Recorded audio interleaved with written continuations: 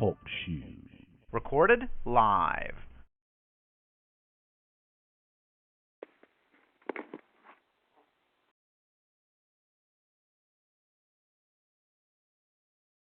Hey, old bean, and you too, baby. This is Uncle Tom, Commander-in-Chief of your Black Freedom Fighters in North America.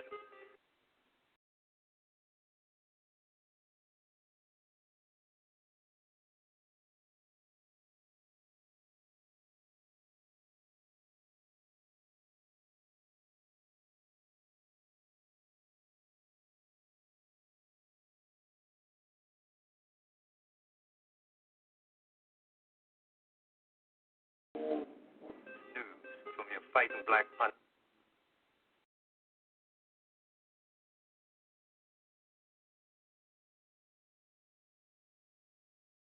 Brothers and sisters, liberation is near. I dedicate this program to the National Guard, but we're fresh out of hillbilly music.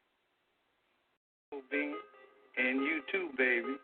This is Uncle Tom, Commander-in-Chief of your Black Freedom Fighters in North America, bringing you the latest news from your fighting black underground. Hang on, brothers and sisters. Liberation is near. I dedicate this program to the National Guard, but we're fresh out of hillbilly music. And according to the press and television, the Guard spends all his time playing basketball with the kids and helping old ladies cross the street. But we know better, don't we? We know about that 14-year-old girl, the trigger-happy Guardsman, shot last night, and the people they beat up, and the black businesses they destroyed, don't we? It's almost time. 10 seconds. 9, 8, 7, 6, 5, 4, 3, 2, 1. Blast off. We are told that you cannot reform the devil. The question is asked, and can you reform the devil, which automatically intimates the repentance and the atonement. Born Black Power Block. We're going to bring y'all this exclusive today. You know what I mean? We're going to definitely delve into the world of the sick white man. But this show right here dedicated to the black woman. Please, you don't never want to see these messages that we today, though. You know, we got Dar Eye, you know, in the background. We got a couple extra people in on this video. Hopefully we're going to bring y'all some news, information. Definitely going to be good shot.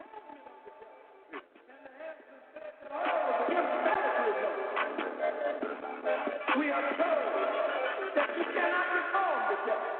The question is asked, and can you reform the devil, which automatically intimates the repentance and the atonement of the devil? And the answer says that all is emphatically no. We are told that you cannot reform the devil. The question is asked, and can you reform the devil, which automatically intimates the repentance and the atonement of the devil? And the answer says that all is emphatically no. We are told that you cannot reform the devil. The question is asked, and can you reform the devil, which automatically intimates the repentance and the atonement of the devil? And the answer says that all is emphatically no. We are told that you cannot reform the devil. The question is asked, and can you reform the devil, which automatically intimates the repentance and the atonement of the devil? And the answer says that all is emphatically no. What did he say? It said emphatically no. What did he say? It said emphatically no. Dear Father, have you forgotten the lesson? The lesson saying, the lesson saying, the lesson saying emphatically. Said, the lesson saying emphatically.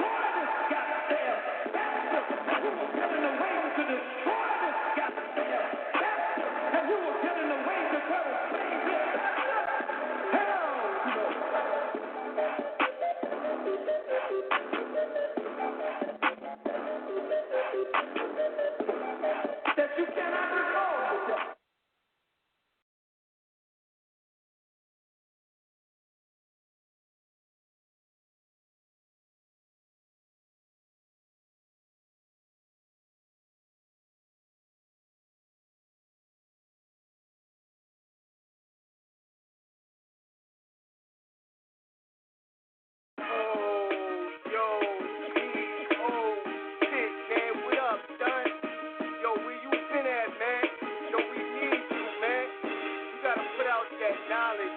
Kick that street knowledge. Please, man. You got that drug. I need my fix of that dope. Come on, man. Please, man. You got it, man. Come on, man. Now a latest gumdrop, jelly beans, DMT, peyote. I know you feel me. Peace song is a natural trip to me. My rhymes are so vivid. You start to see things way different. American space. I was fast asleep, but now I'm wide awake. I was under the spell of King Boo and Reserve Note. Religion and fashion, I used to be flashy till I had a total recall. Forgot what I already knew. It took me 33 years for me to see the truth. Never so clear, I was too young. I couldn't articulate myself the right way, son. But now, let me break it down, pass it all around. This is not a theory. The conspiracy is real. They want to put me in a straight jacket in a padded room and tell the world it's 12 monkeys so they could be confused. Illuminati want my mind, soul, and my body. Secret society trying to keep their eye on me. But I'ma stay incognito in places they can't find me. Make my moves strategically. Illuminati want my mind, soul, and my body. Secret society trying to keep their eye on me. But I'ma stay incognito in places they can't find me. Make my moves strategically. They say life is like chess. Well, fuck that, I'm tired playing games with you kids. Ain't no time for playing. Take the rhymes the same. I write it for the streets, for the hood. Inspiration is 5A, part of the map. Where it's poverty, I started with a mob. But now I got an army of soldiers and troopers. The TV and the radio scared to death for us. So we hit the YouTube up. Now I got millions of views. Now watch how many rappers follow what P do. Now I'm too hoodie to conform to the program. I'm too much of a rebel for me to try to fit in. Nigga, it don't matter the color you skin. Right now you either positive or you negative. I got friends in high places, multiple races, and coaches on my side. All you got is paper. Illuminati want my mind, soul, and my body. Secret society trying to keep their eye on me. But I'ma stay incognito in places they can't find me. Make my moves strategically. Illuminati want my mind, soul, and my body. Secret society trying to keep their eye on me. But I'ma stay incognito in places they can't find me. Make my moves strategically.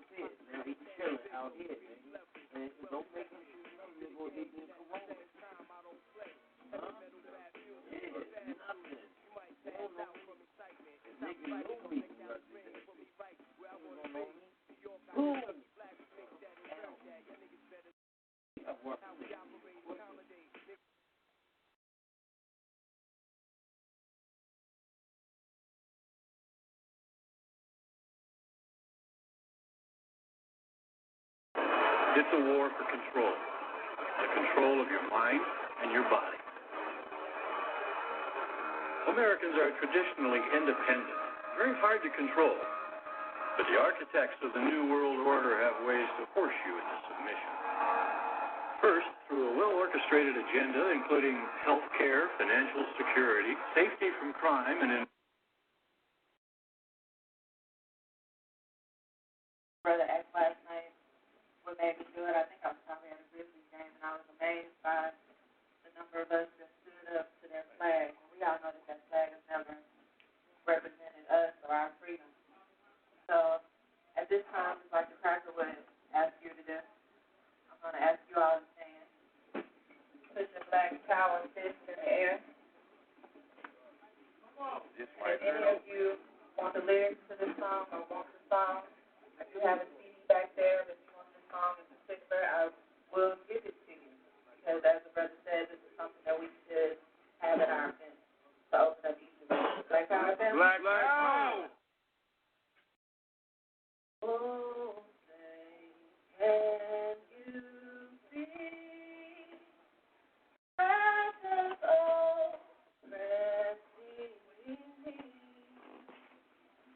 as they do for their life?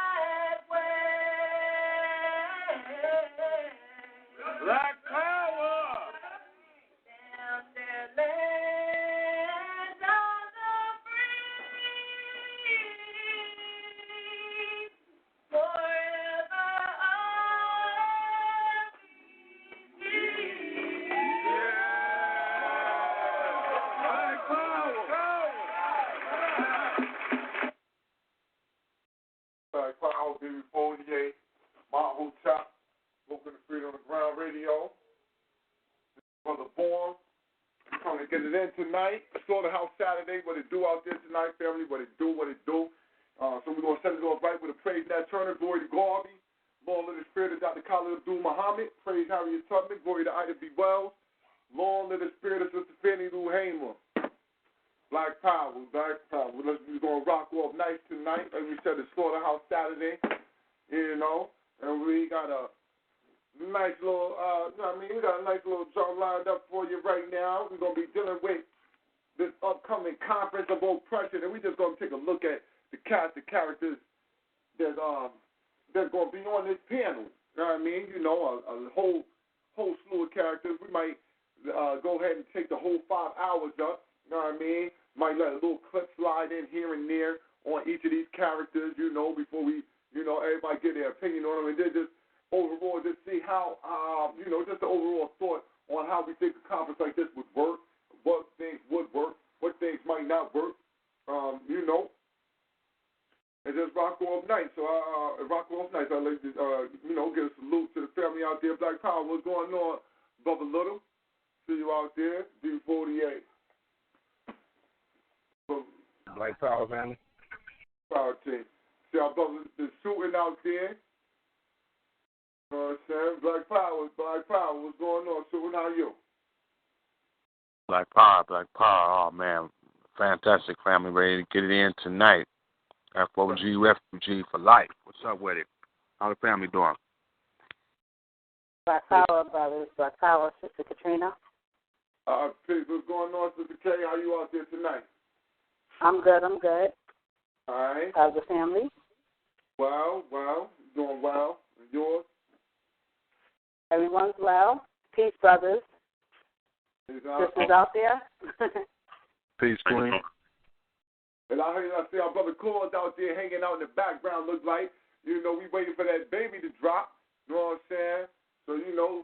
So, Black Power, what's going on, Brother Claude? That's you out there, man?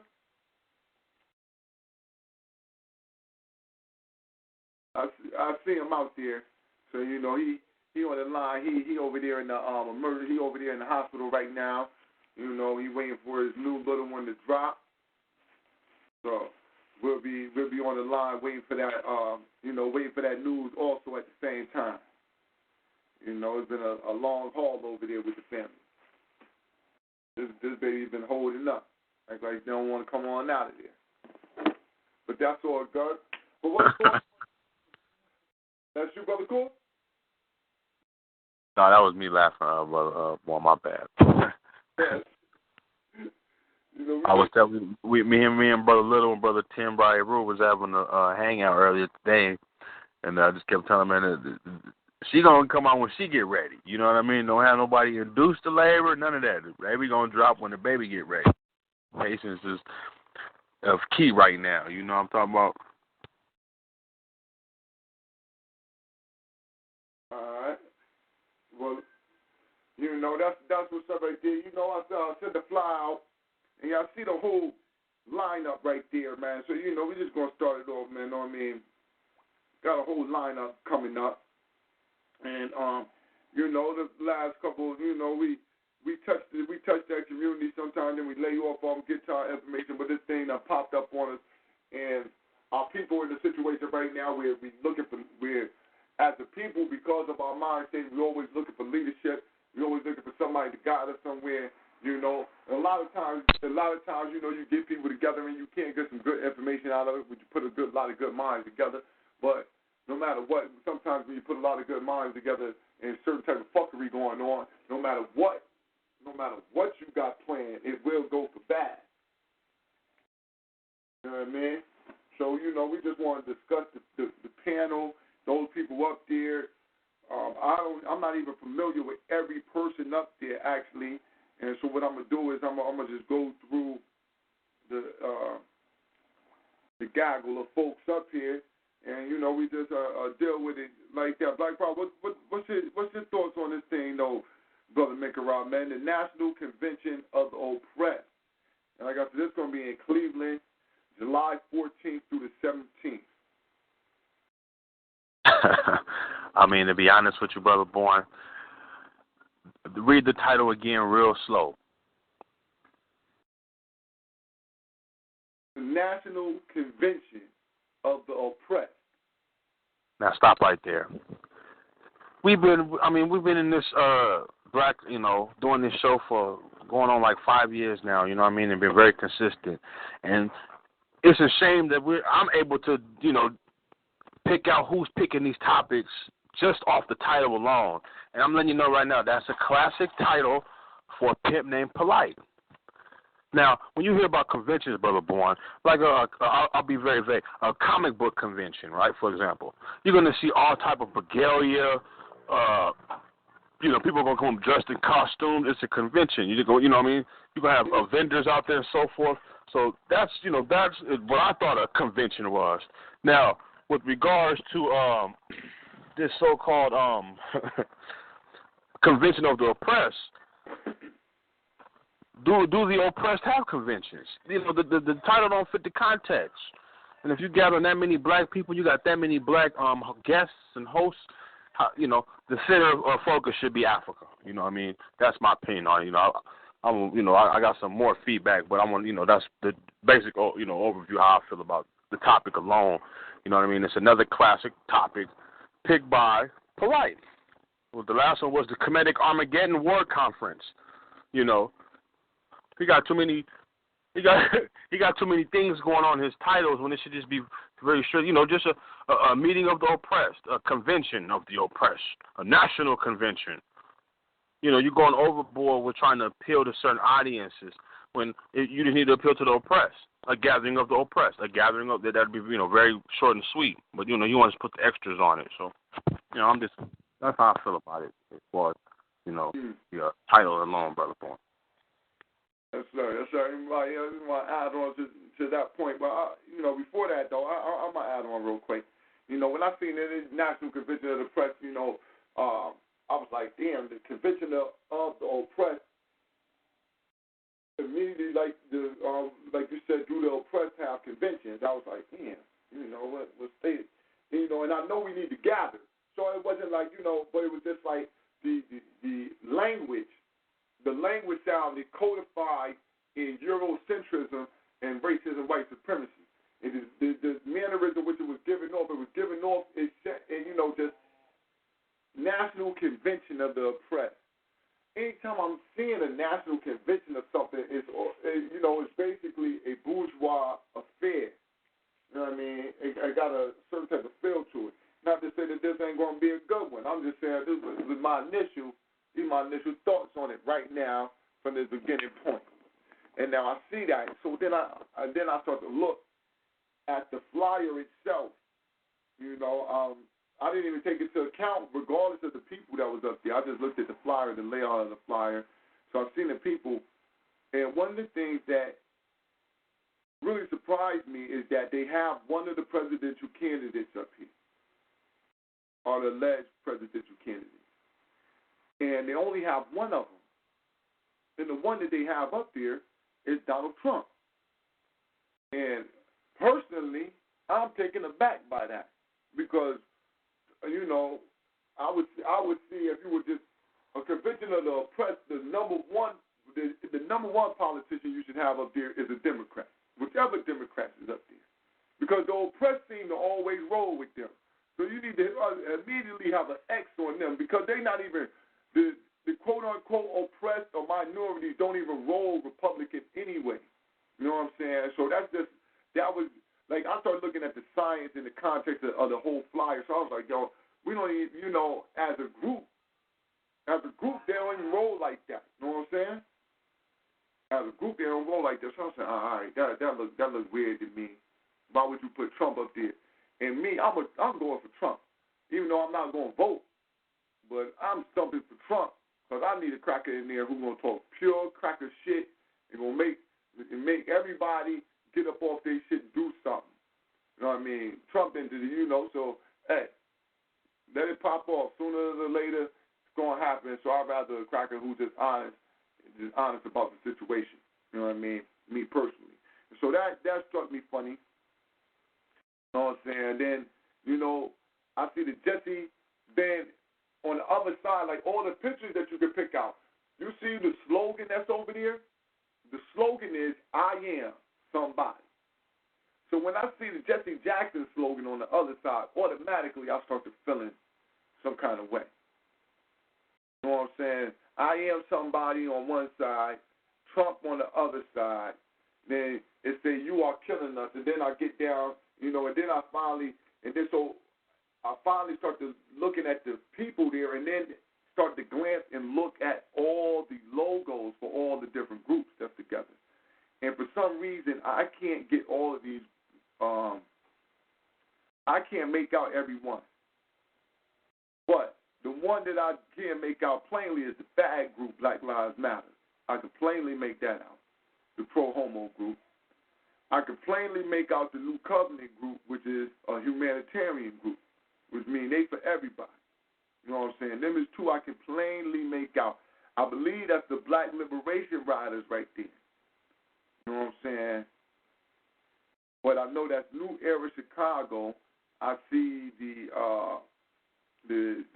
BPC. I see the New Black Panther Party, and there's several others.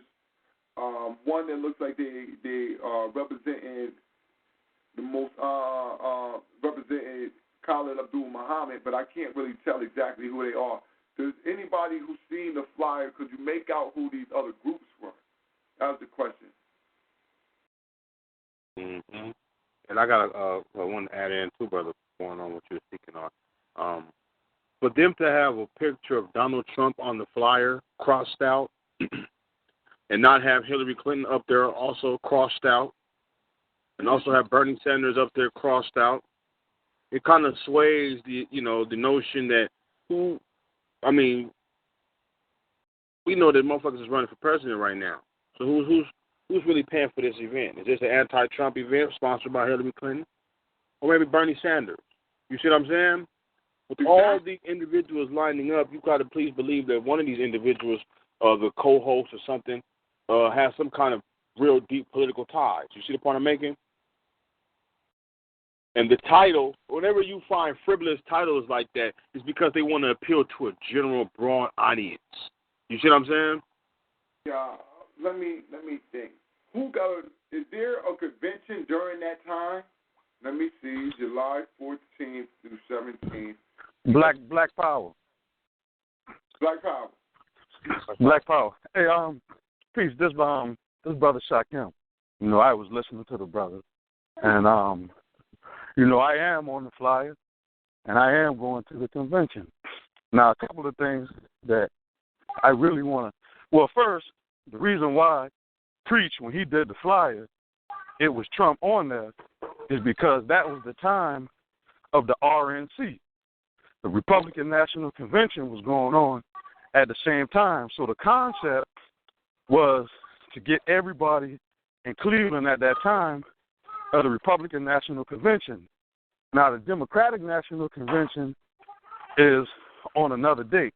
So when Preach did the flyer, it was with the intention that we were going to attack or go and provide an alternative to the Republican National Convention. Now, Brother Polite did not put that title on there. Malik Zulu Shabazz put the title on there. He's the one that called it the National Convention of the Oppressed. Polite had nothing to do with that. That was Malik. So, my thing is, I don't agree with every group on there, and I know I have my disagreements, but one of the things that I noticed that's really killing the black community is because we speak with so much hypocrisy that it's crazy. Now, on one end of the spectrum, on one end of the spectrum, we always talk about, well, we need to unify on things that we agree with. We need to come together, and differences, you leave them aside at a certain point in time. All right, that sounds cool. But then when you have these situations like this to where everybody's not going to agree with everything, the same people who were talking about unity a couple of months ago already turned around and they started attacking.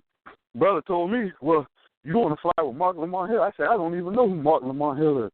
He started going on, and I said, for one, And I don't even care about, I don't watch CNN or Martin Lamont Hill. I don't know who he is. My thing is, Malik Shabazz asked me if there was anything that I would like to contribute to these group of individuals, and maybe there's something that I could say or do, or somebody that I could meet that could really help me and I can help them as far as the unification of some resources. I said, brother, I'm all for that. I'll be there. I don't have time to be going and trying to convert Black Lives Matter or Black Lives Matter trying to convert me. I don't care. That ain't my main objective. I work with people in Charleston of all type of backgrounds. I work with pastors. I work with ministers in the nation. I work with a lot of these brothers. But I don't sit here when we come together. I ask them, well, what resources do you have that I can utilize? Can I use your education center for something? Yes, sir. All right, I appreciate that. Can I use this for something? Yes, sir, I appreciate that. Can I use your library? Yes, sir. That's it. I'm not going to go there bashing him about his Bible or Jesus or none of that. What resources do you have that I can utilize? That's Pan-Africanism. So if we sitting here attacking everybody behind their personal belief systems, then what are we doing? You ain't doing nothing. You being stagnated. So my thing is, take it for what it is, get what you can get out of it, and then get on through. But my whole purpose is to go there, and, every time I go somewhere and I have an opportunity to meet brothers who have resources, and that's a good thing because I have resources that I can offer. So maybe this is the time to link up, but, man, to sit back and go on about Martin Lamont Hill and Black Lives Matter, man, I don't care about them people. I mean, if somebody says, Shakim, I would really like to help you in what you're doing in Charleston, I'm going to say thank you. What do you have to offer? This is what I have. Okay, all right, that's cool. Let's link on this particular subject. Everything else, I don't want to have nothing to do with it. So I think that's what we're really missing. And I think what we're really trying to do is just, if nobody believes everything that I believe, then I don't really want to deal with you. And I think that's where we're getting lost and a lot of the foolishness at. That's just my opinion. I agree with you, brother. I agree too. Peace, brother. We taking the position of being Pan-African and African first, second, and third. Let's be honest. African proverbs states that family affairs aren't for the public square. So, if anything, we need to meet up and we need to be having family meetings. We don't need all the media there. We need to have sit-down family meetings with the doors closed. Ain't none but Africans there. The African leaders from various states and cities and so forth to get that agenda started, and then we can come with the public. So anytime you do something public, you're up there public speaking, you're gonna have people that you're gonna mislead the people if you don't put Africa in a proper context. Brother, hold on, brother, make a round. Yes, sir. Who's to say we don't do that now? You saying that's what we don't do? Hold on one second. Who doesn't do that? Brother Shakim, hold on 1 second. I couldn't hear the brother clearly what he was saying because it's like his phone had all of a sudden dropped low. So I just want, if you could, Brother Minker, could you repeat what you were saying? Because I couldn't really hear. I'm gonna repeat it again. Right? When we talk about being Pan-African, African first, second, and third, right? Mm-hmm. African proverb states that family matters aren't to be spoken on the public square. So we know why we oppressed. So even when we get up there at this National Convention of the Oppressed, there's going to be a filter for the truth on what's really going on. And what we need to be having is sit-down meetings of leaders. We need to be let everybody know our business. We need to be sitting down, doing for self in regards to making sure our leaders have sit-downs, closed doors. You see what I'm saying? Now, regarding the religious aspect, this is the first time since our coming to America that you have a generation of young Africans who don't want to fuck with no religion. This is the first time. I think we should try that. See, a lot of times it don't appeal to the youngsters because when you go to the church, for example, that's still going to be the overtone for the public discussion. It's going to always come back centered on we need to pray more. We need to go back to the Bible and so forth. So that's why I go so hard when it comes to religious organizations who want to promote, because they have a filter that they have to go through. And all oppression ain't got no filter. That shit is raw. The reason why we go through what we go through is because white supremacy denomination. You know what I'm saying? Now, if some people are taking money from the cracker, so they can't speak as freely, but they may be in the position to be so-called public leaders or public speakers. And it's going to be misdirection. It's going to be a lot of who hollering, and at the end of the day, no one's going to remember that convention because it wasn't in a serious. It wasn't for the youth. You see what I'm saying? And these youth is rebellious. These youth don't want to hear. These youth want to hear raw truth. They don't want to hear about no fairy tale of heaven. They don't want to hear about we need to pay for our enemy. That is, to some extent, I feel the way that's why we're in the position we're in now, because we haven't truly deciphered what are these religions doing. They are controlling our morality. So any nigga who claims he's red, black, and green, and he's a Muslim or a Christian, there are going to be times when he's going to be conflicted with his morality regarding how he should act as a black revolutionary and how he should act as a good Muslim or as a good Christian. And those are going to conflict with his philosophy. That's all I'm saying, brother. Black Power. Black Power. And sorry, I'm. But you was gonna say something? Yeah. I wanted to add on real quick because I understand we're with resources because as Pan Africans, and we're like in my community right now, we a small community and we building together, and resources is definitely things that have seemed to be gathered up in certain group areas. So in certain group areas, you gotta be like, listen, man, need the resources right there. I need them resources, this, that, and the third. And if you got them, come on, hand them up. And your agenda can't be played inside the situation when you give up the resources, because we need the resources on the strip that you doing it because you love Africans and you feel like I'm going to do something good for Africans, not that I'm going to get the resource in order to do something good for whatever agenda you got going along with it. And I could see you going up there to that conference under the guys, because I'm looking at the main panel of the people who are up there, you know what I mean? And so at the end of the day, what we want to express is just looking at it, looking and seeing what things could come good out of it, what things might not work in a situation like this, because it's always going to be pros and cons. I don't know what's going to come up out of it. I would hope that something good comes up out of it if this many people are gathering together with the ideology that Africans need to be moving forward in their Bibi Fahodie, which is African liberation for those who don't know what the word Bibi Fahodie is. You know, I would hope that it is. And with the title, I could definitely see the title, the National Convention of the Oppressed, being a title that the brother, that the bull Malik Shabazz will put together. You know what I'm saying? He definitely, you know what I'm saying? That's it, you know, it would fit. And then going along, that's why I asked the question: is there another convention going on? Was there a Democrat or Republican convention going on? I'm glad that you cleared that up, Brother Shakim, to let me know that during that same time in the same area, they'll be having a Republican National Convention there. And so, all right, just the name, playing off of the name, so I can understand, some of the name play to go along with that if it's going to be held in the same city, to try to get the people out to come to something that would be more for them other than going over there to try to, because you can't go, ain't no reason to go protest at Trump rally. I'll say that, as you black people. There's no reason to go out there protesting Trump. You better off finding things to do together other than getting out there so you can get your head bust by the motherfucking police who's down with them. But with that being said, though, look at all the panels. I'm glad that you called in, Brother Shakim, out of South Carolina. Definitely plan on building with you so we can have you come in later on so we can discuss that BBC documentary and everything, the things that was going on with that, you know what I'm saying, exactly how they came down and how y'all got pulled in, the things surrounding the Charleston shooting, stuff like that, because people not in the city are having a lot of questions because we getting a lot of information. It might be misinformation, you know. And so you'll definitely be somebody who there on the ground in Charleston who can help clarify some of the things around that Dylan Roof, Ebenezer. Hold up, no, what Baptist church is that? What church? Mother Emanuel. Yeah, Emanuel. Yeah. So we just want to make sure we got everything surrounding that on point. You know what I mean? Because like I said,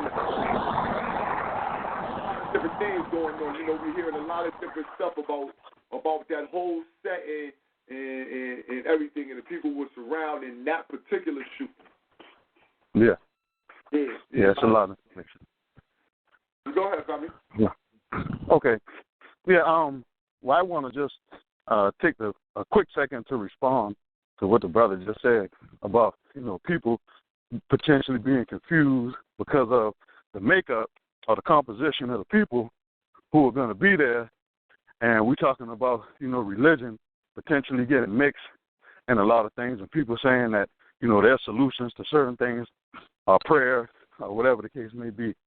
Now, you even have that in our community with African spirituality, because you get a lot of people who say, well, the juju is going to work, and we put juju on this and that and this and that. Ain't no juju out here that worked on nothing. If all this juju was working, then this system would have been fall. So the Christian saying that Jesus and the Bible is going to do something, in my opinion, is the same as an African coming around with me talking about some juju and I wear this is going to destroy the enemy. Because I don't believe in none of that. You could come to me and say you practice juju and give me something to put in my hand and walk around and do this. Man, that stuff don't work in my opinion. It might work to somebody else. But my thing is, I'm trying to get resources to help my people and the people who I know need the help. So all of that other stuff that we focusing on is irrelevant. And the reason why we always broke, and anytime you have a hard negotiator or somebody who's in business, because I'm in business, when I negotiate for something and I want something, I'm not really concerned about what this person does in his spare time and what he does or whatever. No, I'm trying to see what is it that I can secure for myself and my people, because I know I'm not going to sell out. And when I have the resources in my hand and I achieve something and I get it, then I can distribute it to my people who I know are going to use it for the better of themselves and ourselves. So I believe that when we put so much focus on, well, this person, they want to do this and they might, I don't even care about none of that. And that mentality is what has me winning and is going to help me to win, because I'm just concerned. I don't care what you do in your spare time. I don't want to hear nothing about what you do behind closed doors. I don't care. Let's negotiate with what we have in front of us. And the whole thing about the convention is to accumulate resources and to build connections, because at the end of the day, we at a convention that ain't going to do nothing. I mean, it's not like white supremacy is going to be destroyed at the convention. All it is a place where we can get together, talk about solutions, and meet each other, get on the plane and go home, and whatever people who you met, establish those contacts with those people, and then work with these people throughout the time. If I can make a choice, if I don't want to work with you, I ain't going to work with you. If I feel that you don't have nothing for me to offer, I ain't going to mess with you. But I ain't going to sit here and just allow myself to be deterred because I see some people who I don't like on the flyer, and I just deal away with them. I just don't even mess with them. It's just like on the street. That's the mentality we got on the street when we selling dope. You deal with who you want to deal with. You don't got to deal with everybody in the neighborhood. You got a couple people who you deal with, and that's what you do. You deal with them, and you holler at them, and that's your connect. You don't got to go and holler at everybody in the neighborhood. That's what I think we need to do. Start being fierce negotiators, get what we got to get, and keep it moving, and don't even worry about nothing else.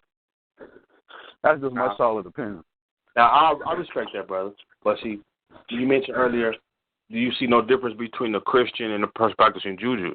In my opinion, because I know the history of it, every Christian, whether they black or white, they are worshiping Jesus Christ, meaning that they're worshiping the first invader of Africa, Alexander the Greek. Their morality would be centered on supporting that power structure that's still in place to this day. That individual that's claiming they work on juju, they trying to conserve positive energy in regards to influence. So I see a big difference. I don't care any Christian who says that they're in prayer. At the end of the day, they're worshiping and deifying the first invader of Africa, Alexander the Greek. We could talk about Serapis, but what is it really? The first white deity who was the conqueror of Egypt coming into Africa. So when you know the history of it, I don't get caught up in the so-called spiritual, because it's void of spirituality. It's void of spirit. But what it is full of influence. And what have you been influencing and supporting the same culture that's oppressing you? You are worshiping your master. That's how I see every Christian. So for an individual who I see practicing juju, I see them trying to escape that fantasy and trying to find anything other than that which they've been programmed to learn. So that, that's how I feel about that. Now, regarding individuals, I want to know what you do behind closed doors. I want to know why you do what you do. I have more respect for you then. You see what I'm saying? Now I know where you're coming from. You see what I'm saying? Like for Malik Zulu Sebastian to come up with the title of, let's be real, he's not oppressed. He's actually doing very well. Very well. In the sense of mean he's living a very lucrative life. You see what I'm saying? So for him, once you start accumulating a certain amount of change, some people get out of touch with the oppressed and the poor. You see what I'm saying? So I don't think we should just catch amnesia, historical amnesia, regarding the position that a lot of these public figures, because they want to be public figures, they want your trust, but none of them want to be accountable for their actions regarding them representing a people as a nation. That's all I want to say, bro. I mean, I feel you. My position, like I said, I don't deal with spookism any way you put it. It don't matter to me. My thing is, I don't care about a lot of that side stuff. I just want to get what I can get from my people, and that's it. I don't care what you do and all of that, because I don't want to deal with you. That's the thing. I don't want to deal with you on a certain level. If I know that there's some things that we disagree with, a Christian, I'm not trying to join Christianity. But if this man say he got a 30,000 square foot building that he want to sell and he's going to give it to me for a cheaper price, what I care about if he a Christian for, I don't care if he read the Bible. I need that 30,000 square foot building for a cheap price that I can own. Like, I ain't got that, and I don't care who said, oh, you bought, this used to be a church. And I don't care. Like I said, we spend too much. That's why we broke now, because we worrying about too much stuff. Let me get with you. If I can get it and I can utilize it and my people can build off of it, man, let me get that. And other than that, I don't even care. But I'm finished, though. No, I'm listening now. I'm finished. And I'm glad to know that that's how you go into the convention. And just thinking about this,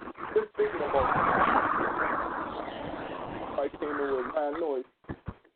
Mike came in with nine noise. Watch your mic. But just thinking about the whole convention. This is where a lot of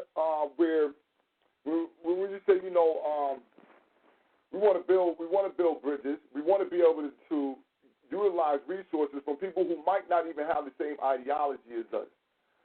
And a lot of times, like on this show, where we're coming from is the first bridges and the first connections that I want to make is with Africans. I already understand that resources are held outside of the community that we'll have to utilize. So I'm fully aware of it. So when I see a lot of the people who come together, or I've heard speak on the platform of African unity, and then I see them want to incorporate those who do not share that same African ideology at a convention. I wonder what is really the focus. Is the focus on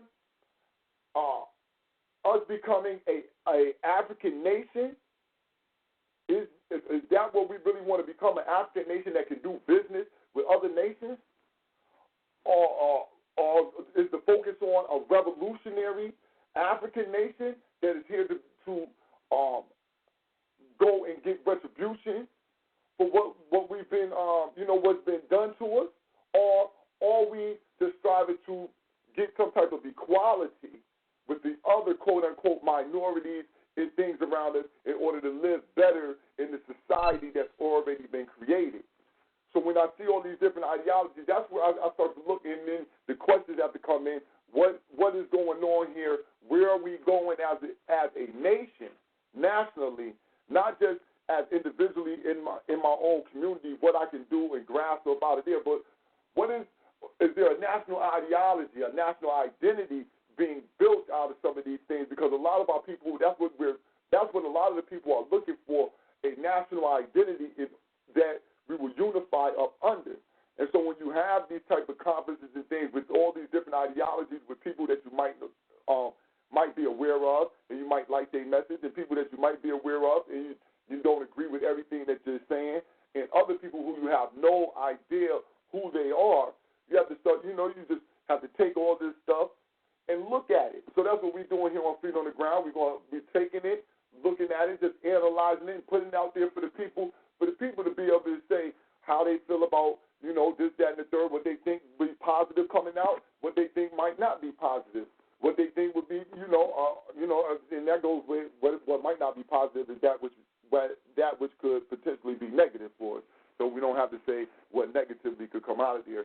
But it all has to be opened up because that's just basically what the show is about. We just want to open it up and just look at it and see exactly what's what. Like I said, I'm glad you called in because you one of the people up there and you gave us leeway into with your idea of your ideal and reasoning for going up there and also that good background on the flyer so we know exactly that conference is there.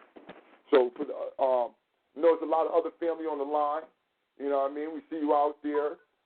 Sister Kaba, what's going on? Black Power Queen, I see you out there. But with that being said, we'll go down the line and I wonder, does somebody, Brother Shakim, since you up there, Brother Shakim, we are Facebook friends. I'm Brother Bourne. Is there a flyer that I can see clearly all of the names of the people? Because I'm the same as you. I don't know all of the people up there. In the flyer that I have, the smaller pictures, I can't clearly make out all the names down there. Yeah, no, it's kind of hard. It's kind of hard because the pictures are so small. But I can reach out to the brother and ask him to remake the flyer and just make it a little bigger. Yeah, something because, we seeing the people's names and then, you want to at least be able to find them on YouTube or something. And like some of the people I know, but some of the people I'm just not aware of. And when I expand the flyer, it just distorts. Yeah, it's going to do that, yeah. Yeah, it starts to pixelate out and I can't check it.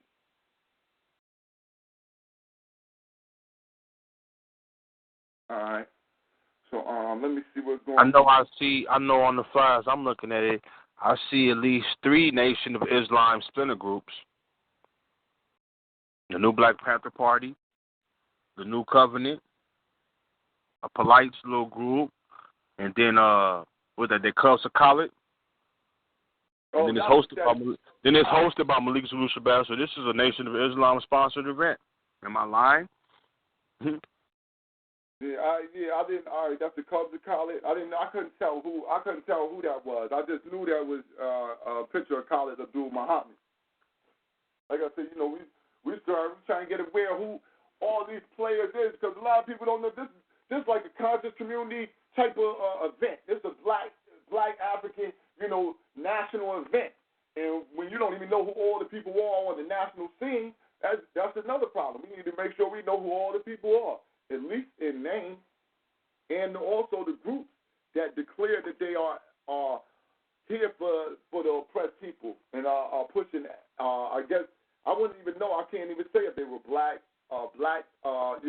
centered or let me see, pro-black or African centered because those are seem like they 2 different things. Because you could be pro-black and be like, yo, I love America, and African centered means listen. I'm a prisoner of war in America. I don't love America. I know I'm black, but I'm from Africa. So we got to get that out. I'm gonna look at this thing one more time. We got to get Brother Cause in here too. Brother Cause. Black Power, I'm on, Brother Bourne. I'm on. All right. Black Power. I'm gonna look at this thing one more time, and I'm gonna say who I see up here. Look at this thing as close as I can look at it. We got.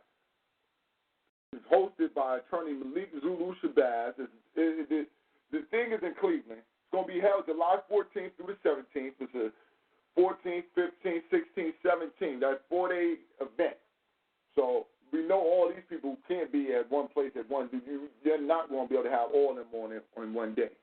So you got attorney Malik Zulu Shabazz being the host. You got Dr. Cornell West. You got Boise Watkins, Lamont Hill, Warrior Woman, Chief Ernie Long Walker, Sarah Suisetti, Brother Polite, Irritated Genie, Melanin Sutek, some brother, I can't make his name out there. We got the Brother Shakim from South Carolina, Another sister I can't make out. It looked like that's Sarnetta right there. Yup, Sarnetta. Another young lady that I can't make out. Imam from somewhere. Another person I can't make out. The Indian guy. This Indian guy I seen at the Million More March. Or the Million Man More. One of the Million Marches I seen him at. I don't know the other dude. I know the brother Ascari though. Ascari Ali. I know him from he's from Chicago. All right, Ron Green. That's the brother with the clothing line. It's a brother, another brother. I can't make his name out. Then I know the boy YG Preach. He from out of Seattle or Washington, I believe. He's from up out of there. But he do a lot of videos and stuff like that. And also, I think that's the brother Keith Horton, right there at the end. And he do a lot of video, a lot of documentary work in Detroit, just putting the people onto the things that's going on out there in Detroit. So I know them as 1, 2, 3, 4, 5, 6, 7, 8 people up here though that I don't know their names at all. You definitely need to get their names. It looks like. No. Go ahead, brother. I'm making this an observation.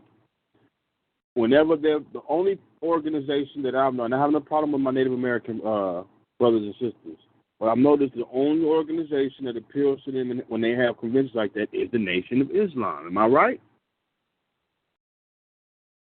Yeah, I know that's a regular. Now, we need to work our own problems out. And I have no problem with Native Americans. But how are we going to be African first, second, and third when we got other nationalities up there? I have no problem with them. But we need to fix our house first. You see what I'm saying? Mm-hmm. Because they want to appeal to a large audience, the oppressed. So it's really not for it's not for black people in general, it's for all the oppressed. White people are going to be there, Latino people are going to be there, Native Americans are going to be there, Black Lives Matter. You see the point I'm making? That's my only criticism. Mm-hmm. You know, but them brothers work together. Brother Polite and brother that's the name, right? Brother Polite and Malik Zulu Shabazz using their names that's on the flyers, official names. You know what I mean? Use their official names. I've seen them doing things together, at least speaking to each other on the fact, on the thought of working together on some larger projects in the future. And this project right here seems to come up right here because I did see them working together on a project, or at least speaking with each other on that point of working together in the future on some projects. Remember we know our city there. Remember the Million Youth March that was in New York? Mm-hmm. And they didn't give Sadie that big window, but when Malik Zulu Shabazz was sitting on Sarnetta's couch. See, they all got a connection. I like this brother, Sadie. You see what I'm saying? So we know that Sadie has that charismatic ability to reach to the rebellious Negroes, me one in particular. You see what I'm saying? So we know why he's there. But for him, it's just weird shit going on. Dr. Cornel West, this nigga's married to a Jew.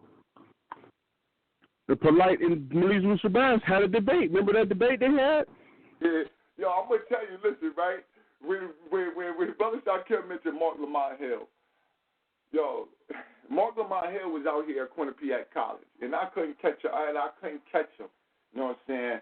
When I got out there, he wasn't really trying to get to the audience, whatever. He wasn't trying to be bothered around people, whatever. You know what I'm saying? But I'm telling you, I still got a plan that if I ever see him, man, I might have to smack fire out on him, man. Or he got to immediately give an apology to Dr. Francis Cress Wilson. He got to immediately be like, yo, I apologize. I don't know what I was thinking.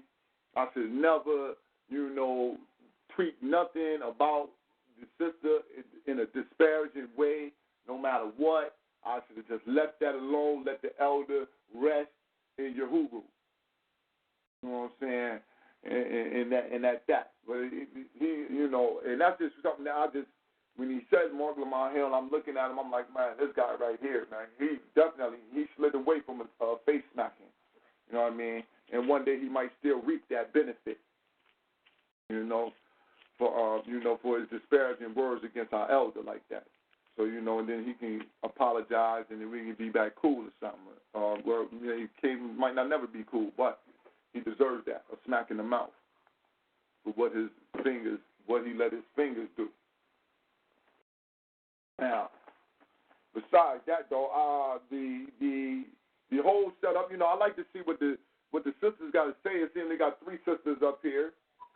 You know what I mean? I see 3 sisters up there with how they're going to, what they're going to be bringing to the forefront. 2 of the sisters I'm not aware of if I've ever seen them or not. I'm not very, their faces. I'm not familiar with their faces. One of the sisters, it looked like I might have seen her, but because the picture is so small, there's no way for me to be accurate on that. But again, it'll be in Cleveland, Ohio, July 14th through the 17th. Second Ebenezer Baptist Church, Cleveland, Ohio. They got a text. If you want to text for some information, it's 571-223-9329. Let's see what else we got. Dr. Cornell West. Yeah, Dr. Corny West. What can we say about Cornell West? Is everybody, hold on, before I even keep going, though, black power to the family out there on the line, man. Anybody got anything they want to add on about the, just hearing those different names? Or is anybody has seen the flyer can give me the names of those people that we just cannot make out on the bottom of the flyer? Black power, fam. Brother Greg. Black power, what's going on, brother? Chilling. Black power to the family on the line. I ain't gonna lie, man, my stomach turning right now from all the shit I'm hearing on there. That sound like an 8. That sound it sound COINTELPRO'd out. It sound COINTELPRO'd out. Now, you know what I'm saying? Like, it sound like maybe some individuals could be, part of the event and not understand who else they dealing with, but it sound like a money move. It sounds like a surveillance move to me. And you said the dude Lamont Hill, ain't he like a known homosexual? Or am I wrong about that? Listen, man. Look, man. That's up to grabs. I heard, but I'm not going. Allegedly. I heard the. And then, like, no, so I'm gonna go the star route. Allegedly. Did you say that Black Lives Matter and shit is a part of this thing too, or did I hear that wrong? No. Black Lives Matter is there. Black Lives Matter. Yeah. They're not there, or they are there. No, they are there. Yeah. Okay. Then you said the genie on the ticket. He's supposed to be attacking pedophilia, homosexuality, and the likes. And you want a ticket with a group that embraces that, you know what I'm saying, wholeheartedly. So I do see a lot of fuckery, man. That's why I wanted to have this show first, and then try to, because July 14th, 17th, that's a couple weeks away, and then try to have a couple shows where we get some of the people who on the flyer to come on there and just express what their plans is for that situation, whether they go in there to take up out of it, what's the energy behind it and shit like that, you know what I mean? Because that's the best thing for the people to hear, exactly where the people's minds at with the situation. And how much they charging to do what they're doing, and who's getting the bulk of the money, and who's financing this motherfucking event. That'd be a real good piece of information to obtain. Who's financing this shit? I can answer that for you right now, because I was one of the first persons Dr. Malik called. Before Malik even had a flyer, he had already texted me and asked me that what were my thoughts on it. So it's free. Malik Shabazz got the money for the church. He didn't ask nobody for nothing. Ain't no dent, not a penny. He put that on himself. Now, as far as what I think a lot of people are mistaken is you taking a flyer and you trying to make everybody on the flyer friends. I'm not friends with these people, and I don't know for the life of me why is that concept so hard. If you just have an event that don't mean I'm your friend. You just say these people are gonna be in this venue. It's obvious Irritated Genie has an issue with some of these people from Black Lives Matter. Why are you looking at a flyer and trying to make him friends? This ain't no group. We ain't together as a group. We're not one group. This is a group of people with differences coming together at a certain convention that a brother set up so that we could speak and talk to each other. I don't know why you're looking at a flyer and then you sitting here trying to make it seem like all of us are friends or we got we are not one organization. It's many different organizations. So you can't Hold on. You can't make everybody friends. I didn't say nobody was fucking friends, bro. I ain't say nobody was fucking friends. Acting. That's how you No, what I'm acting is like, nigga, I'm not no fag, so I don't need to meet with no fucking fags about how we gonna blend shit out. The man what you do. The man. See, and that's what I'm saying right now. I don't want to get into heat over something simple like this. You know, that's him getting heated. I don't care. That's I'm saying you acting like I ain't say nobody was friends. Hold on, brother. That's how you acting. Hold on, let me say this. Nah, I'm acting like they got different agendas. So why am I even worried about the fuck you doing? I have my own event. All right. Hold on 1 second, brother. I'm gonna let you go right after this. But I'm saying that, listen, on feet on the ground, we don't have no reason to make none of y'all friends. You know what I'm saying? I know, not me personally, and I didn't think that the brother was making anybody friends. We just looking, like I said, we looking at the situation because this is how the people want to see it. The brother called in the same thing, and this first question is, who are these people? How are these people working together? Because the first thing that we think about is ideology. When you see the people, you think about what they stand for, and then you say, all these people going together, like, damn. These are some really conflicting ideologies going on right here. And some very powerful egos with conflicting ideologies. So the question always got to immediately, because we still living in it, like, we not past COINTELPRO. We not past nothing. We not past anything. We still in a situation where we could be fucked over quickly by anybody. So one of the things that we always got to do is have somebody be the vanguard and at least call question to what the hell's going on. Not to just let it go by, and if ain't nothing going on fucked up, ain't nothing going on fucked up. But still, we can ask a question. So that's number one. That's what we're supposed to do. We're supposed to do as a responsible media outlet. We're supposed to ask the question about what's going on and dealing with everybody as a responsible outlet. Not to just let anybody just host things and we don't just look at it. We just, all right, go ahead. That's okay, and this okay, and we understand mixed messages. We understand when we have people gather our people in just to get their names, because we still looking for the 10,000 soldiers. We still looking for the 10,000 from the Million March. We still looking for that. We wondering about, hold on, man, we still having these things, especially hosted by people who are so connected, especially that Nation of Islam type of connection. So when we see that and knowing that Malik Zulu Shabazz is a product of the Nation of Islam and will forever be that, then we have to start asking questions when we see certain people, you know, who ideologies are mixing together. So that's all that is, Brother Shakim. I wouldn't take no offense. You know what I'm saying? And I understand where you're coming from. But please don't take any offense by brothers having it. We got to. It just is what it is. We not, you know what I mean? It's either good, bad, or the ugly. You know what I mean? But the question got to be asked. No, and I understand the question, but what I'm saying is, it almost seems as though people can't look and just take it and understand and just look at it and say, damn, well, I know the Irritated Genie and Black Lives Matter don't fool with each other, or he got something with them. And this is the time, and even the brother said, if you follow Irritated Genie and you're friends with him, he said that he was going to confront Mark Lamont Hill and a lot of the BS that he had at the convention.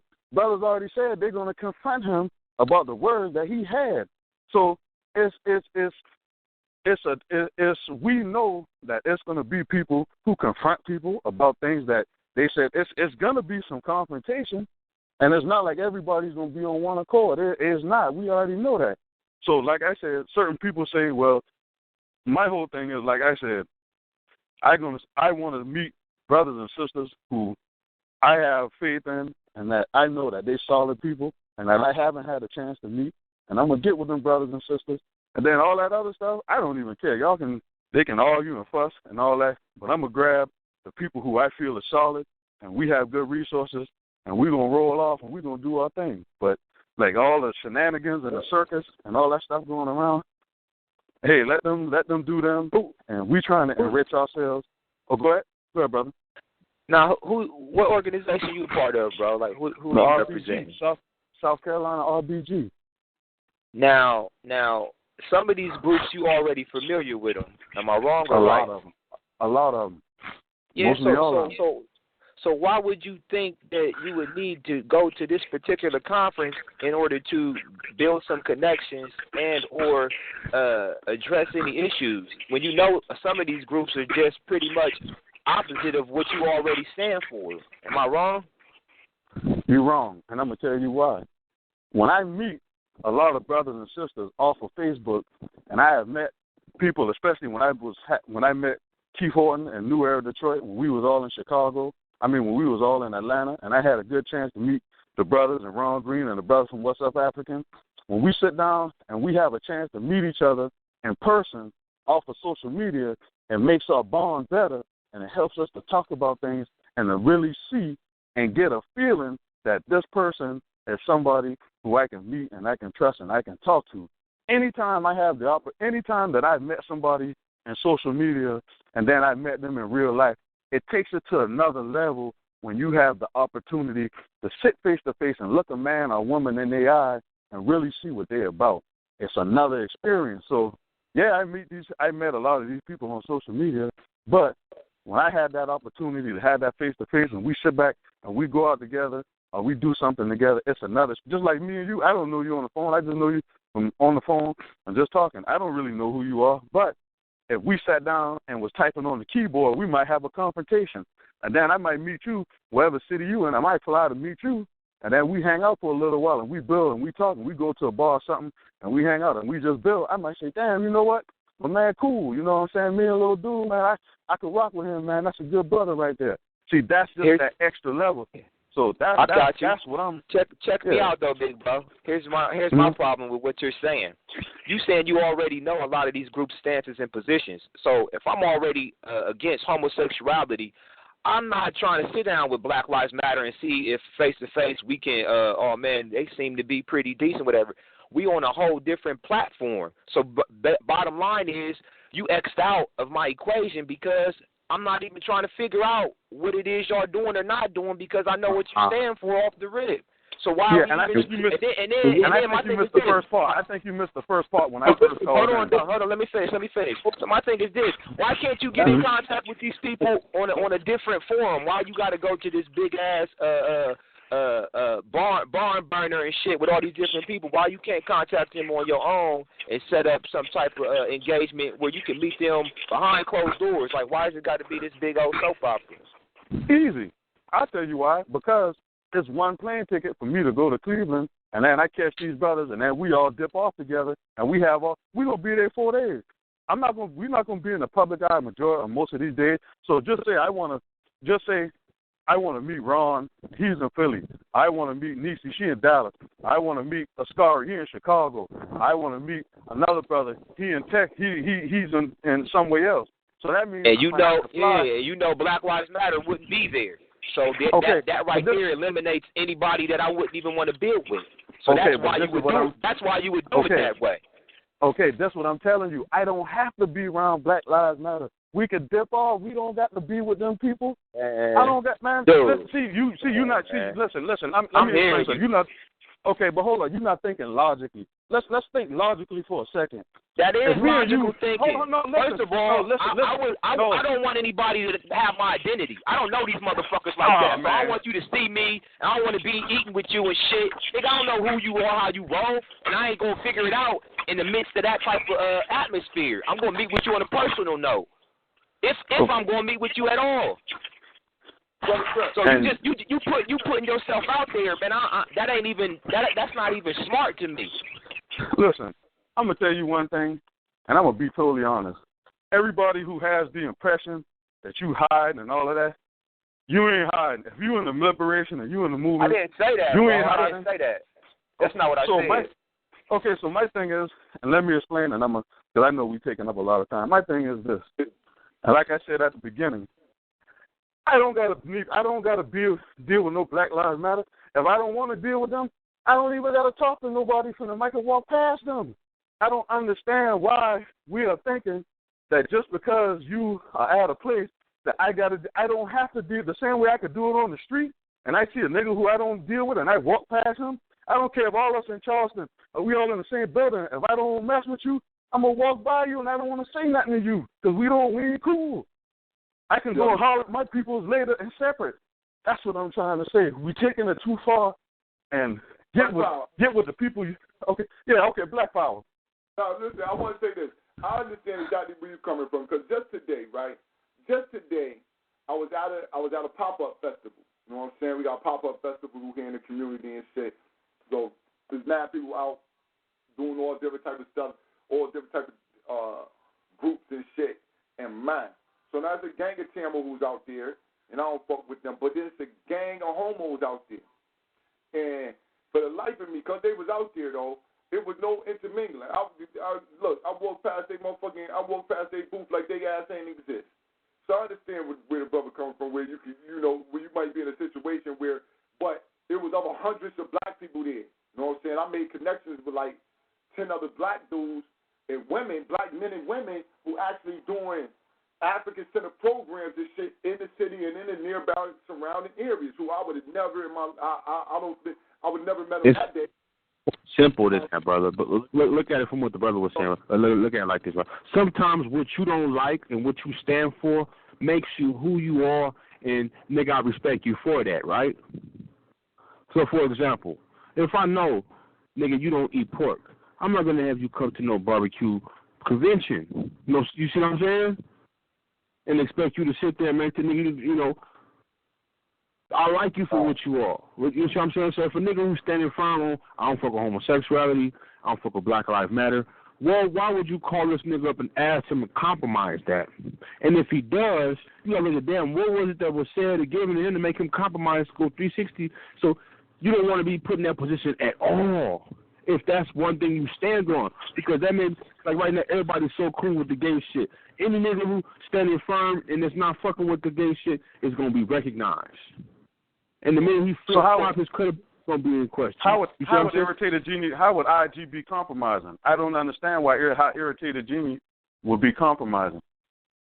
Because he's a public figure. When you're a public figure, you're taking the responsibility of saying, I am speaking for other than myself.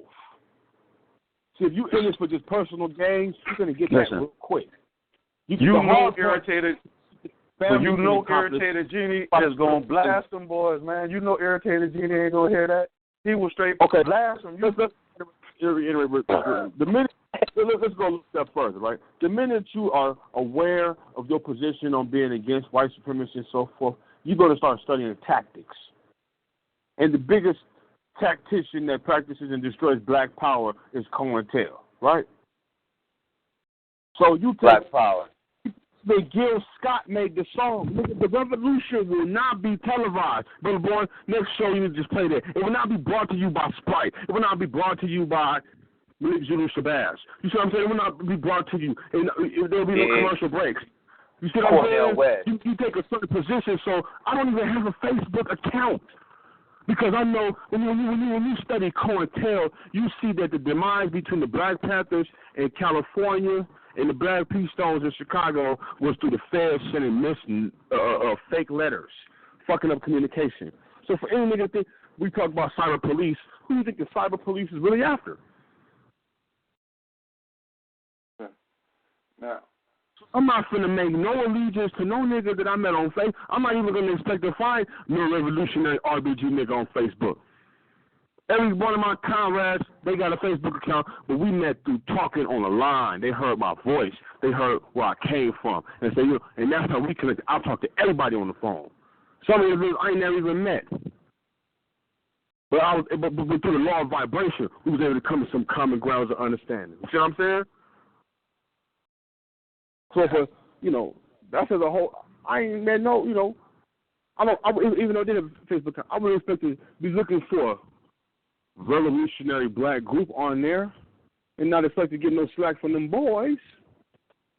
So everybody in this black revolutionary movement is paranoid. You're supposed to be. You're aware of the acts of your oppressor. And your activities, your movements dictate that. Now, if you move differently, we move differently from everybody else. So why would I ask you to compromise how you move on a position for this one event or whatever? So I understand exactly what that brother was meant. You know what I mean? Sometimes what you don't do and what you stand for, it could be something as small as not eating certain foods or not practicing certain acts or not agreeing with certain politics. But that is what makes you who you are.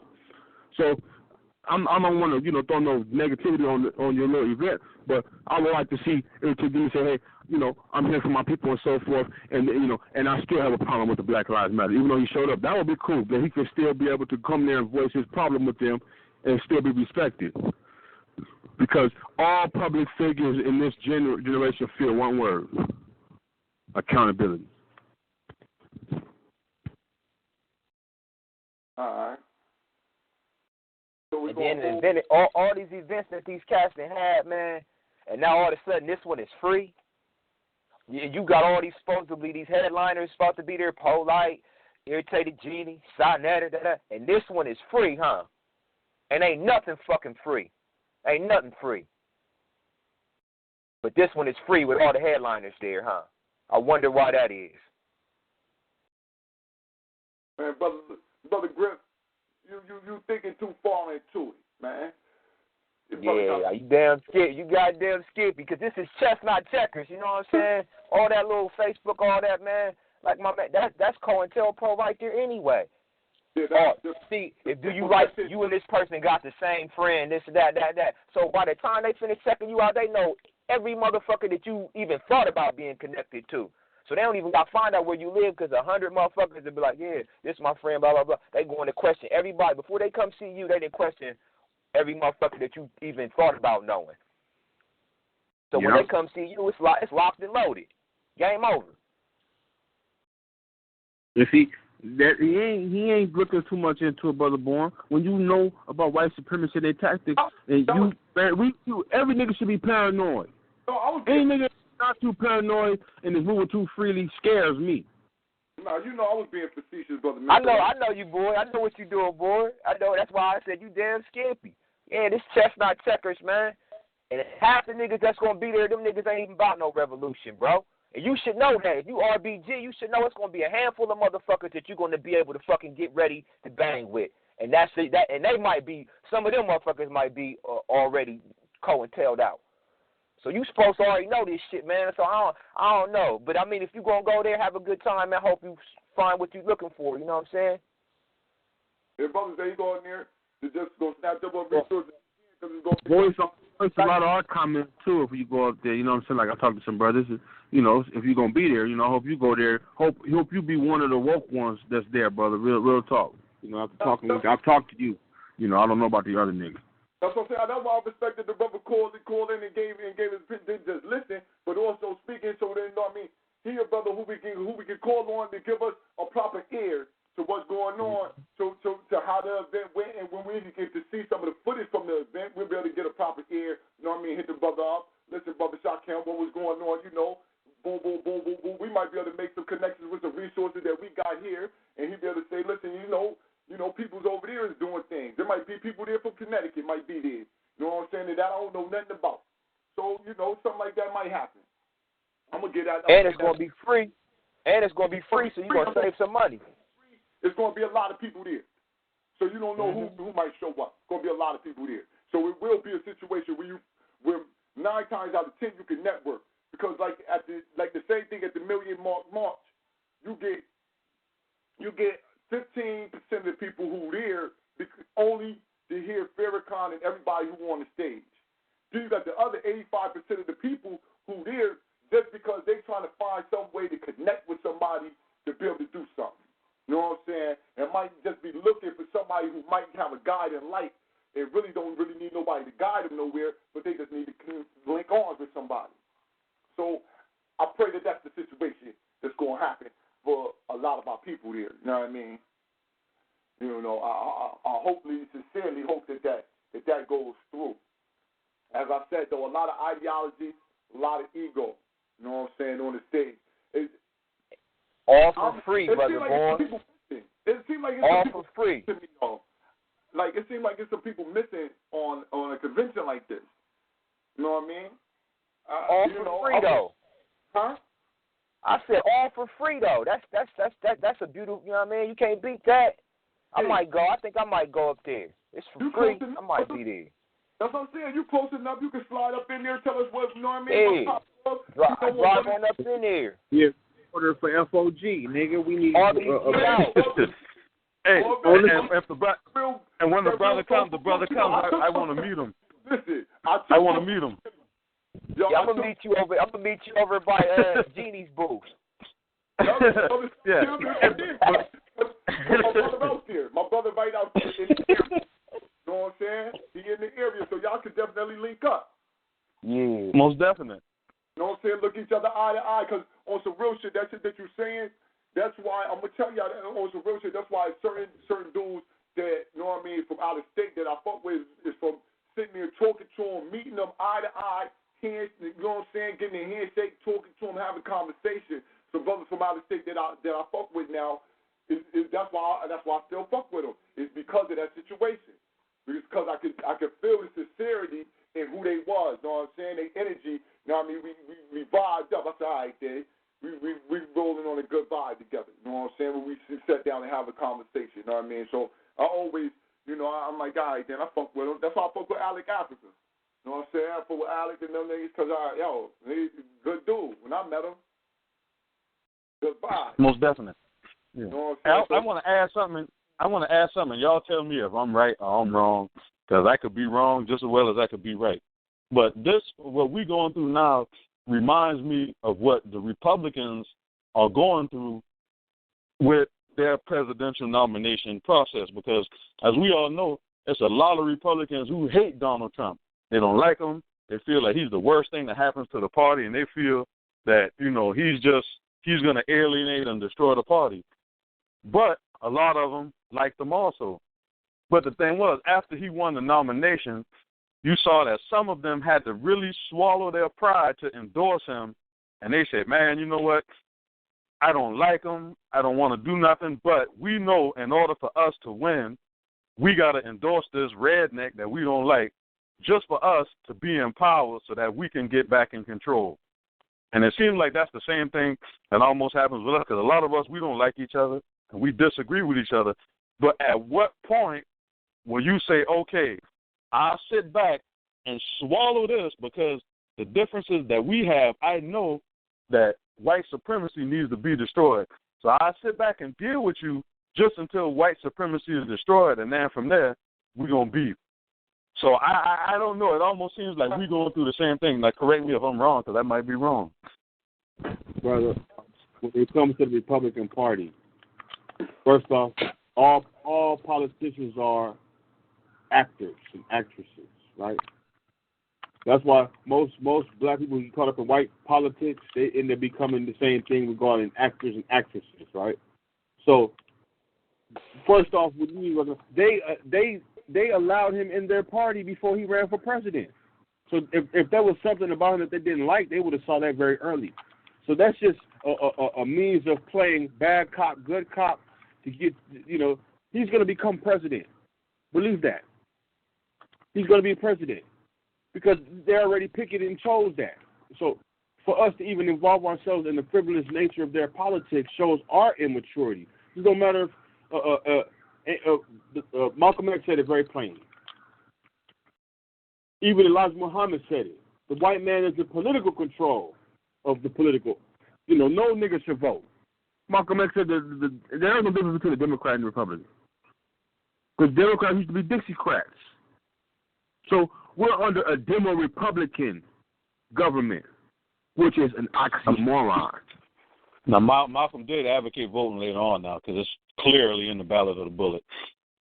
What? He said Malcolm did clearly advocate voting if we control, you know, our own candidates and put our candidates in office. So he did teach that now. Malcolm advocated voting in a position that it's either the bullet or the ballot, meaning that white folks are so divided among themselves that when it comes for a nominee, we vote in blocks.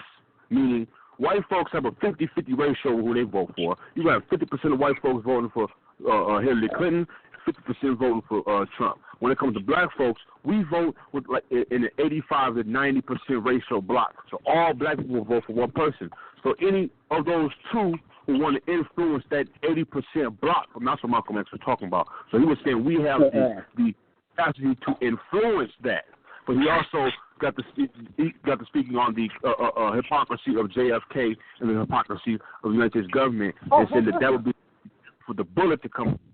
So let's not take that out of context regarding why he said we should vote. He said we should vote because we have. But then again, look at how Khalid Muhammad revised that. Now it's the bullet or the bullet, because everything is electronic now. The minute they made voting electronic, it fucked the game up. Because, let's be real, electronic outages happen and you're fucked over. You don't have a paper copy. I ain't voted. When I turned 18 and graduated from high school, I'm 34 this year. That was when Al Gore was going against the first Bush. And I was just turned 18, I voted for Al Gore. Al Gore won on paper, but lost electronically. I ain't voted since. First off, a vote without a dollar ain't shit. These motherfuckers have conventions to raise money. A convention for the oppressed, I would assume, is doing the same thing, trying to raise money. You go to some of these political conventions, they're having $25,000 plates. It's not the food that you're buying. You don't understand the nature of bribes in government. You can't just give a politician $100,000 and get away with it and not think that he's going to have your interest at hand because you give him $100,000. But if you appear at a banquet and you're supporting his charity, and you're buying the plate, you know exactly what I'm talking about. But I'm supposed to intervene. Go ahead. What are some of the solutions that you've implemented in your community and you have going on? Because, I mean, we know. Oh, go ahead. My bad. Get the answer to the question. Because you asked the question to everybody, right? Who, me? That was an open question, right? To everybody. Oh, yeah. Okay. All right, on how the family, on how, at some point, is it going to be a point in time where, like how you said, like the Republicans is, and I you know what I'm saying, I think you was trying to make like the simile, like, you know what I'm saying, like how at some point in time are we going to be able to work together for the good of all of us? And I say this. No, not all of us. It won't happen. We'll have to fraction off into the community that because we have to fraction over to the community that's thinking African nationalistically, and that's dealing with, understanding that we Africans who have been spread in the diaspora, prisoners of war here, and we deal with family as style, and we want to build a new strong nation, and that's a precursor to our retribution and revolution. You know what I'm saying? Within inside this, not only in this nation, but also within inside of the world where our Africans are being held captive all over. So, right. You know what I mean? I think that's where the main focus is at. And so, I think that if everyone, even if we said that, listen, man, I'm focused on, we got our ideology, right? If you say that your ideology at the end of it is the end of racism, white supremacy, get over there and do your thing. I'm going to work with all those who I can work with together where our ideology is the same. I'm not going to have a problem with you over there doing your thing. If we end up on the end of this road and I meet you on the road of whooping on racism, white supremacy, then I met you there. You know what I'm saying? But I'm not going to kill you off of the battlefront if I met you there. But I know that there's certain things that don't go along with African nationalism. So now, if you end up on the end of the road and we down there and you was over there and you was fighting and you whooped their ass, and then now we at the finish line, and at the finish line we can go ahead and section on because we wasn't never, y'all was over there, y'all whooped ass, okay, stay over there. That's the thing.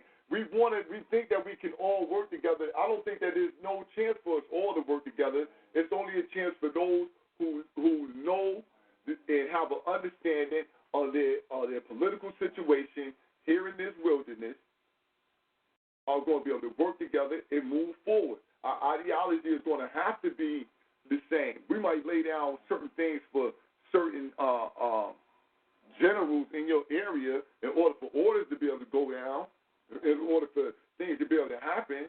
But I don't think that we'll be able to lay down certain fundamental guides or certain fundamental codes that we hold in order for, there's no greater good in certain instances. You know what I'm saying? It's certain things that you got to hold on to that no matter what, we can't get rid of that for the greater good. There is no greater good, you know what I'm saying, if we fighting alongside of those who are psychologically damaged enough to rape your goddamn kid, that have sex with them. You know what I mean? It's like certain roles that we just can't, there's no way that we can be able to work together because certain ideologies just are not, you know what I'm saying, conducive of that. Now, fags say that they fighting against racism and white supremacy. You know what I'm saying? That's like the Hebrews. The Hebrews, I know some people, if they say that they fighting racism and white supremacy, right? You say that that's not do it. I'm not never trying to link up with you. I'm not never trying to build no community with you because you got a certain ideology already that is fundamentally against my African being. You know, most definitely. Inside of your, that is inside, that's engraved inside of your theology, which pushes your ideology. So now, if you say that racism and white people is, y'all talk that white man ain't worth nothing, he Esau, and we got to put him down and all that, get over there and do that. I'm not going to stand in your way. I ain't going to never be the person who's fighting against you for doing that.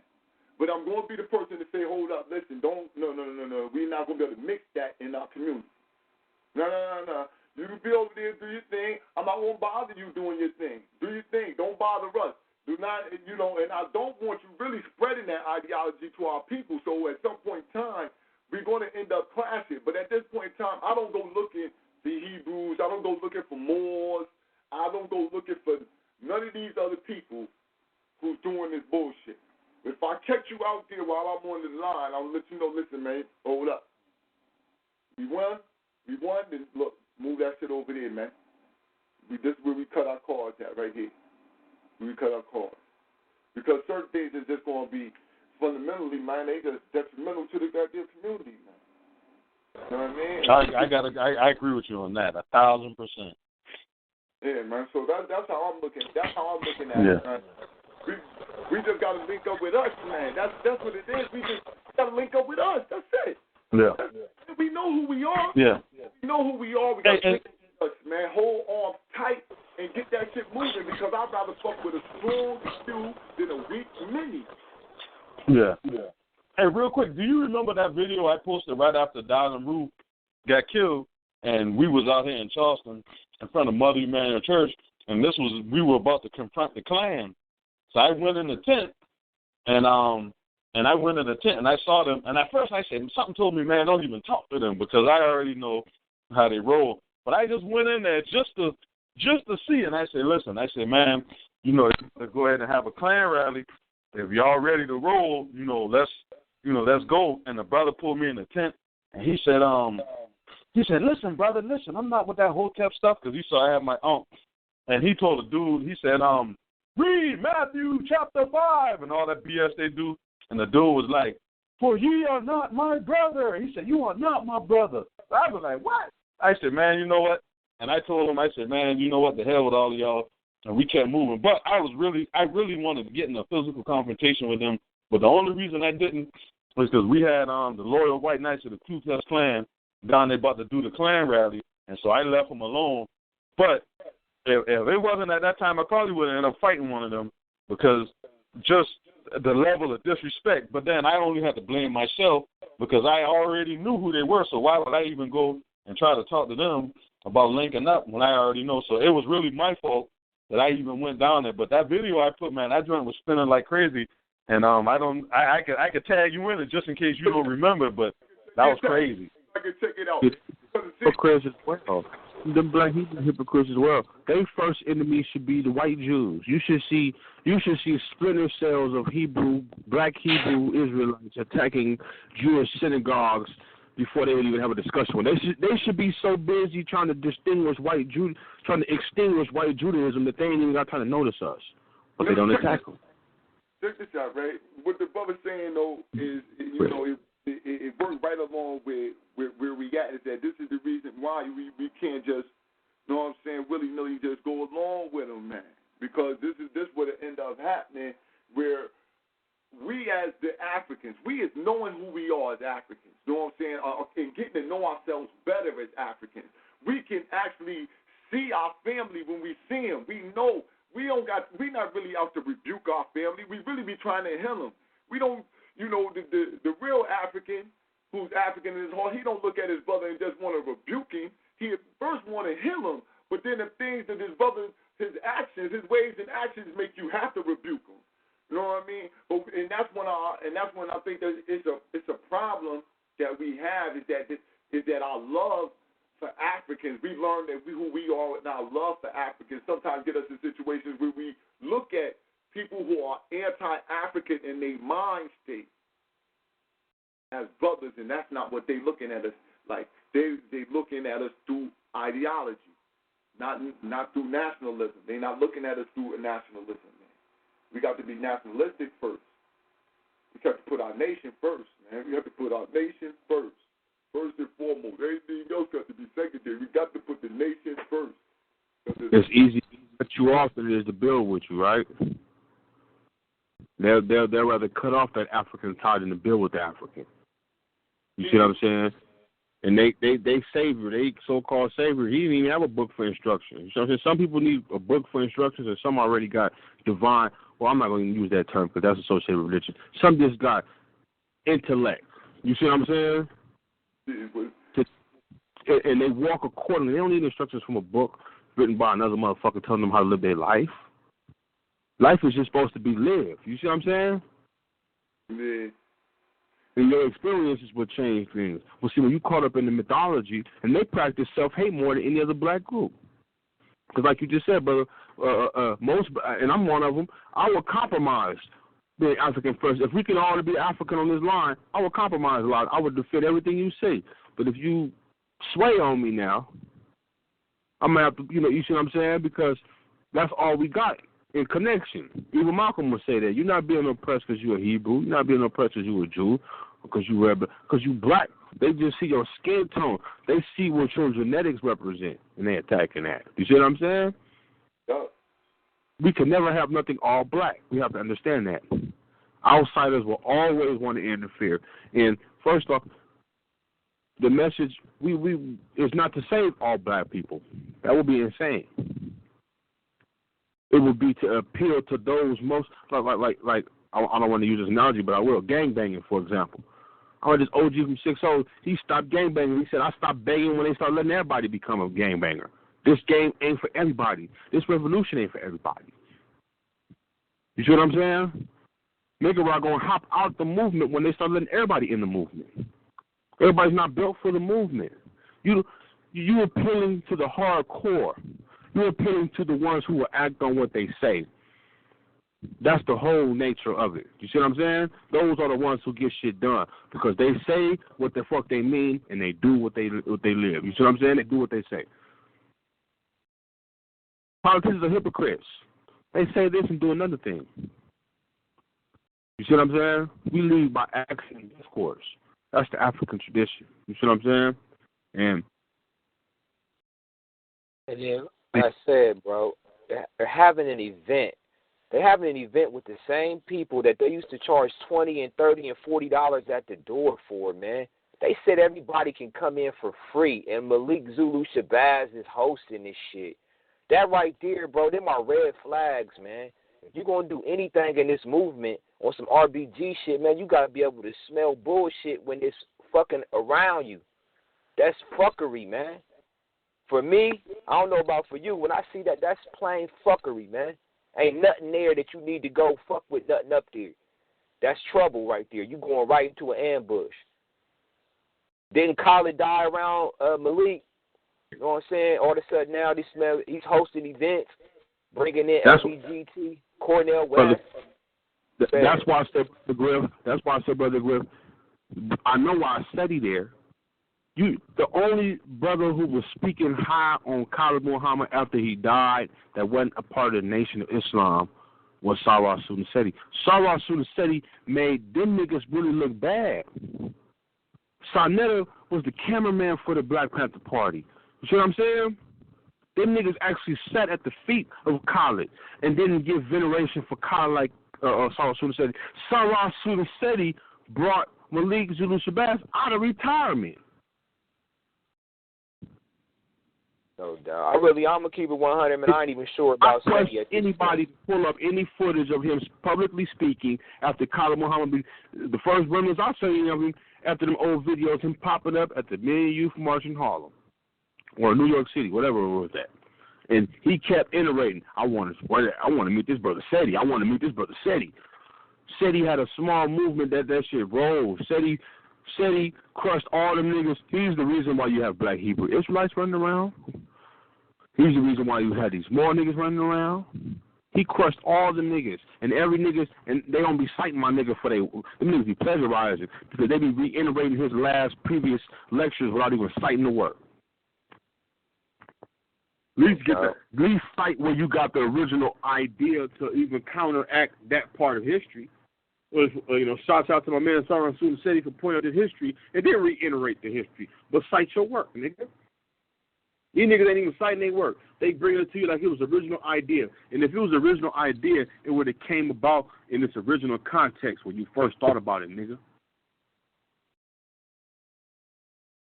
Black Pop. Black Pop.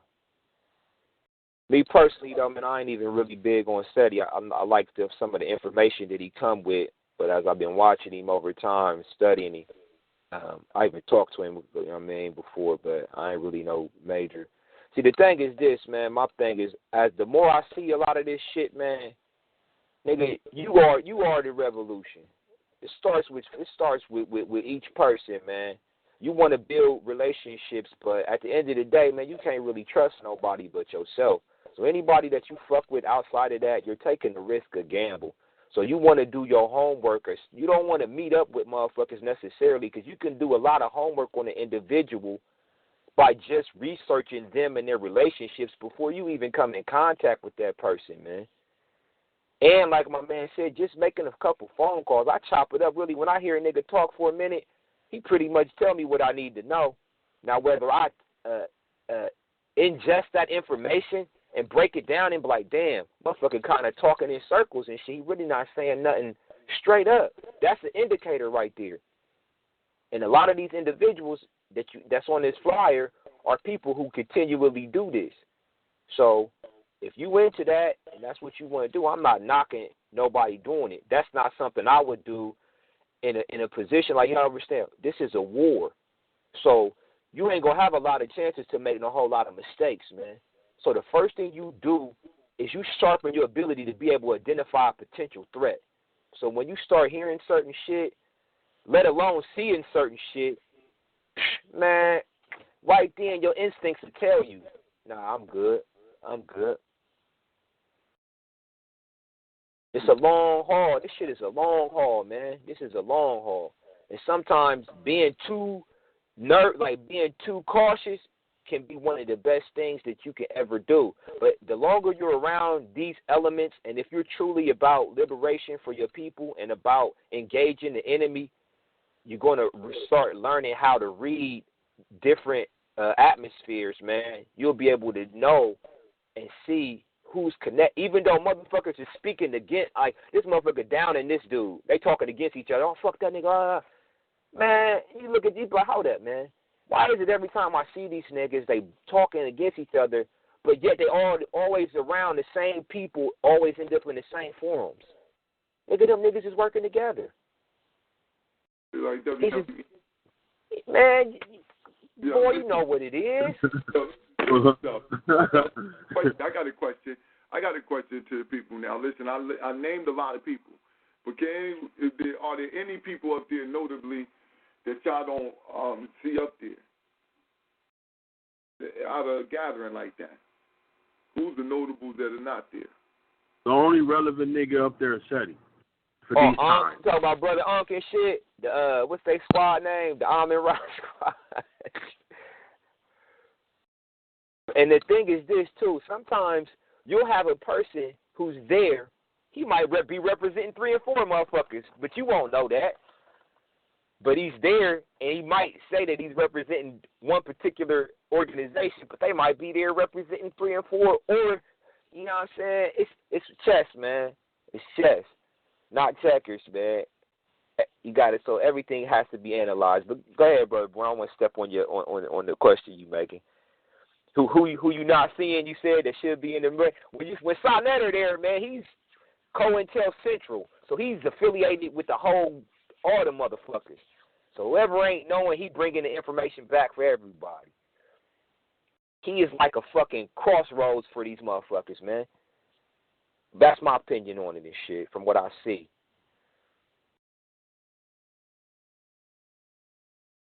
Yeah, the only relevant nigga on the platform that's really speaking to what's going on, that ain't holding no punches back, is Sarah Sunsetti. A lot of them niggas had a run already. See, this will blow my mind away. Ashwa Kwesi been taking folks back to the Holy Land for damn near 30 years, right? So you got a lot of niggas who've been going. A lot of them. Irritated Genie, one of them, right? But the only one who made that shit a cult, they came back. A lot of niggas came back, holding secrets. They did it for personal gratification. Said he found something out there, and he came back a different man. He came back with a socialist mentality. See, we may not know the ins and outs and ends of Egyptian lifestyle, but I'll tell you this. It was a socialist type of a government that built those pyramids. You can't get that from a democratic, capitalist, exploitative type of government. You got to have a government that's so in place that everybody has a position of authority and that's relevant. You see what I'm saying? Something that's void of what's going on right now. And when Seti came back, he brought a cult back. He came with that type of philosophy, with the philosophy of indoctrination. And he came back defending our elders more than some individuals who was raised at the foot of our elders. That is to be respected right there. For example, Dr. James Smalls. I'm being real. Dr. Clark been dead a long time. Feel me? Mm-hmm. Dr. Ben just passed. When you see Dr. Ben just passed, the first youngster on video that you see with Dr. Ben in his, late lifespan was Sarah Sunsetti. Then you started seeing individuals, Seti in Detroit, making it his business to get to New York to see this man in the convalescent retirement home or whatever, wherever his living arrangements were. He traveled there. You got individuals like Sonetta, who was in the Black Panther Party. She saw that as a cameraman, always have been. Stay behind the camera, right? He was in the new Black Panther Party with Khalid Muhammad. This nigga's living in the same city as Dr. Ben. And when we were going to look and see how he's seen Dr. Ben taking, they're going to go see him and taking Dr. Ben to breakfast. Things like that. You see what I'm saying? Some shit don't need to be done on camera. Some shit needs to just be done at the bottom of your heart. You know what I mean? So if so in them niggas' position, the only relevant nigga on that flyer is Seti. Go through the list. Hosted by Muslims, man, so you gotta open up, Salaam Alaikum. That give you a historical speaking to his Muslim brothers. Not all black people are Muslims. You're gonna get commentary from what's his name, Boyce Watkins. Everybody's gonna be waiting for Seti.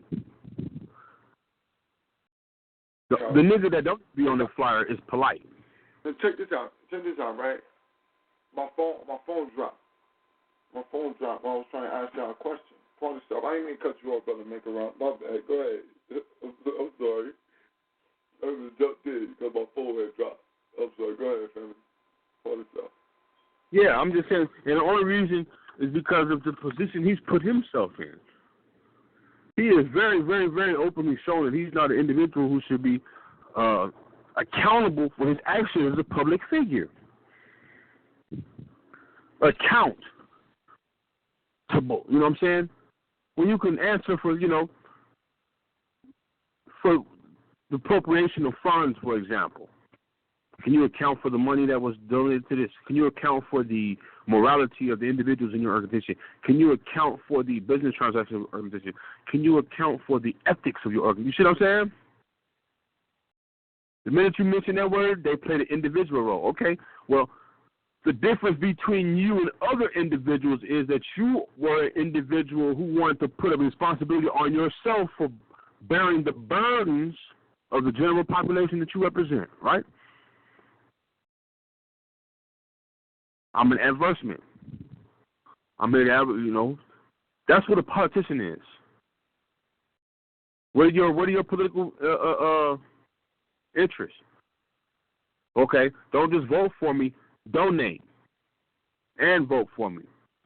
And when I get in that position of power, I will make sure that your interests are addressed. The oppressed don't have the money, but they have the voting. So if the oppressed have always had the vote as power, but never had the money, they've been fooling everybody on regards to what it is to be a politician. It's not about how many votes you get. Your votes represent, in honesty, the money that you've accumulated. So a lot of individuals can't even run for president or something because they can't even afford the campaign run. And you speaking truth. Who's going to endorse your truth? Who's going to sponsor your truth? You see what I'm saying? That's politics in America. Because we are the oppressed, we emulate and imitate the powers that govern us. Just like if you're a Christian, it's the same mentality. You're governed by the rules set by you in that book, written by him. There's a reason why there ain't no pictures in that book. There's a reason why there ain't no pictures of the Constitution. You would think you would see a picture of all these men, not late, not after, not, something. I mean, actual. Our ancestors would do such an act like that, you would see it in stone. I'm saying all that to say, family. This goes beyond this event, this event that's coming up, because this is just one of many things to come for the summer. We had a last show, what was the third thing? We were discussing, is slavery relevant? It has to be relevant because we can point to the few niggas that made it.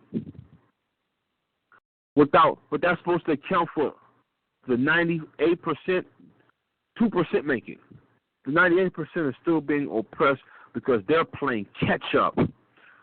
Because we were so, the slave trade was so efficient that all corporations that function to this day, where you were getting 100 to 200% profit margin off of free labor, have their roots in slavery. So that's what we're playing catch up. So, when you become aware of American politics, then you look at the role of black people have been in America as scapegoats. When you look at the role of the revolutionary black person, target, then you look at COINTEL. We move differently. Our power is not a campaigning for money. Our power is in our influence. So like this show right here, a free show with a platform, and it's the voices of the individuals who represent a black nation that draws the crowd in, right? Yeah. So you could be on top of a milk crate on a corner by a liquor store, and you're gonna still have a few. You see what I'm saying? We forget that we got the influence. And they spend money on endorsing our influence capabilities like this, in other events, like Black Lives Matter. It can all be exploited. Black Power. Black Power. Black Power. What you about to say, brother boy? Huh? Like you was about to say something. Yeah. You saying Black Lives Matter was going to take me into something else. But before my line dropped, I was wanting to ask a question about the people who was just relevant in the community who was not on this flyer right here. Right. Those are the people who move around, who are on the national scene, and they go back and forth to all these different places, who are not on this flyer, who perpetrate. They got some good information. You know what I'm saying? And so notably, one person that I don't see out there, and if you have a conference like this, especially having I don't know what Malik Zulu Shabazz has been up there. Is Sister Shahrazad Ali. I just wonder why Shahrazad Ali wasn't asked to be up here. If you bring sisters on and you bring old Indian lady on, then for real, why not an elder sister? Real shit, no doubt. Sister in the community, you know what I mean? Who she's somebody who, she was in some of them hidden color things, so she's, people seen her. She's not, you know what I mean? If not her, But Wally Baruti too. Is he on there? Yeah, Baba Baruti and Wally Baruti, especially, dealing with the conference of the oppressed. But, I'm telling you, I think in Wally Baruti, listen, I got might be inside. Yeah, I got his books. I got his Wally Baruti books, right? I don't think that he would never let his name go on nothing like that. Something like that. Mm-hmm. Nah, he would never allow his name to be on nothing where he know is fag, like homosexuals or some shit like that. Baba Baruti would not, from the information that I got from him and the stuff that I've read and how he speaks, nah, that would be a compromise for him. A compromise that he wouldn't want to. Nah, never. Mhm. Yeah, he should be up on that. So,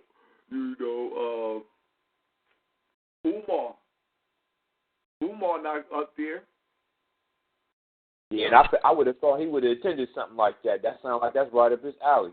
You know what? Name one person. Damn, that's a big ass raccoon out there. Oh shit. But yeah. Oh no, that ain't even a raccoon. That's a skunk. I'm sorry, y'all. But Are you good? Name one person from the Hidden Color series who was on that panel. You just named him, Cornel West. He ain't. Which one of them Hidden Color series he on? I think he in the new one, ain't he? Yeah, and Voices too, from what I understand. He's on this new one too. All right. See, I ain't even watched the commercial for the new one, man. I'm into the white supremacy and all the nigga. Nigga, where you going with this one? Nigga, it should be done by now. But hey, it's more shit to bring it out, okay. But next, all right there. So they in the new one. Okay. And you know what's funny though, Brother Bourne? I ain't even heard nobody speak out on Tariq Nasheed for his little Mac lessons and all that shit other than King Low. Rest of these niggas act like he been Black Power, like Black Power shit. This who Irritated Genie and Griff and Zaza Ali, they was like a team together, like a little bit. Yeah, they did. Came out on that, and so I went and checked. Right, yep. I went and checked it because I listened to Tariq Nasheed's rebuttal to what they were saying, right? And so I'm listening to his rebuttal. So I went to go check his archives to listen to, I listened to what he said and then went and looked at his archives. And actually, listen, he has not taken the book off the market, no. But he has not done any of the Mac lessons or any of that shit in mad years.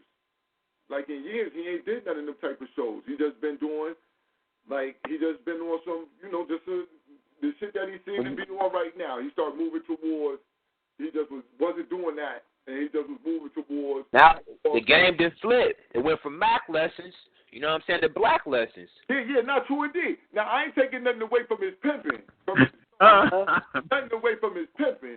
I'm just saying that the rhetoric and the way that they came to him, you would have thought that you would have thought that in between him making the Hidden Colors, he was doing the Mac lessons at the same time. You feel me? The way No doubt. It was like he was doing it at the same time and didn't have the context of, you know, I already knew that's what he used to be. So I can't hate on him for that. I can't be mad. You know, like, mad people who say they're conscious and black power and all that shit, that people that I trust to be African-centered right now, man, they done did some shit out here. If you lived in the neighborhoods that I lived in, you know what I'm saying, where 80% easy living with no problem. The other 20% might live in the country somewhere. But you live in, you know, you doing some type of shit to get paid. You learn some different things that would to the majority of people would seem unscrupulous. You know what I'm saying? Some things that, you know, the people would say that you had low morale. You know, you wasn't, you know, your morality wasn't right. You know what I'm saying? You wasn't a good person. You know? But my thing is, you right, Brother Boone. But there's certain things as a man that you just like, okay, so you think somebody used to be a fad and then become black revolutionary? No, see, it's certain, look, right? I don't think you can rape no babies. I don't think you raping babies or you know fag, you know what I'm saying, and you just a flaming fag. And if you want to be black power and you say you change, you got to change over there. Change over there, way over there. All right, you change. You got you a woman and all that. All right, change over there. It'll take a long time for a fag to come and tell me some shit like that. I've changed.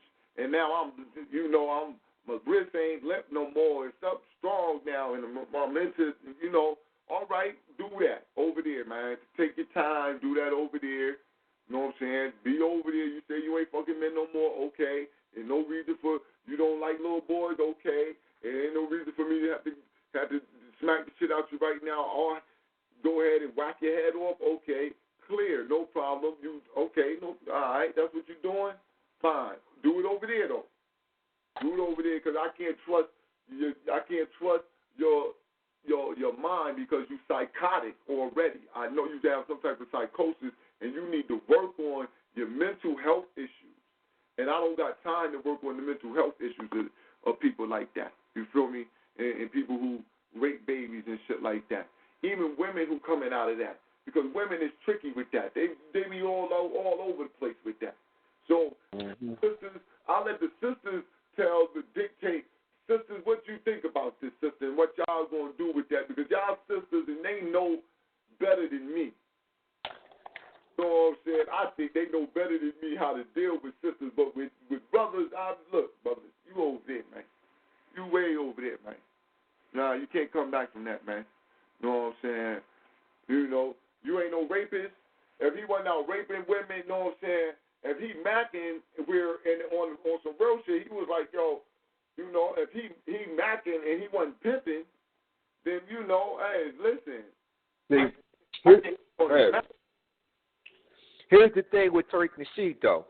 See, I'm not trying to condemn a nigga for saying he used to be a pimp or whatever, but I don't see that in him. What I see in a nigga like him is an opportunist. So wherever he can get the ups to be able to make a buck, that's where that nigga runs. That's where he rolls to. Now I understand where you're coming from with that. And now I can roll with that right there. With that, you know what I'm saying? That don't stop me from agreeing with what you're saying. You feel me? Yeah, that don't so stop the thing is, like, when King Lo did a documentary, he did a post on the nigga. This nigga was doing lectures at Yale, right? But not only that, he was in some type of skit with Michael Moore. The nigga the white boy who did 9/11, the cracker ass motherfucker who did 9/11. And then the white boy's like, man, I need you to go up to the White House and I need you to handle fucking George Bush or whoever the president was. I need you to go in there and put the pimping down. He's like, you need me to go in there and do the pimping down, put it down on him? You know, I see what I could do. It was some real twisted shit, but you know you couldn't even get in a circle with motherfuckers like that unless you was already in line with a certain fucking paradigm. Indeed. You know, you're not wrong about that. I don't know if nobody ever seen that that particular little clip. This nigga with Michael Moore, bro. Talk about Michael Moore like I need you to go to Capitol Hill and put, you know, they can't seem to come to an agreement. I need you to go down there and put the pimping down on them. And if you listen to me, let's jump on some of these people on this flyer. Right. Yeah, let's jump on some of these people on this flyer. This is exactly what the hell we got going on here with this. I'm surprised Tavis Smiley ain't on the fucking flyer. Sound like Tavis need to be there.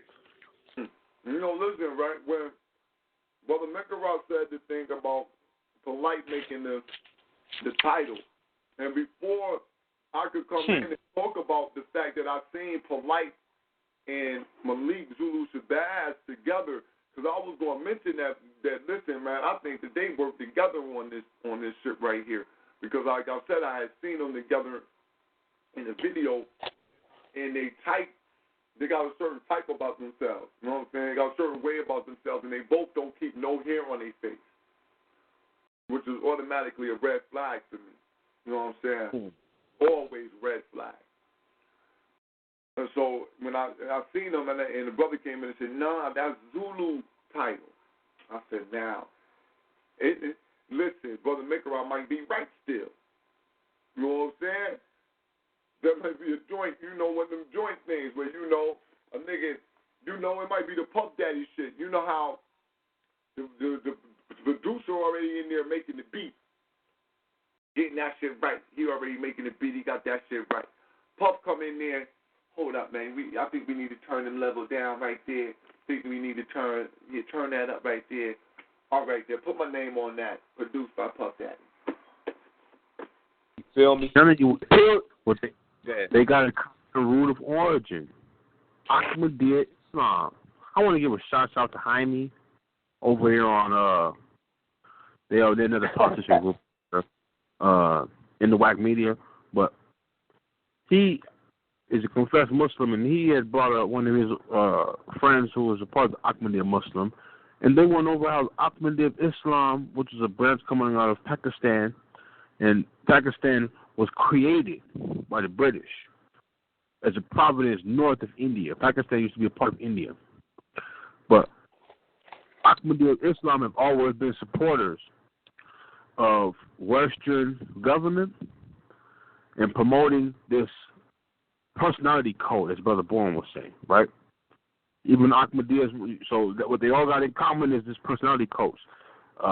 They root of origin, the Nation of Islam, come from Ahmadiyya Islam. The more scientific, Ahmadiyya Islam. The Nawabians, Ahmadiyya Islam. I don't care what the Nawabians were a form of Islam. I don't care what no nigga say. Because Dr. G. York referenced the Quran more than he referenced anything. Did y'all ever notice that? I don't know, man. When Malachi Z. York said the white man was the devil, in that debate that said he had a polite, he referenced the Quran. Yeah, I know he referenced that Quran because he was doing the Muslim shit way before he turned Jew and then turned to another type of Muslim. He was already doing that at the Al-Ansar Allah community. He had that shit up there in Brooklyn already rocking. So he was already into the Islam. He had his own little sect up there. Exactly. And they versus Ahmadiyya Islam. You see what I'm saying? So that's how them niggas are so tight. They support organizations that revere personality codes. Both of them come from personality codes. Am I right? Yeah. I'll say it again. Both of them come from personality codes. Am I right? I'll say check. Farrakhan and Malachi Z. York. Yeah, check. Both of them are individuals who are not accountable for organizations they represent or the actions that they commit while representing that organization. See, it ain't our fault that we be seeing this stuff. It's exactly. Not our fault, man. It ain't our goddamn fault, man. That we be reading this shit and we be looking and we see this shit. It ain't our fault that we see these connections. Are we wrong? Are we wrong, family, for being able to say, look, man, something just smell fishy around here? You know, Brother Griff might have to do some reconnaissance on the outside. You might have to go on the third, right? They got it going on the fourth. You might have to go up there on the third just to see, look at the city and see what's happening, see who mingling. You know I'm in the bus town though. You hear me? I'm in the bus town, but it's probably about I'm in the bus town. I'm in Columbus. You're in Columbus. Oh, yeah, I'm in the bus town, man. That's a little ride then. Yeah, that's a little ride. It's a little ride. That shit's funny, but I mean, and it's funny because you know the different cities is different vibes. Like Cleveland is way different. Keep it 100. When you go to, ain't nothing more. You go anywhere, any direction in the Midwest for 4 hours, you're in another state. So let's keep it real. As far as the out of like, it ain't nothing but a hop, skip, and a jump away. That's what I'm saying. Anywhere you in the mid, I don't care if you down south or you in the Midwest, you back east. You go anywhere for 4 hours in one direction, you in another state. Yeah, more than likely, yeah. Just on the outskirts. You damn near. California. If I travel eastbound for more than 4 hours, I'm still in Cali. Well, there's some spots in the O you can go. Like, depending on where I go in Cleveland, if I was to leave from my spot to Cleveland, it's like 3.5, 4 hours. Yeah, about 4 hours, the max. Yeah. But it depends on what direction you go, though. Depending on what direction. But basically, fundamentally, you know, on a general sense, you're right. And we're going to need you, family, if you got the time and you got the resources with the money and all of that. Yeah, man, you know, FOG, you know, you an FOG refugee. You've been on for a while now. Yeah, go on down there and do an assessment of what you see.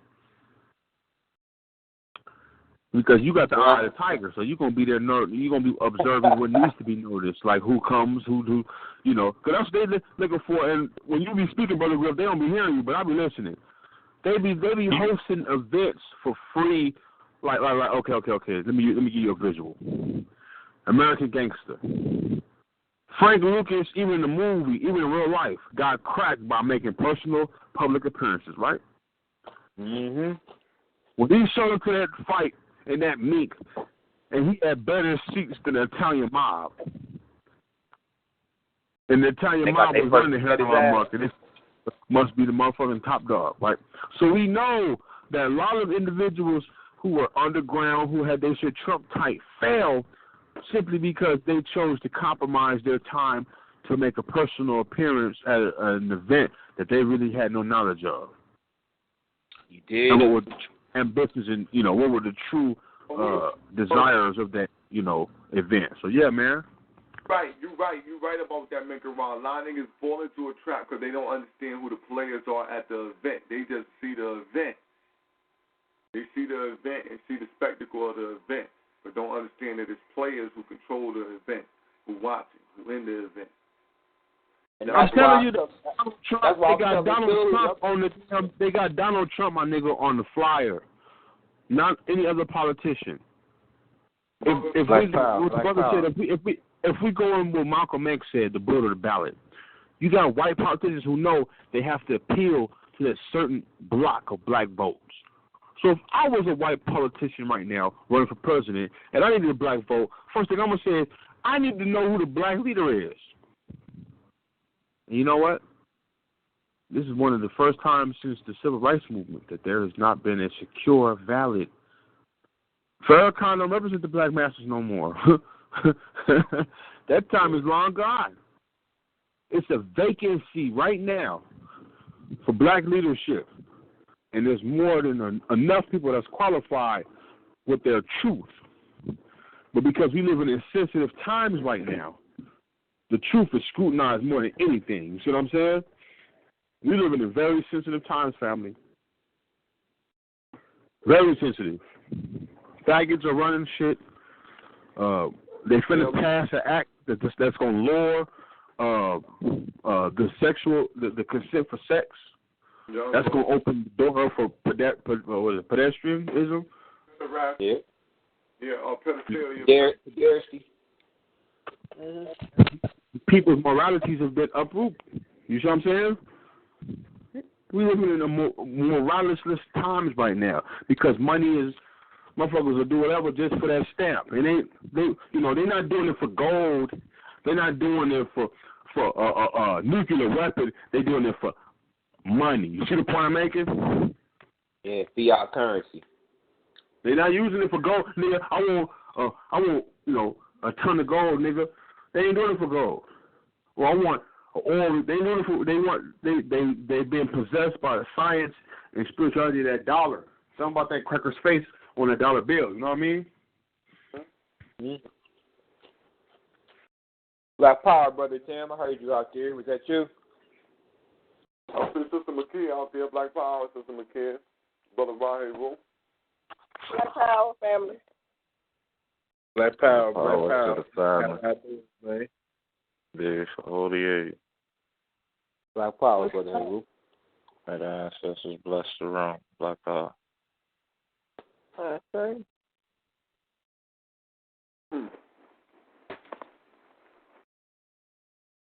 What is it? Who else? All right, who's that? Black Power. Who was that? Somebody said Black. Who that was?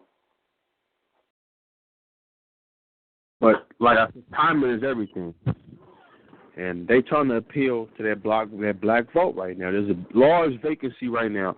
You know, anybody could be one. That's why I'm so enthusiastic about this shit. I'm so positive about it because anybody could fill that vacancy. Anybody, any black individual who represents manhood, who ain't fucking with the homosexuality, just the simple things can get raised to the state of a god in this era right now because motherfuckers are so sensitive.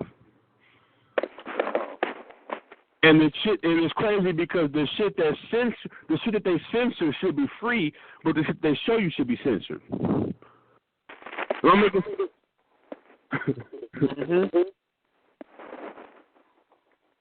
They should be censoring. I mean, what's that program that came on? How to Catch a Predator? That really showed you the nature of what the fuck is going on. Motherfuckers sitting there, America's a predatory government in that extent. You see what I'm saying? America, even white folks can't represent honest. There's no solid representation of manhood nowhere on the planet. So that vacancy is there. And in my opinion, I'm going to pass the mic. That is what this whole convention is over. Look at the panel of guests on that flyer, Brother Bourne, and everybody else. And the only qualified nigga, in my opinion, is Eddie. He's speaking to what's going on right now, and he's not holding no punches back. Everybody else will give you a filter. They're gonna, I'm looking at the panel. I'm looking, and like I said, I'm seeing the who's not there. So that's why I'm going at it right now, man. Who's not there? Because, as you said, everybody wants to be a leader. Everybody wants to be a star. You know what I'm saying? And so they always set up a situation for somebody to try to step out to the forefront and into the light. I'm looking all of these different heads coming together, man. Look, a free event hosted by Believe Blue Shabbat. There's listen, man. I am 100% sure. I ain't even gonna say it. I'm saying I'm 99% sure. I'm 99% sure that somehow Full Light and Unique is together on this situation, and there's some backdoor backers on this, man. Because this is a 4-day event, man. This is not no little shit. They holding up the center for 4 days. They not playing around here. Hold on, Black Power family. Hold on, man. Polite is just a piece of the chess puzzle. He ain't the chess player, bro. Nah, true indeed. That's why I said it's him and them working together. Somebody else. Nah, he ain't the man. Malik Zulu Shabazz represent a bigger agenda. What crew is he down with? Who's the captain of that ship? Anything he do must be approved by his captain. True or false? True. And for free. Brother Little, for free. The conference is free to all who want to attend. Sit down. Zadate, man. Now, I'm going back to the UFC. Black Power, Brother Little.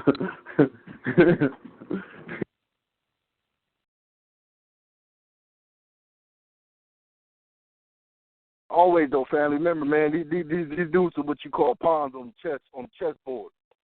Again, who's the invisible hand? That's who you worry about. Not this illusion they give y'all.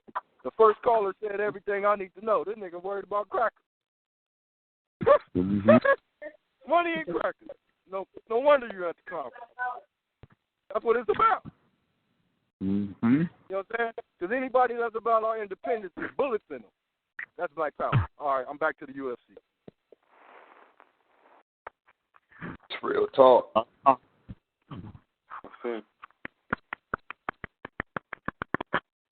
This for the record, just in case the brother listening and everything, I call y'all the agency. This long? Brother Little. The agency. These niggas, look, all these niggas together up here on one motherfucking stage for this long. Yo, Black Power, family. They holding it. This second episode. Hold on. And Little ain't wrong neither. That's military protocol. You would never see the president and the vice president in the same place. Oh, yo, you know what? Before we keep going, break that down, Brother Mikawa. Why not? Why not, Brother Mikawa? Because strategically, they need to be placed in several positions to maintain the advocacy of the government which both of them represent.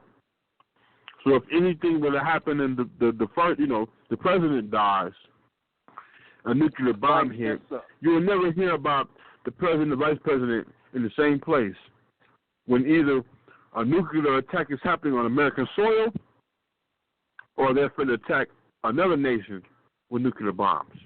That's military strategy. So if one falls, one-on-one, the other one replace it. Meaning, let me speak in African terms. You don't put all your eggs in one basket. In one basket. Thank you. Don't let them kill two birds with one stone. Don't put all your eggs. Right. That's why they got clones and droids now. To really slim them chances down. See, you don't worry about the pawns, y'all. It's all about the invisible hands. And see, what makes this game so deadly is the fucking pawns don't even know they pawns. They actually believe what they doing is real. Ain't nothing more worse and scarier in life than a true believer. Say that again, brother. Ain't nothing more dangerous and scary in life than a true believer. I say to whatever, whether it be whether it be the Bible, whether it be democracy, philosophy, whatever. You're right.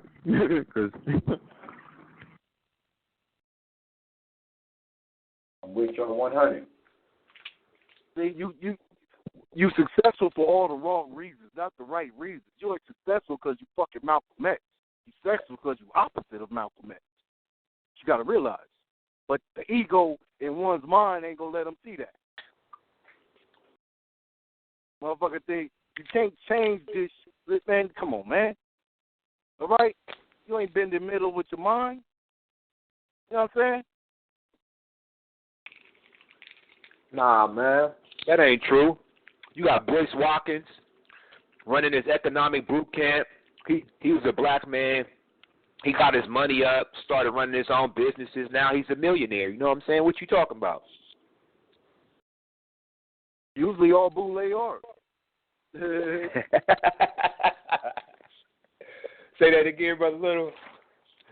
Usually all boule are. Feel me? That's how I know.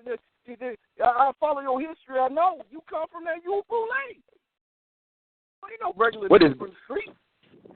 What is Boys Rockers doing at the conference? Like, what kind of what is this conference for again, though, Brother Bourne? What does the flyer say this shit is for? Son, listen, the conference is for nothing but. Listen. It's a national. It ain't even a conference. It's a what is it? It's a convention, man. This is a national convention for the oppressed, man. It's a Hold on. Oh, okay. Let me read this again. Make sure I cut this. Get that out to the people. Hold up, man. Let me make sure I read this again. Hold up. You got me. And why Cleveland? Out of all the spots, why Cleveland? Because it's so just the like economic drama could be heard. You feel me? Oh, so man. $1 a day to keep the cracker away theory get planted. You feel me? No, listen, hold on. Let me get it right, man. Let me get this right. Right. It's the National Convention of the Oppressed. So, it's just everybody who feel like the man is on them. I don't know. I guess, that's why they got the Indian up there. Surprise, ain't no basket up there. No, they're probably China. No, I'm telling you, that might be a Mexican though, right here. This one next. That might be a Mexican right there. I'm telling you, we're like. Hey man. I don't know. That might be a Arab Muslim right there. Hold up, man. Arab Buddhist. Yeah, that might be an Arab Muslim right there. I'm for real. This is ridiculous. I don't know. But I can't see his name. So read them. Yeah, okay. I'm about to say, read them names off for me again, or just read off the faces that you see on the flyer one more time, Brother Boy. All right. Let me tell y'all who on this flyer one more time, man. And then if you never, we might have to play a clip from some of these fools so you can see who some of these jokers is up here. Now Gano Grills ain't on there. Yo. Stop. Oh, shit. Attorney, we got to host it. All right, the National Convention of the Oppressed, Cleveland, July 14th through the 17th, 2016. It's going to be hosted by Malik Zulu Shabazz. The headliners, Dr. Cornell West, Dr. Boyce Watkins, Lamont Hill, Warrior Woman, Chief Ernie Longwalker, Star Rock City, Oswald Bates, Brother Polite, Irritated Genie, Mullen and Sutek, somebody else. Shakim,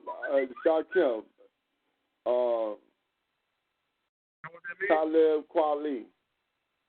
What the fuck? Stop that. I said, damn, Talib Kweli. Saying stop that. Because I can't see his name. And I just looked up at the picture, and I don't know why Talib name. Because you got that little Kango on and shit that Talib is wearing. It's not that, man. It's not that. Shit. I don't know. It's you know what I'm saying? It's a brother and two women that I don't know. Another brother who is an imam. He imam somebody. But I can't see what imam he is. Oh, James Muhammad. James Muhammad.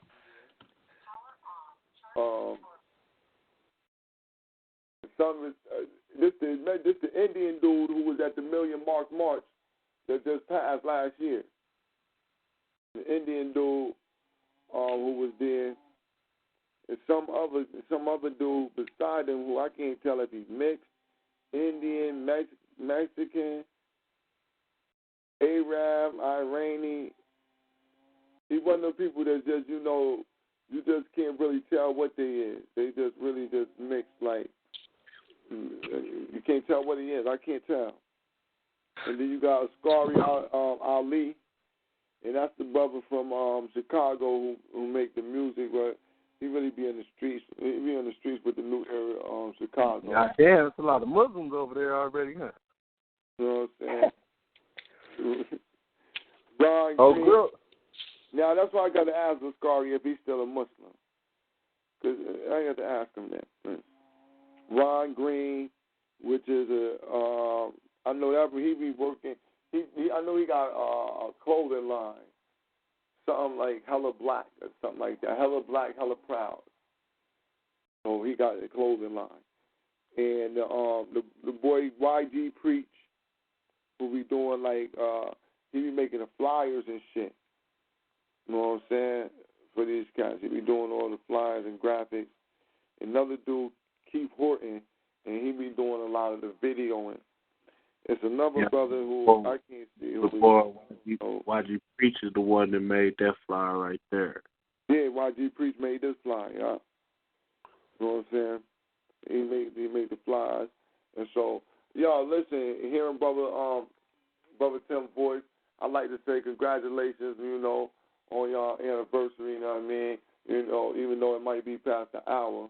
But still, Black Power, man. Appreciate Black Power, we appreciate it. Yeah, we in a different time zone, so it's the same day. So 3 hours back over there. Yeah, that's right. Yeah, I'm back. Black Power, sis. Black Power, bro. Black Power, man. My hotel to y'all on that. That's beautiful. Man, I hope so. Mm-hmm. Send that out to y'all.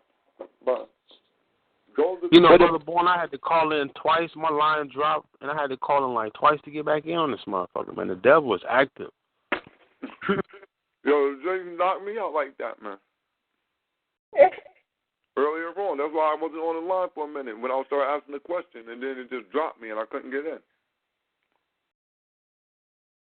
But I had to turn my phone all the way off, let it reboot, and then call back in. Well, your minds didn't go that hard. But this is at Second Ebenezer Baptist Church. This in Cleveland, Ohio. The Reverend is Dr. A. Lee Owens. Yeah, man. See, that's just too much oxymorons, man. We need to keep an eye on that. I ain't about to roll up there, though, Brother Mekura.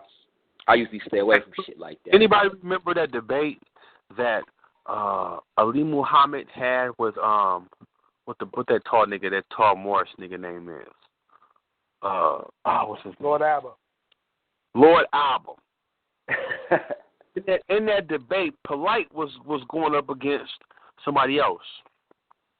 And Polite has stated that the main business function that churches have or any non-profit organization has is that they can exist by being tax-free, by not speaking on any politics or politicians that are running for office. Did y'all catch that? I remember. I've heard you say that before. 501(c) rule, bro. 501(c) rule. Say it again, brother. A 501(c) rule, bro. And like I say all the time, what was the first goddamn institution built upon slavery? Church and school. So you wonder why white politicians give a lot of money to black churches. It's because black churches exist as a neutral zone for politics. Exactly. And all the preachers are obligated to snitch. Oh, okay. All right. See, we supposed to forget all this. We're supposed to catch amnesia, right? Yeah, that's what you're supposed to do because you're supposed to get money, brother. Well, the thing is this, though. They'll let you speak on a political issue if they sanction you to do so. Because when Bush was running, they had preachers telling them motherfuckers need to go to vote for Bush or else they're going to go to hell and shit because Bush is the man God ordained to be in that spot. Anything go outside the plan, Malik Zulu Shabazz will get suspended. Now, I question Malik Zulu Sabaz because now when he came out of retirement, and I'm saying that because he's lucratively established, as I stated earlier before the brother even stated that he was paying for everything. He's financially okay. If you go back to the archives on Sonetta TV, you will see him sitting on Sonetta's couch, and he had a flat tire in his Mercedes Benz. You see what I'm saying? So he's financially established. But when he came out of retirement, he had to appeal to those that are now leading the most young. I said this a long time ago. The Nation of Islam was created to appeal to the most militant black individuals and tone them down with another agenda. In California, for example, Khalid Muhammad was put in place as being the Western Regional Minister. I mean, he had the whole West Coast. And the first areas that they came, I was a young nigga back then, they were going to South Central. And the Nation is Brother Little and Brother Heru from California. They can attest to this. Any individual you know from Hoover, which is a notorious in California, a lot of them are converted. Even Cam, I was getting some oils from a brother not too long ago, and he gave me, as I bought some Egyptian monks, he gave me a CD for Cam's album. And Cam, you know, Cam is brother Little, brother, and Brother Heru. Cam with the Nation. Yeah. Yeah, for a long time, he was a Muslim, Mike, though. Yeah, he had it. Yeah, they always promoted him as a Muslim.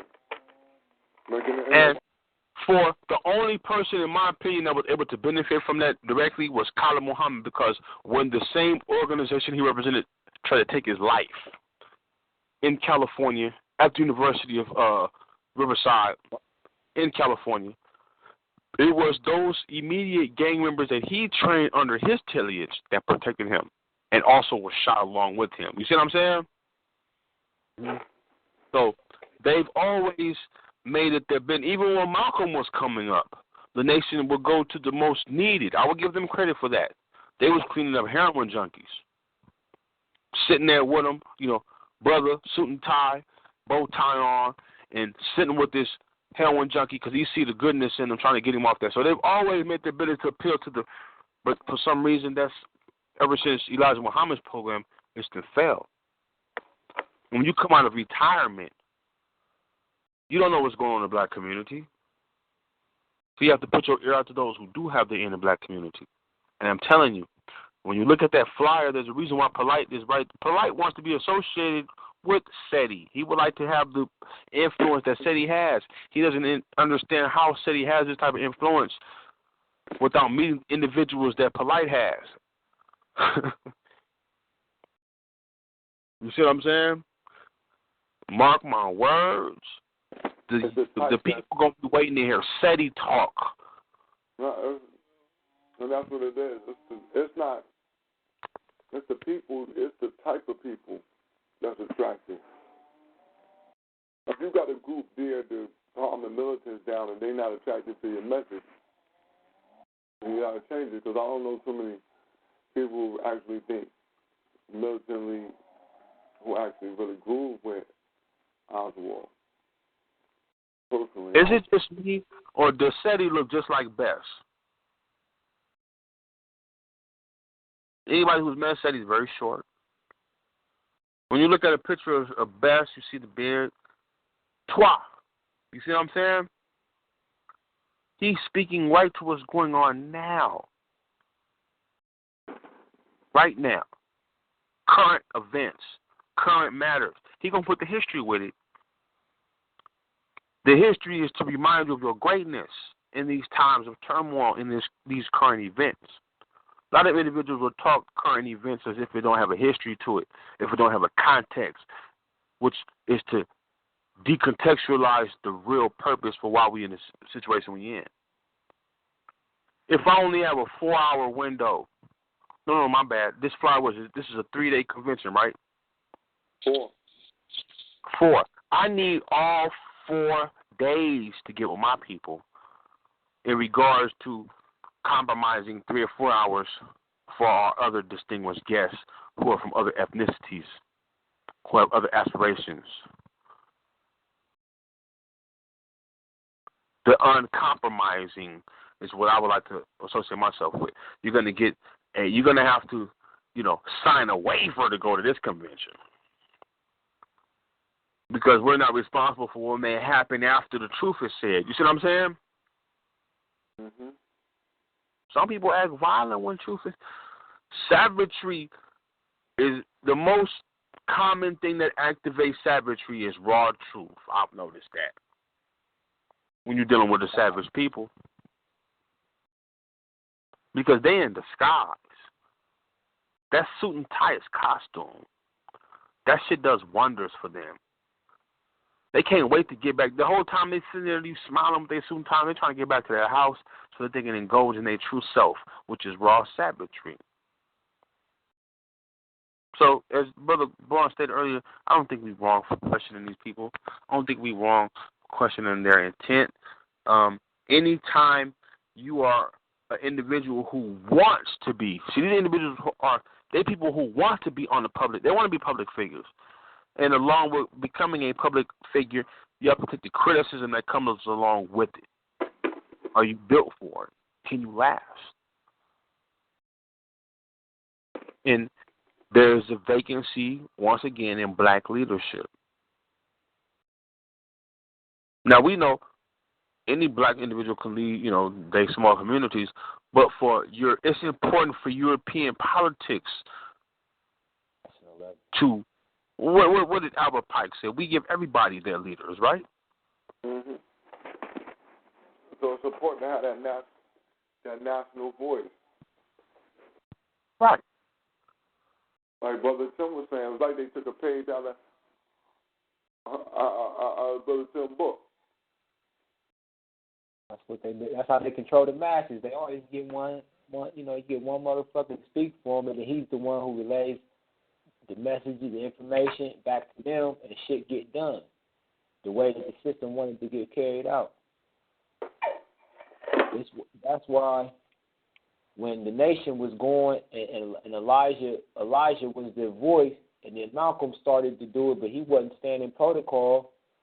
Elijah look, don't say nothing about the Kennedy. Don't do this. Because for real, he knew, because he had already been in the position where he had been following, the different orders that was coming in. I was getting ready to use a different word, but he already knows the role that he was supposed to be playing. So because Malcolm took the lead, he told him, look, all right now, motherfucker, get your boy. Because that's not part of the deal. We got you sitting up, propped up, as long as you follow the motherfucking protocols. So get your boy.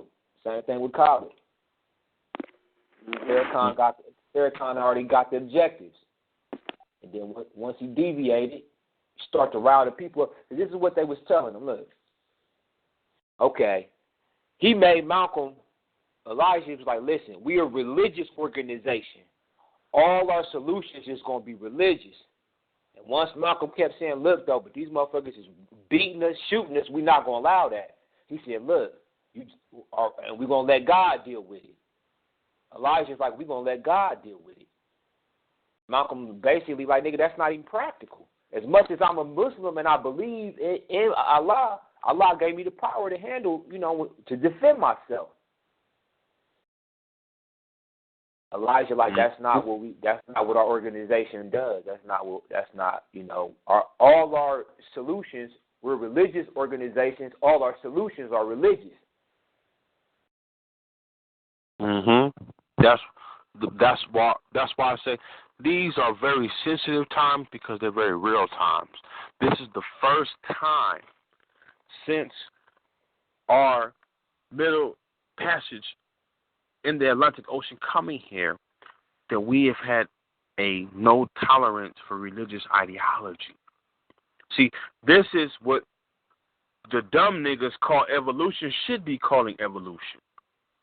Evolving from a new social order of things.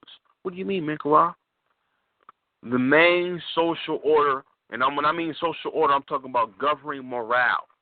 And if I can govern your morality, if I can dictate what is good and bad, I can predict not even that, I can control your behavior, right? All I have to do is put you in a situation, right? And if you know the morality of a so-called, what a Christian is supposed to be and a Muslim is supposed to be, I can predict the outcome of your fate, right? Not your faith, but your fate.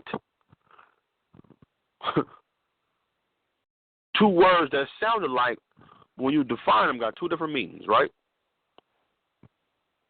It was by faith that we met on this line tonight on a Saturday at this time, right? Okay. Not just chance, but preordained chance. You see what I'm saying? And those that didn't catch it weren't in line with with this faith that we have tonight. Then faith is that in which the unseen. But it's not the same as, okay, you know the wind. You've never seen air before in the wind, but you know it's there, right? That's different, though. We talking about in a more settled sense.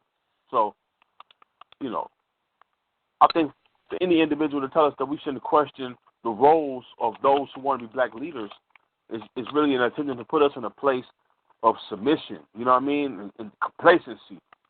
And that's not the attitudes and behaviors we should be expressing right now in 2016. It's just not the time for it. It's not the age for it. The military strategy for it is not logical. In fact, most logical thing in these times is to observe everything. The only logistical sense it makes is for the enemy to get intel. That's it. No beneficial for you and your faction at all. And you saying that, Brother Little, that's why they got every little fucking branch, LBGT, Muslims, Christians, Black Power, Irritated Genie, like they got every sect, every individual from every sect that you could think of. They ain't leave nobody out. Yeah, they got sects up there, you're right. Different sects. I'm just trying to see where the Scientologists at on the panel. Somebody in there got to be affiliated with the Scientology.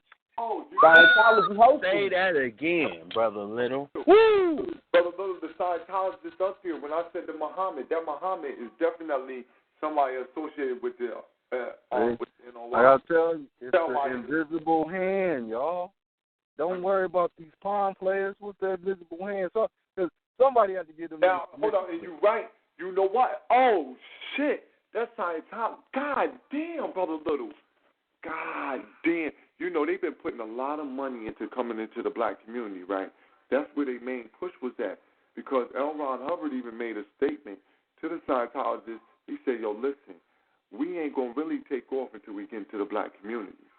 That was one of the reasons why they linked in with the NOI, because they seen the attachment black people had to the NOI and thought that if they attached themselves to them, it would be easier to get into the community.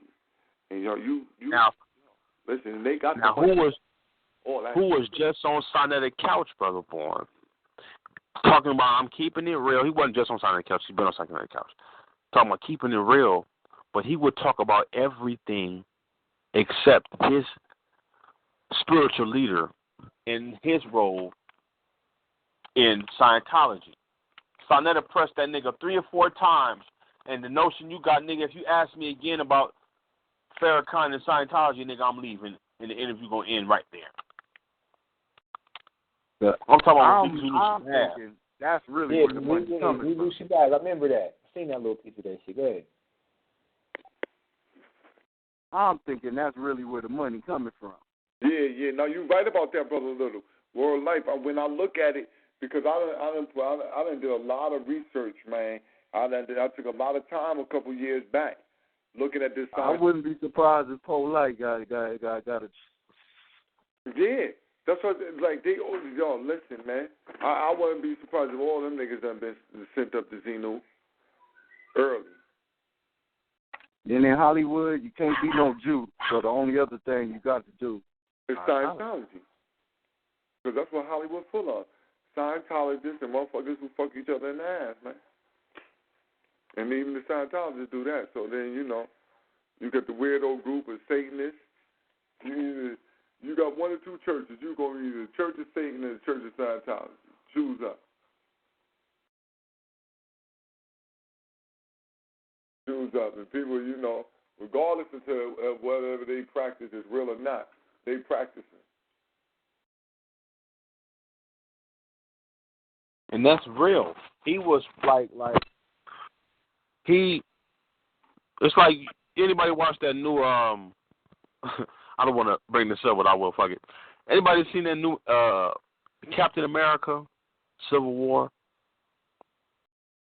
and how the Winter Soldier was trying to crack from his programming, but every time he got isolated by that German scientist who got to mentioning key words, he reverted back to his main agenda, right?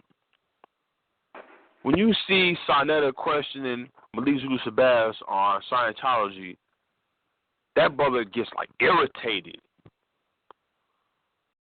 Almost like, we talked earlier that we wouldn't even cover this, and you're going into it. You see what I'm saying? Mm-hmm. And public figures accountability. See, this is what I've noticed over time. Most individuals who don't want to talk about the ins and outs of an individual and their misleadings have some involvement in it. Because, okay, look how freely Malcolm spoke on Elijah Muhammad after he found out, not just him messing with little girls, but the mismanagement he had of the people, and how he was living like a king off the funds of the nation, right? The only individuals who didn't speak on Elijah Muhammad's activities benefited from those decisions made. You see what I'm saying? Yeah, we got that with the Africa Bambaataa thing right now. Same concept. The only people who don't speak up on this nigga being... Shabazz doesn't feel like he should be put in a position of questioning. He's benefiting from it. He's a part of it. Because you won't get that defensive.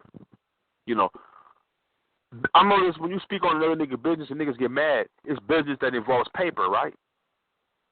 Mm-hmm.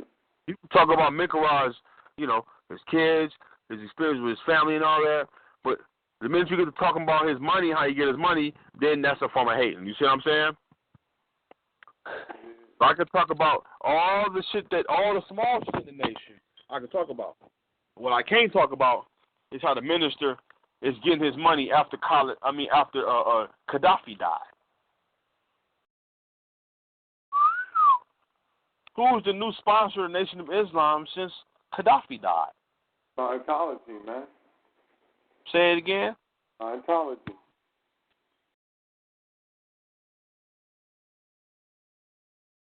Always follow the money, family. So I want to know who he pay off. Who gave the permission? See, we got to just know who get the permission slips. Who get the green light. That's why you got to check the receipts. We got to check the receipts. We got to see what's... All right, it's free. A lot of times why they do golf. No, listen, so there won't be no receipt. Listen, right? So it's being held at the church. This is an interesting thing here. This is an interesting thing. This is a call up from on high, but it's interesting. You know what I'm saying, on how they plan on letting this lay down, because it's a 4-day event, and I need to see their curriculum. I need to see an outline of what's the itinerary and shit. That's what's going to happen from day to day. I was about to ask, is there a agenda posted or anything? Nah. Because you got such a mixed bag of people. It's like how the fuck are these people going to share the same venue when a lot of them have totally different views? Like how you have Cornell West and the city in the same venue? No, that's what I'm saying. That's why I think they're going to try to have it 4 days so they can be like, oh, nah, none of them was in there at the same time. How you going to have them there and they not all there at the same time? Ain't that really the purpose? Or is it? Right? Is it? That'd be the alleged purpose. Allegedly. Allegedly, you know what I'm saying? Shit. It's sick shit, man. When you look at that shit, sick. It's really a nice little puzzle to nigga to figure out what's really real. Cause like that takes it. Somebody got to be there too, like you said. They need somebody there. Yo, listen, all them people up there, listen, man, they just getting paid. They not coming, yo. You listen. feel me? Yo, they not, yo, listen, man. These jokers charge all the time. They not coming and not getting paid. Because then I know you, and the one reason why I say so let me pause you right there, Brother B. It's only it is. Let me pause you right there. So the niggas who ain't there, the chances are they couldn't fit in the budget. No, that's the whole budget, point right? of that's the whole point of getting a church, so that you can't charge. Name one event people went to and you had to pay the church to get in. Yeah. You can't name it. You know. That's non-profit. That's why I'm citing them niggas' work regarding. That's kind of weird. But if you notice, the events that they had that were kind of free, or the events that they charged for, are private property events, like the Black Theater or something. They renting that space out from somebody else. You see what I'm saying? Mm-hmm. And see, this the catch to it. Like I said earlier, the pastor ain't gonna have no problem with it. If at the end of whatever you gotta do, he can promote his little agenda. Little tithes and offerings. As long as he getting little tithes and offerings, he okay. Because he gonna get tithes and offerings for that church. Well, sure. I listen. I just listened to him while the conversation was going on. I muted the phone and just listened to the pastor of that church. Oh, he got some tithes and offerings. He got some. And I ain't saying he sounds just like a greedy joker, but he crazy for Christ. He got him some tithes and offerings. Lamont Hill. What this nigga know about being on? And this is the thing. The topic is what? The conviction for the oppressed. Oppressed by what? Like, how your oppression got? I mean, you ain't even giving me no motherfucking specifics. So you just telling me whatever. Anybody who feel oppressed. LBGT feel oppressed because they can't be. It's like the Youth March. It got Native American. I have no problem with the Native Americans, but let's be real. Let's be 100. You know, if there are Native American public speakers, they're more in line with trying to get their people in line first, and then let's make them alliances with the blacks. You see what I'm saying? Uh-huh. And the only organization that's done that is the nation. I was just about to say that the conference is sticking with the theme of that recent the Million Marks March, where you had all the Native Americans, the Mexicans, the Lesbos, and it seemed like it's a similar theme. Right, Paul, who's speaking, brother? So go ahead and state your name, family, and go ahead and come with your comment. This is Brother DeAndre. That's Brother DeAndre, man. But it sound a little different. Like you was hitting the cushion. I didn't recognize your voice, Pip. Yeah, you know, I got, visiting my Cushite cousins, you know what I mean? I see. No, it is. Listen, about this hour, everybody be laying off into the land of Kush about this hour. For real.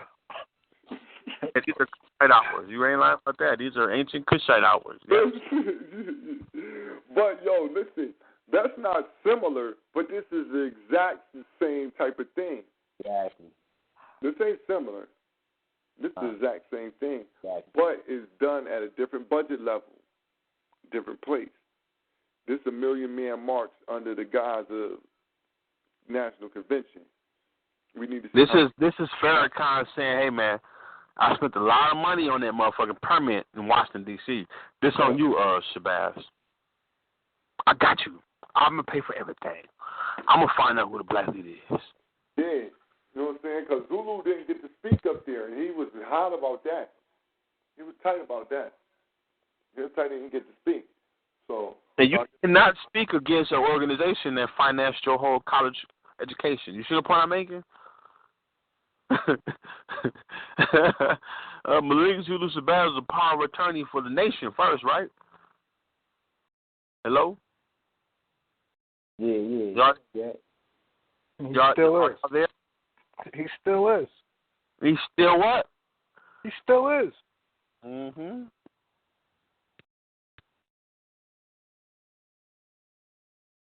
And I used to surpass. Yo, I used to really emulate that brother, man. What oath do an attorney got to take? What's the name of that oath again? Attorneys got to take? Hey, I'm serious, brother. Lil. I used to emulate that, brother. Before when I went to college, I was either going to be a paralegal with aspirations of being a lawyer or an anthropologist. And for some reason, I leaned toward anthropology. You see what I'm saying? And then I didn't know that. Did y'all know that the same college that Khalid Muhammad got shot at, University of Riverside, when you take a anthropology course, you receive a minor in law. And I asked the question, I'm like, well, why would y'all do that?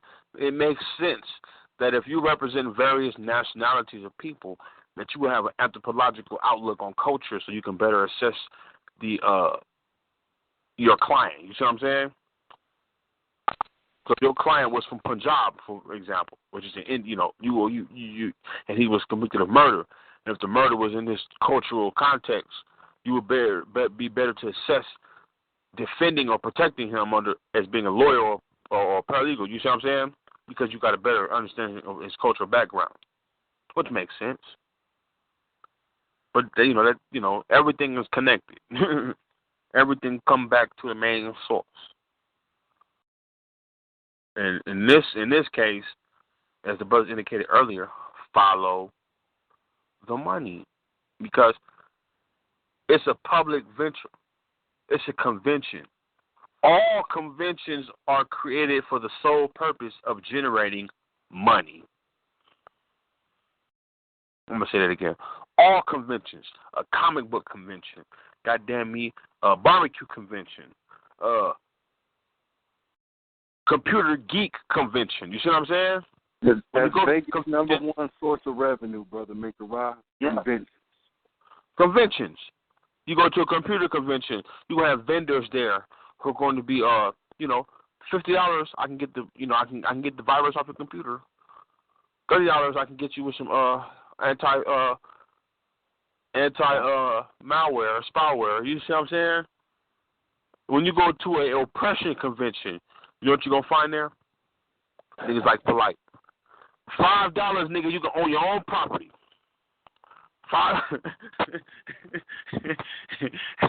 Nigga, yo, get the fuck out of here, son. Yo, listen, right? You go, oh my God, son. I can see the tricks up niggas' sleeves now. Hold up. You got polite, and you got the new economic guru, Boyce Watkins, both together. What the fuck are these niggas really trying to do? Feel me? Man, they shit sick right now, man. My stomach was turning just thinking about this shit. And if I'm correct, didn't Boyce Watkins say something about Polite's shady dealings? And now they're on the same convention together? That's why Umoja did. And I bet you Polite gonna have a hat on. I defy anybody. It's that same video where you see that brother trying. I'm not even gonna call him brother. You see some nigga trying to, through metaphysics, make this white woman have an orgasm, and it's like a 10-second clip. You see Polite in I don't know what kind of car it is. I don't give a fuck what the car is, but the nigga had a hat off. That nigga, blum diddy blum, you'll never find a hairline quite like mine. I'm 34. That nigga younger than me. That nigga hairline starts where the peak of his ears do. Y'all hear me? Stress. That nigga's 29 or 30 with the George Jefferson. You get that from stress. You get that from lying. You get that from shady. You see what I'm saying? See the nigga with his hat off and tell me if he had the same effect. I'm trying to tell y'all. I bet you had on. He keeps the fitted on ever since he's been in LA. That nigga always got a hot fitted on. Shit. Even if he debating Sadie, if he don't have a baseball cap on, he got that little that little Masonic headgear. with the new covenant hat, or he has a fez on. But he gonna have something on their head. He gonna hide that hairline. And you know, Monroe niggas, when you public speaking and that light on you, you get hot. So naturally, you're gonna take that hat off, wipe your forehead, put the hat back on. You know, you see Seti do it, right? You'll never see Polite do it. He don't even touch that hat. That nigga hairline worse than LeBron James, huh? Woo! I said his hairline start where the peak of his ears start. Yeah, we should be. And that ain't the reason that, you know. And trust, it ain't his hairline that we don't like. Well, Makerod don't like his hairline. I'm gonna be real. You can't convince me that you a pimp and you pulling women with this nigga with a hairline like that. No.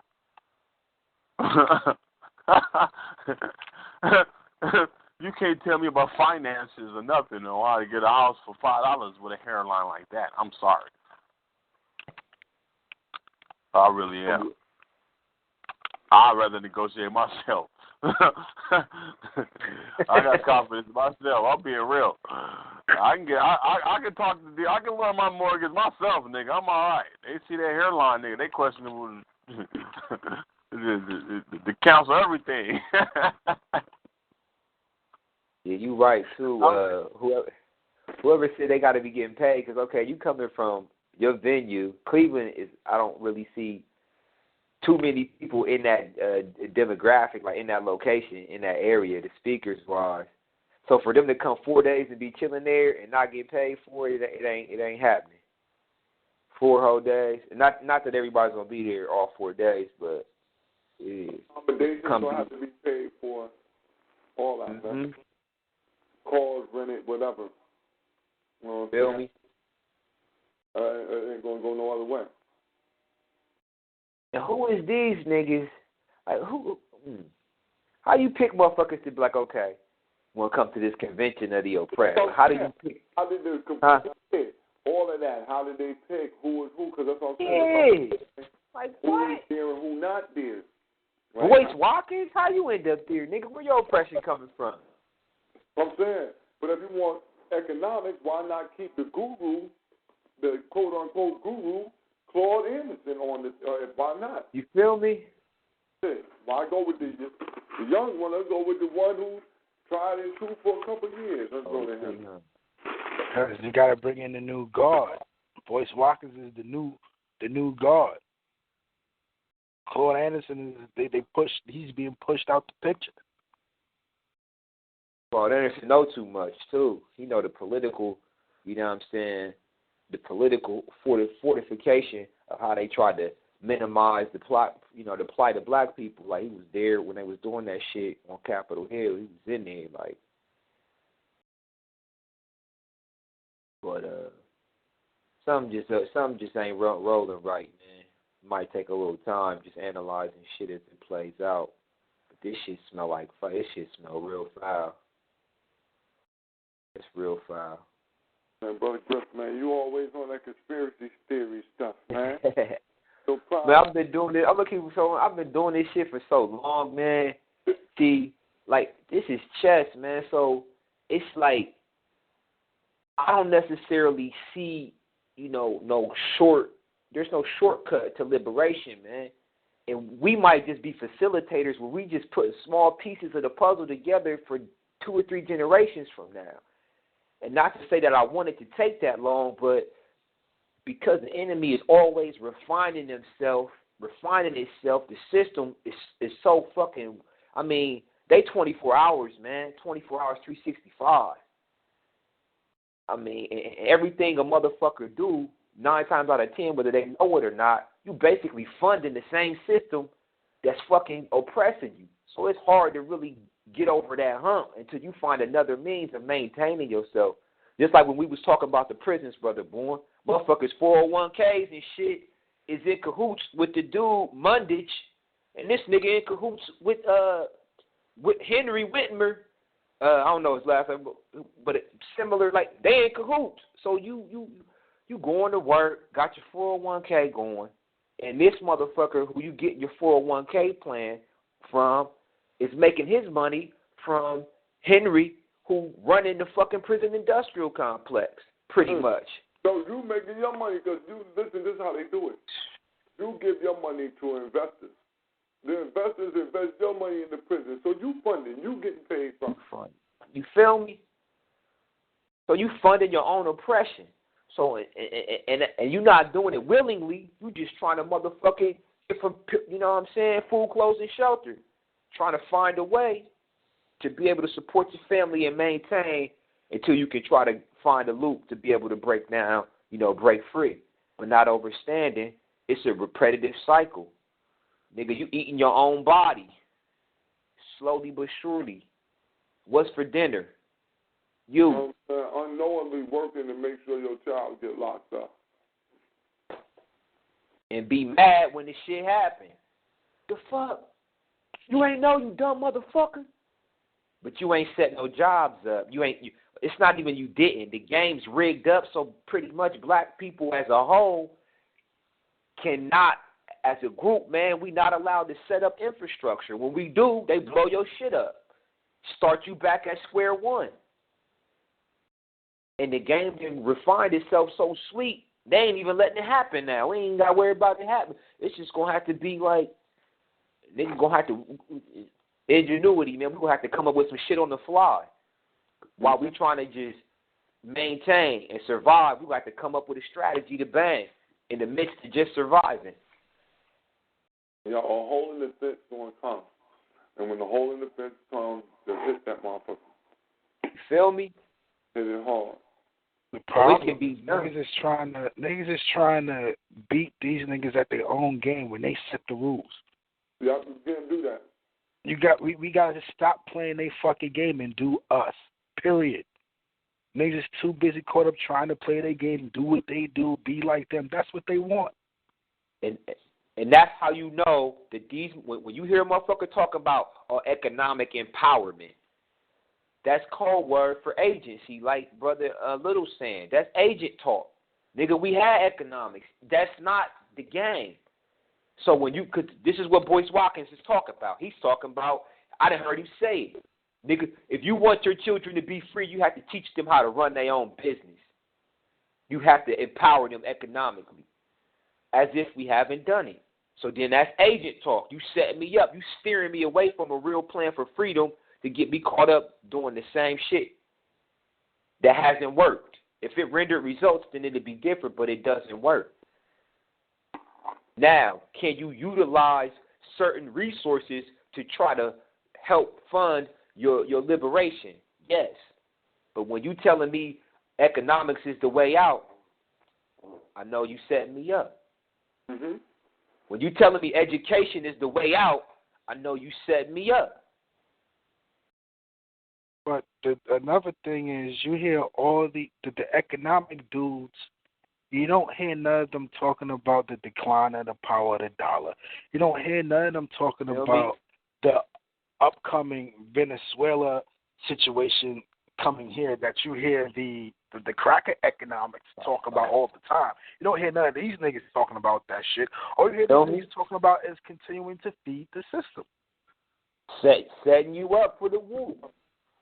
And that brother that's talking, that's funny you mentioned that. Because if anybody study the history of Venezuela, Venezuela has been sitting on a chunk of oil for a long time. So to hear that Venezuela is financially going down, how is that? Yeah, they say Venezuela oil went up 57 times. It's 57 times higher now than when Chavez was alive. Now, how is that? Them niggas. What's the new word for colonialization? Globalization. There you go. See, globalization gives you a warm sentiment of global unification of resources worldwide, but that's not the case. It's another form of colonialization. Why? Global white supremacy. The arbitrators of globalization are the descendants of former colonialists. Every successful corporation that has shareholders that are holding $100, $200, $300 million, billion-dollar corporations were industries that were successful during slavery. You see what I'm saying? Wow. During slavery, no one looks at the real arbitrators of business, and they were the banks. Oh, yes, Mr. Whitewater, you can get that loan. It says here on your application that you have 2 plantations, you have over 300 slaves, and that means that that's free slave labor. Yes, you can get that loan because we know that you're going to have a 200% profit margin. You see what I'm saying? Not for this year, but for the next 150 years. Let's just look at the lucrative business practices of slavery for 150 years. You see what I'm saying? Oh. And then you look at, they replace slave labor with machines, y'all. That means the next thing that the cracker could come up with to replace the slave was a machine he manufactured. That's kind of a compliment. In my eyes, it is. It reminds me of that old folklore of John Henry versus the machine. Remember that? And then, like, I don't think our peoples really understand what the fuck chattel slavery was, man. We looking at it just forced labor, but it was a much bigger system of economic commerce than just that. Socioeconomically, politically, culturally.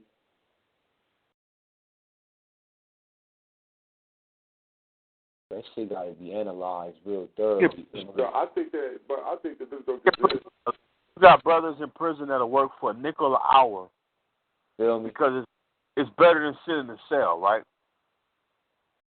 If you've been, and most brothers in jail, I ain't gonna say most, but some feel that they're in jail because they done something wrong. When I became conscious, anytime I got locked up by the cracker, I knew it was for some bullshit. I never sat there and said, damn, I need to get my shit together. You know what I'm saying? I fucked up. Never. No. I reacted to a situation that was planted there for me from the get-go.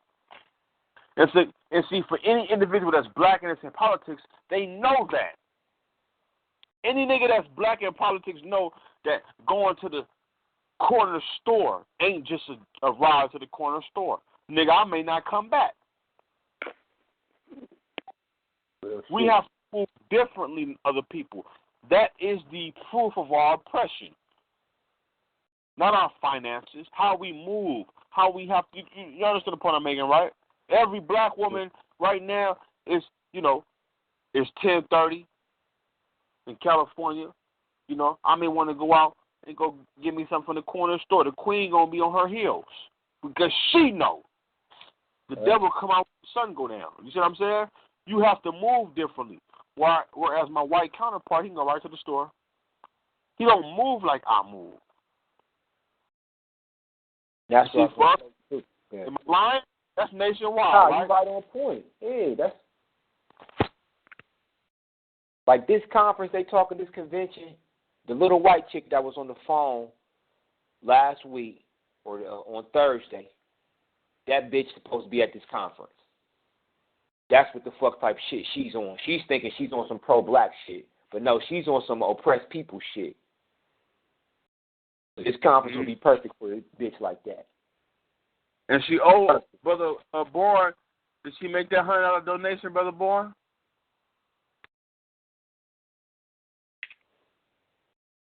You muted yourself, bro, Big. Brother B. I ain't see it yet. See? You see what I'm saying? Expect it. And if you was waiting for it, you would be dead. It'd be a game be over already. Exactly. The fool would be the one waiting for it, right? And that's the African proverb too. During the flood, the African proverb say, during the flood, the fool builds dams, the wise man builds bridges, right? Meaning the fool would try to stop the raging water of the flood, right? The fool I mean, the smart man will say, you know what, man, we can't fight Mother Nature, but we can build around it. You see what I'm saying? We can go over the water. But the fool builds dams during the flood. Why? The wise man builds bridges. You see what I'm saying?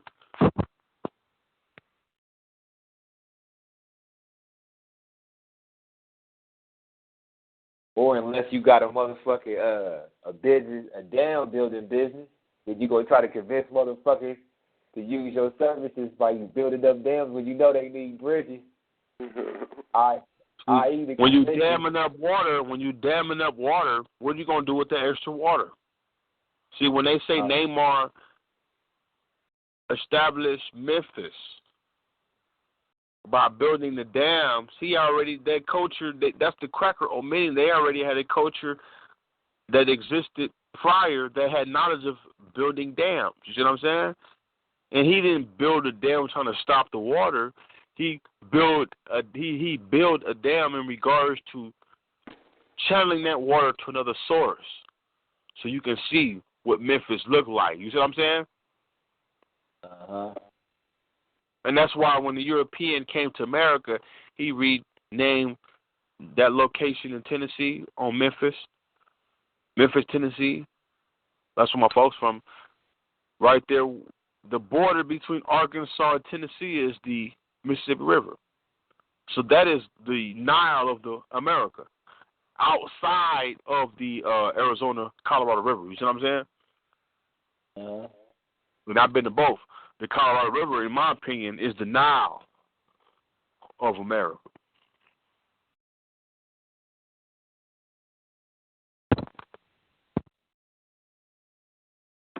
Is it a Colorado? Yep, that's fresh water. Remember, if water is moving more than 15 or 10 miles per hour, it's drinkable. That's for survival tactics. The Colorado River is moving in the act. So is the Mississippi River, but I've never drunk Mississippi water. That shit is muddy as hell. But I have drunken Colorado water, and that Colorado water is blue like the Nile.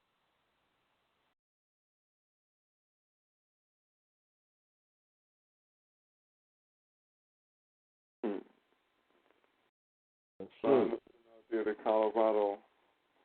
I don't know nothing about that water. Black Power to all the family on the line. The lines is open tonight. You know, it's Field on the Ground Radio, Slaughterhouse Saturday. Where we going? You know, we got a national convention of the oppressed coming up July 14th with a lot of different characters. You know, a lot of different ideologies, and like I said, a lot of different egos. You understand? So, we're going to see how this shape up for us out here. I don't know a couple of people, but the sister, Melanie Sutek, what was that, Thursday? We were speaking on Melanie Sutek, and, you know what I'm saying? It was like, you know, she came out with some wild shit, you know. You know what I'm saying? I was like, damn, Melanie Sutek, that's kind of wild right there. Out of all the women in the community, how does she get on the platform, especially after those wild comments she made? Right. Crazy comments, son. Son, she went overboard, son. She went overboard. Hold on, we never got to play it though. We never got to play that. Shoot that up, bro, B. Yeah, we never got to put that on the air, because we talked about that. We were meant to put that on the air. Hold on, man. Hold on. Let me go into my history real quick. See if I can find it. It's a calamity, man. Because I surely had it. I don't even know if they pressed her on the issue, because I got to about the 5-minute mark. That's about as far as I got into the video. I had to cut that joint off. Like, I can't even listen to more of this bullshit.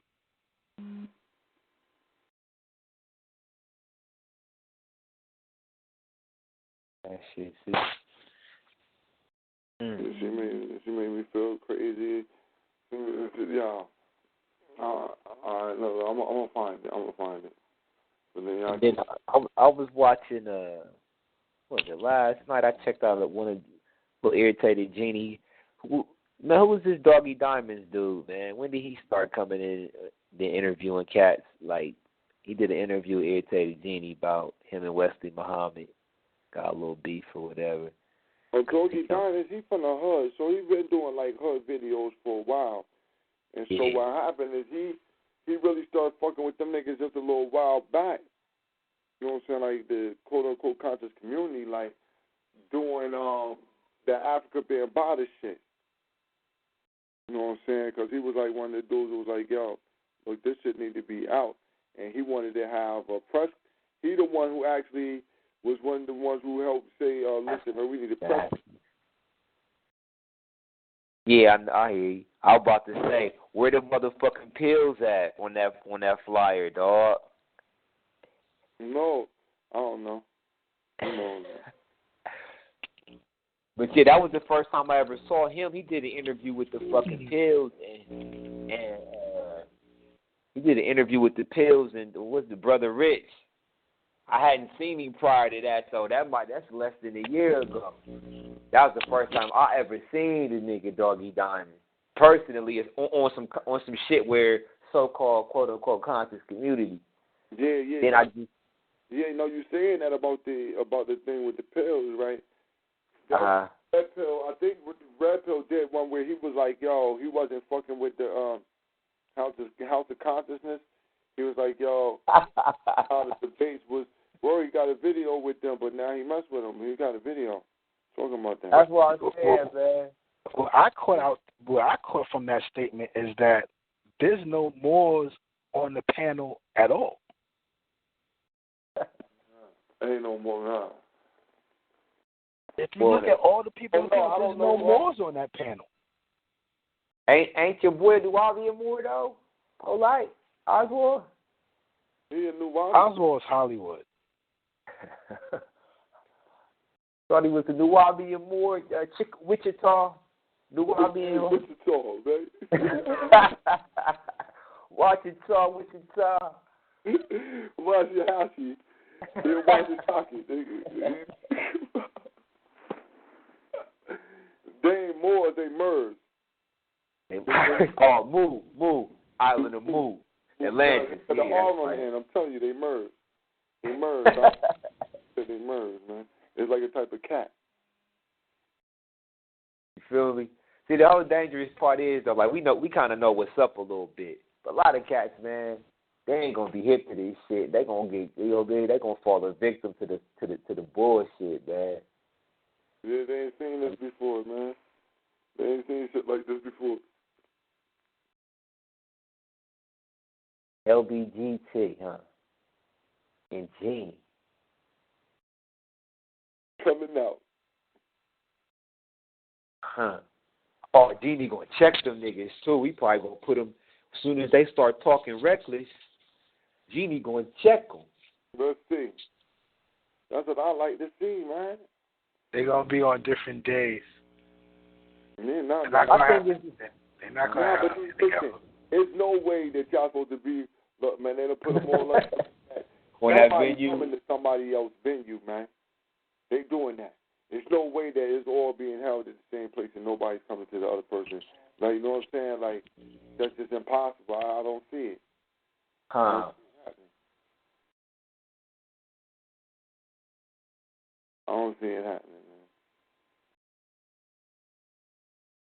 man. I want to see what happens with either the LGBT or Genie walk up in their damn menu. That'll probably be the only joint I would watch just to see the interaction. They just gonna be shaking hands. You can't do that. If Genie does that, he loses all his credibility. They're gonna do the secret handshake, bruh. Genie has to go hard, or his platform loses all credibility, because that's the main premise of his platform. Then they gonna do that shit that LeBron and the shit that LeBron and them do before the game start, nigga. Like, yeah, right. They all got this fucking. niggas, man. I don't know. I don't know what to make of it, man. I make heads or tails of this shit. That shit ridiculous, man. And my thing is like, I don't know. It's above and beyond just outrageous, man. Some of them dudes, I couldn't even see niggas like, what the fuck, like, motherfucker, Kunel West, like how you even, like, how you even mix that? No, and then my thing, huh? So go ahead, speak on corny. Now I want to say this too, man. You see how niggas biting off my nigga Willie D, man. Willie came out with the little joint. Now everybody coming out with this cool shit. They ain't even giving that nigga no props. Like he was the one who kind of like brought that shit to the surface on niggas, man. Like the word been out there, but before Willie D just came out with his little joint and shit and start putting niggas on blast with it, now everybody really using it like super, super hard. Matter of fact, I heard Griffin, like he was on, he did a show with the Underground and shit. And they was like, yo, these coons and this and that. But I ain't heard them niggas really using that term until, you know what I'm saying, Willie D came out hitting niggas in the grill with it, like straight up, hands down, no holds barred. Now all of a sudden everybody's shooting it around, and like on the mainstream type shit. Do you know that nigga is got the channel, that Advice Show? You know who that is, brother boy? Anybody online? Huh? The Advice Show? Yeah. Dark-skinned brother, peanut head ass brother. Oh, yeah. Kind of heavy. Man, yeah. This nigga did a show, and he's talking about, it was some young brothers and some young white chicks, some white bitches. These niggas was taking all these white bitches up to the prom and shit. So then people was commenting on their prom pictures like, oh, you fucking sellout ass little niggas, why the fuck you fucking with these white bitches, whatever. This nigga like, man, you fucking, like, y'all so insensitive. Like, them is just kids, man. Leave them kids alone. Let them do what they do and blah, blah. I was like, man, hold up, B. You supposed to already be speaking against that shit when you saying that you on some, you know what I'm saying, some pro-black shit. But when people were speaking against it, he was like, you know what I'm saying, it ain't right. You shouldn't be doing this to children or whatever. No, I know who he's talking about. I could see him saying some dumb mess like that. Man, then the nigga, how you going to speak on racial issues and then you going to, you know what I'm saying, you going to throw that off. Then I'm seeing, so girl's name, motherfucking Zaza Ali is on this nigga show now. So now her and Griffin fell out, whatever fucking happened. So now she's rocking with Boyce Watkins and this nigga from this Advice Show. And she don't even really, huh? No, what? Man, she was on this nigga show and she was on Boyce Watkins' show. Now she rocking with Boyce and them. I said, man, this is some shit, man. This is some shit. And the shit she talks is too militant. It's too raw for their type of platforms. But now she's kind of making it more of an intellectual type of, her approach is more intellectually, you know what I'm saying, formatted. It ain't as quite as direct. I won't even say militant, but it's not like, you know, fuck them devils, this and that. I don't hear him speaking like that. Now she's speaking more intellectually, like, you know, they set up genetically, they have the eugenics programs, blah, blah, blah. But it ain't no more that reckless type, you know, this the white man, the devil type shit. I was like, man, this whole fucking little so-called conscious community, man, that shit funny, man. Trust none, man. Trust none. Trust nothing, man. Move with your circles. Whoever you've been rocking with, that's who you stay rocking with. Don't get no new motherfuckers. Like you said, bro, boy, if you meet the motherfuckers on the battle line, front lines and shit, y'all beat them niggas from that angle, and then the niggas you've been rocking with, you rock with them, and we're going to hit them from our angle, from whatever position that, you know what I'm saying, whoever you've been rocking with is hitting them from. But don't try to mix and match with these motherfuckers, man. That's my opinion on it.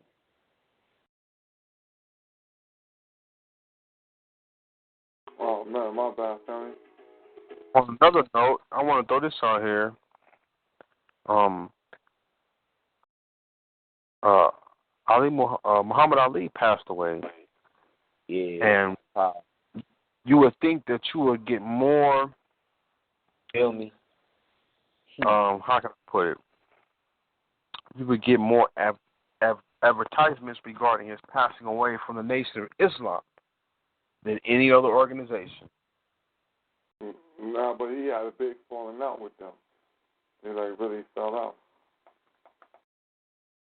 Before or after he made millions of dollars for that organization?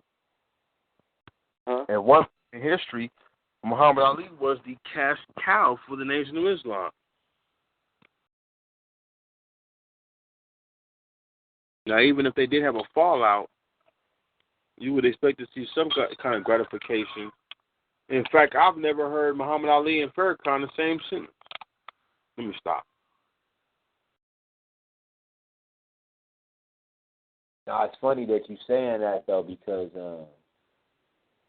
I heard him kind of like, he kind of like, I heard him speak on Malcolm like, man, Malcolm basically forsook his position with the nation. That's why he got did the way he got done. You know what I'm saying? Like, basically, you know what I mean? They're recognizing Elijah as, the messenger from God, and he's supposed to follow Elijah. But once Malcolm, he was saying Malcolm kind of got tricked by the media to become, his own leader or the representative for the nation. Once he became bigger than Elijah, and he was like, that's where Malcolm messed up. Like, we're just followers. Elijah's the leader. We're followers. He's like, I never speak like I'm greater than Elijah. I was like, yeah. I respected Malcolm for that because Malcolm knew Elijah was a fraud in the sense of, representing what the truth is. He gave him credit for, helping to develop him. And I didn't see Malcolm as wanting to really, once he found out that Elijah wasn't who he claimed to be, he didn't want nothing to do with that organization no more from what I got from him. But when I look at Khalid didn't really want to go. He didn't want to leave the nation. The nation pretty much left him.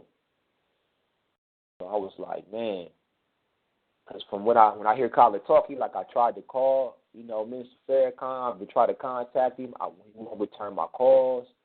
He won't talk. He won't see me. He won't talk to me. So I've got no choice but to move on. But with Malcolm, it was like, from what I could see, like he like, I'm not going to follow or be in line with the organization. That's not about the business of doing, the work that needs to be done. So therefore, I create my own organization, and I can lead that. I can have a better impact running an organization the way that I want to, based on the fact that we're doing what needs to be done, as opposed to be handicapped running with an organization that ain't really doing what the fuck needs to be done for our people.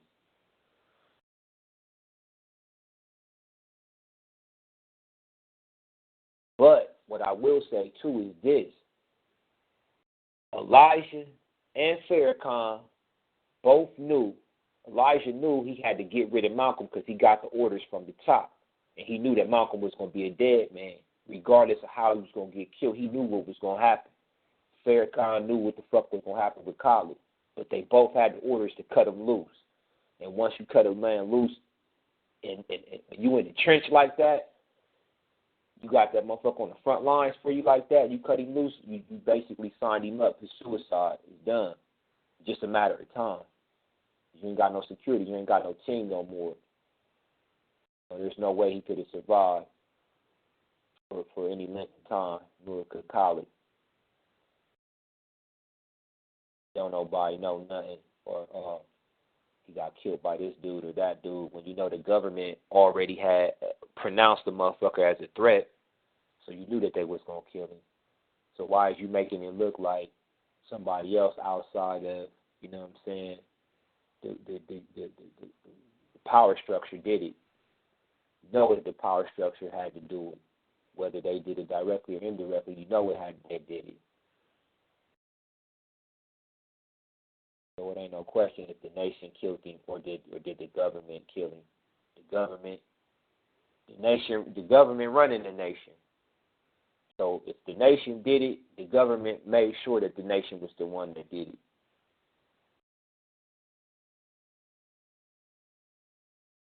You cannot have two power centers existing on the same land, existing within the same environment.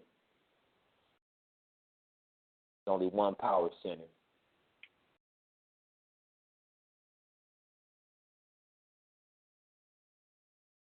Unless one power center allows the other power center to exist.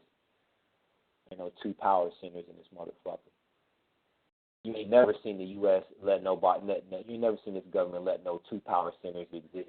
Unless this nigga doing what the fuck I told him to do. So then in essence, you're not no power center. You're a subordinate unit of the main power structure.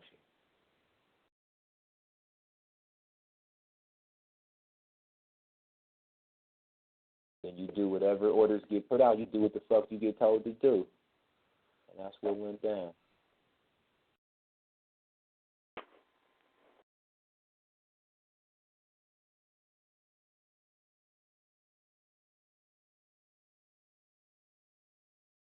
Black Power. Black Power. Well, family, I was trying to cue this whole piece, man, for the last couple of minutes. For some reason, it won't get to the beginning where Sister Melanie Sute got up there. Like I said, I didn't know every black person was. But she had a couple of things I hold down.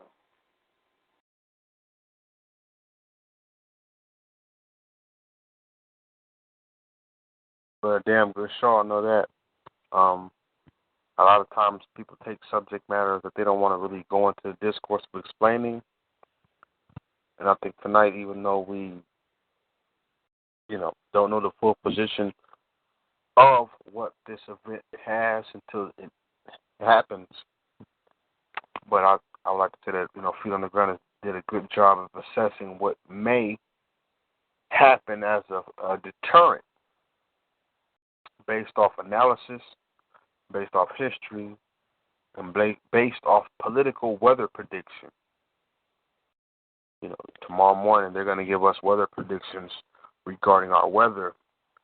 But if anyone was to do a diagnostic test on the political nature of 2016, June 4th, you will get a whole different perspective. But I think tonight we've done a good job of really, just analyzing and asking basic questions regarding the intent for this convention, the purpose for this convention, and the overall goal of this convention. And we are not in the wrong for doing that. Black Power. Black Power.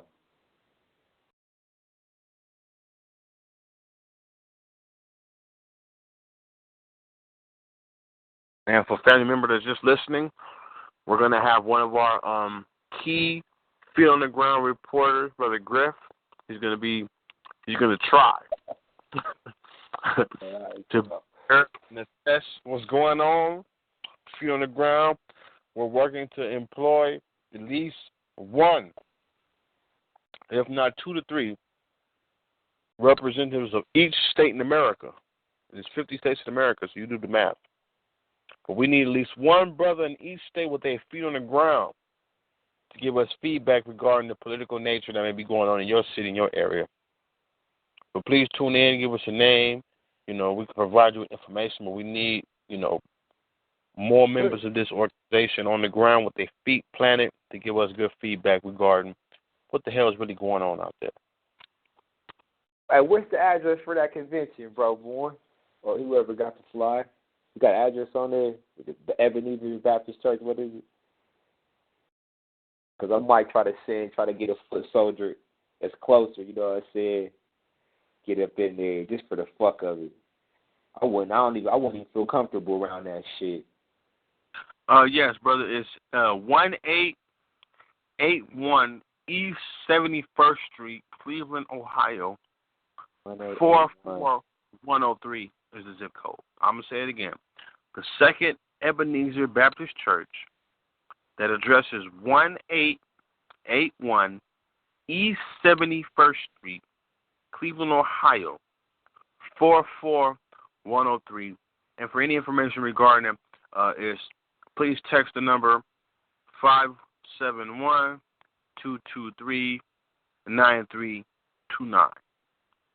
Now, who the fuck sends you text me something? If you need some information, text. This is on the flyer. That's what I'm saying. That's some Asian shit off the text me. If you need some information, just text this number. We'll give you some feedback. I can't even call no motherfucking body. I can't talk to nobody. That's crazy. The brother said he want to hear a voice. Nigga said text me and I'll text you back the shit. All right, you said Ebenezer Second Baptist Church? Yes, sir. You want me to read it to you one more time? Yeah, put that out there for the fan. Mm-hmm. Yeah, the physical address is Second Ebenezer.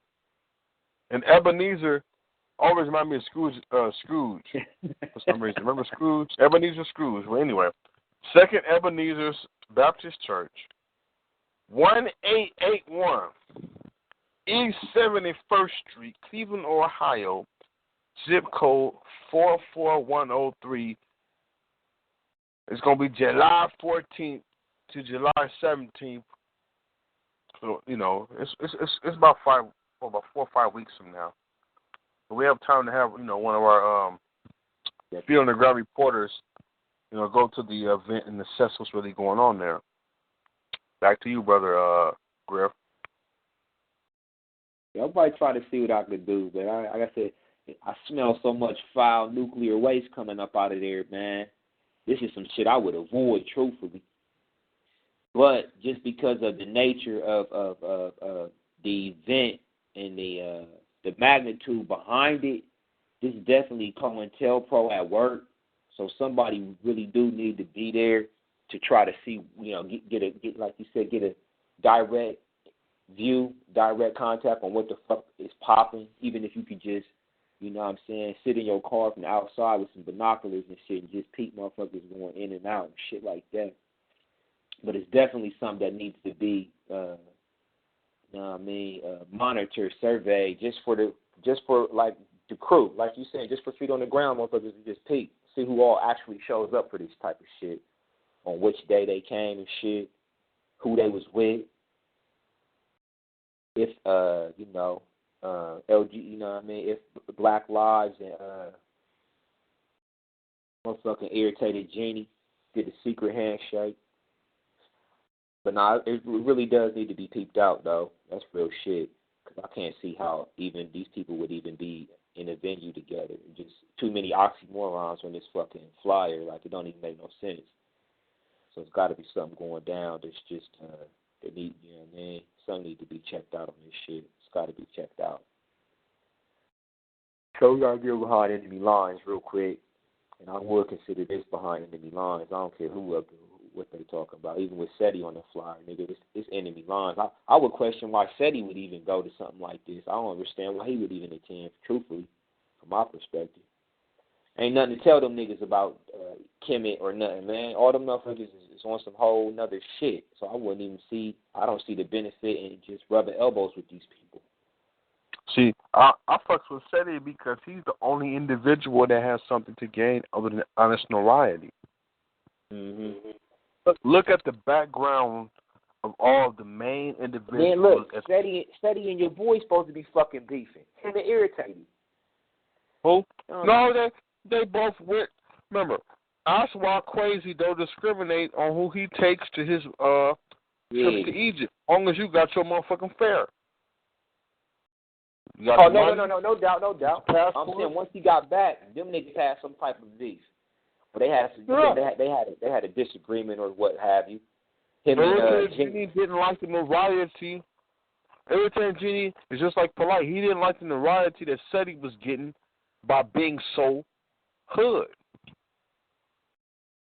Well, they should go a little deeper too because what Irritated Genie and probably have in common is that they're conservatives.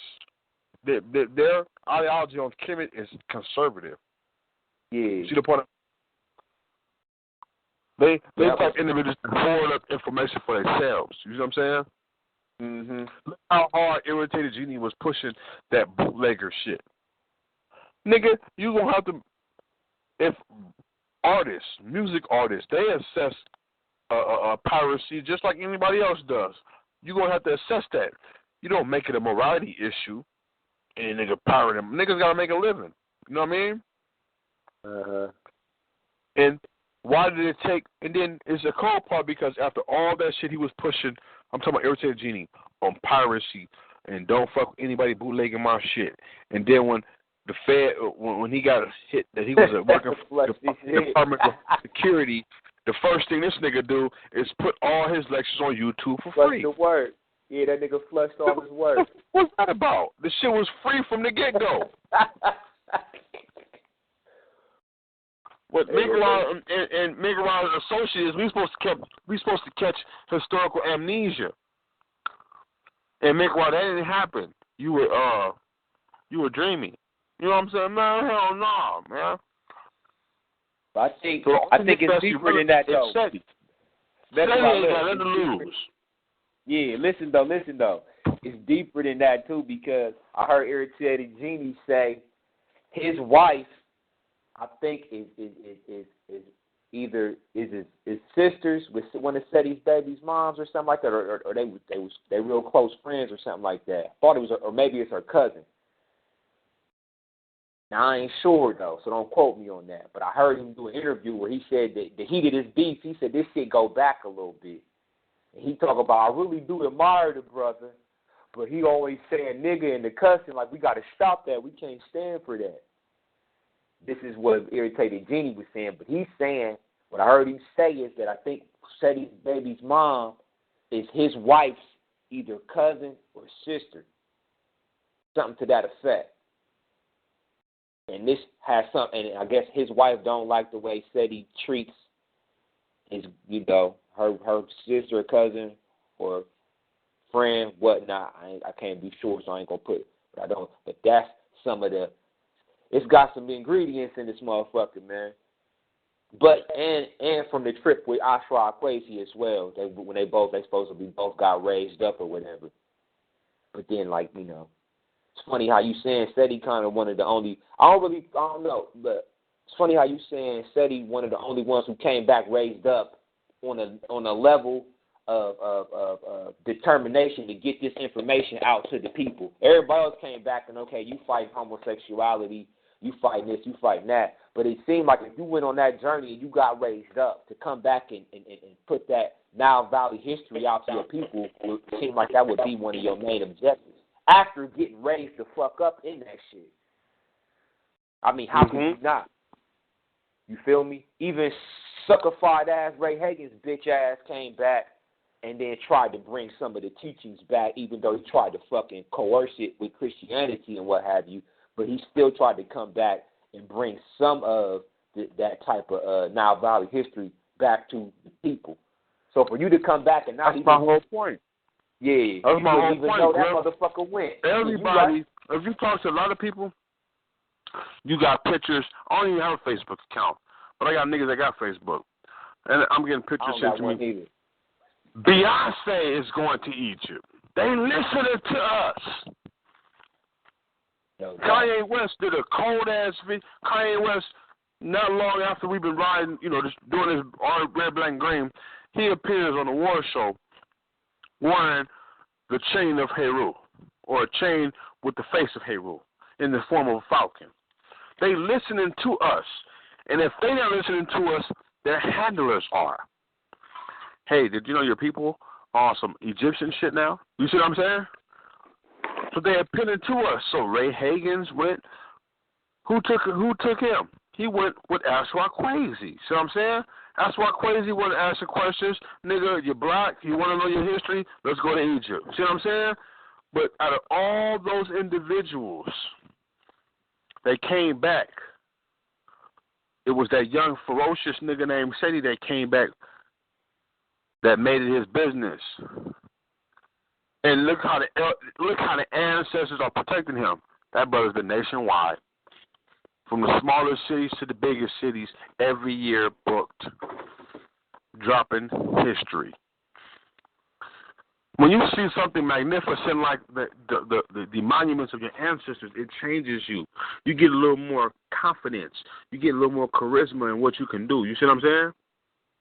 All that this tells me, and this is my opinion, that all the other individuals that went for personal gratification. He had a social experience. Now, you know the individuals didn't make the pyramids. Groups did. See what I'm saying? Yep. Okay. I can respect it.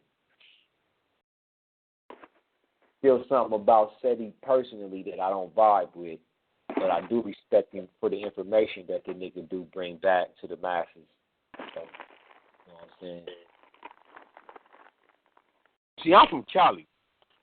Yeah. A lot of these niggas wouldn't even make it out here. Like Malachi Z. York wouldn't have had a strong following in Cali. You know what I'm saying? No doubt. The Nation of Islam did, but they had the numbers that appealed to niggas in Cali.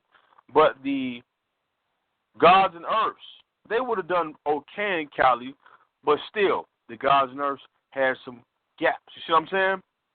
Uh-huh. Now, I'm in Cali, and I can brag about this. Brother Little's on the line. I think Brother right here, Rule's on the line. California don't even have the numbers that a lot of these black, like Detroit has, meaning in one area.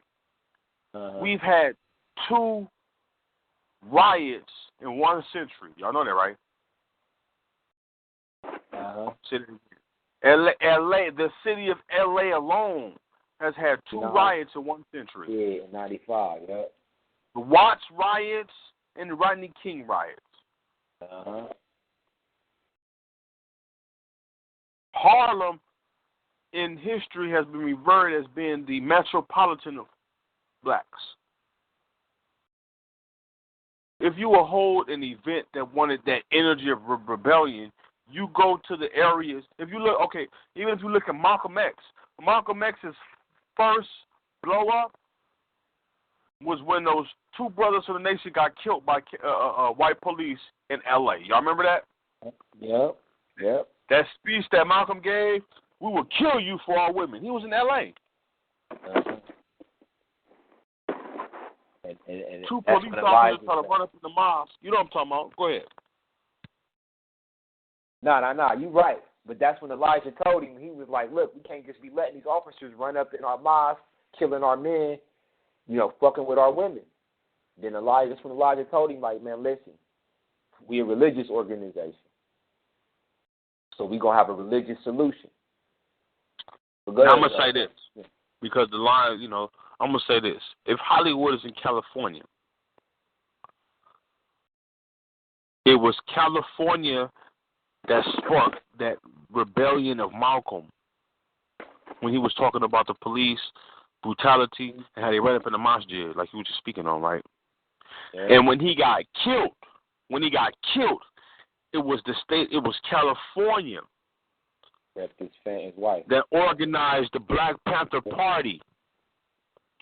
That first objective was to protect Betty Shabazz. Why did Betty Shabazz need protection? Why did Malcolm X's late wife need protection? Because the Nation of Islam wasn't fucking with her. So when I hear about the Nation of Islam, Muslims, and when I hear about the Nation of Islam in Black Panther garment, that's a slap to the face because I know history. If you niggas was doing your job from the get-go, y'all would have protected Malcolm from the same organization that he built up and his daughters and his queen, and there wouldn't be a need for a Black Panther. You see what I'm saying? Mm-hmm. What am I saying? Mekra saying that it was the negligence on part of the Nation of Islam that created the Black Panther Party. That's why when you listen to the 10-point program of the Black Panthers, show me anywhere where you see an allegiance to religion. Not at all. I defy anybody to show me. They seen it. That was the last draw. Malcolm was the most religious motherfucker that you could have on your team. I think Malcolm was more religious than Martin Luther King Jr. regarding what he stood for and what he standing on and what he wasn't going to compromise with, right? Hey. That's the question we should ask. Who was more religious, Malcolm or Martin? It was Malcolm by far, because his interpretation, he would die for it in the sense of the religion itself is supposed to embody a certain level of respect to the point that you wouldn't allow a motherfucker to harm you or your children or anybody out of your clan without defending yourself. Not,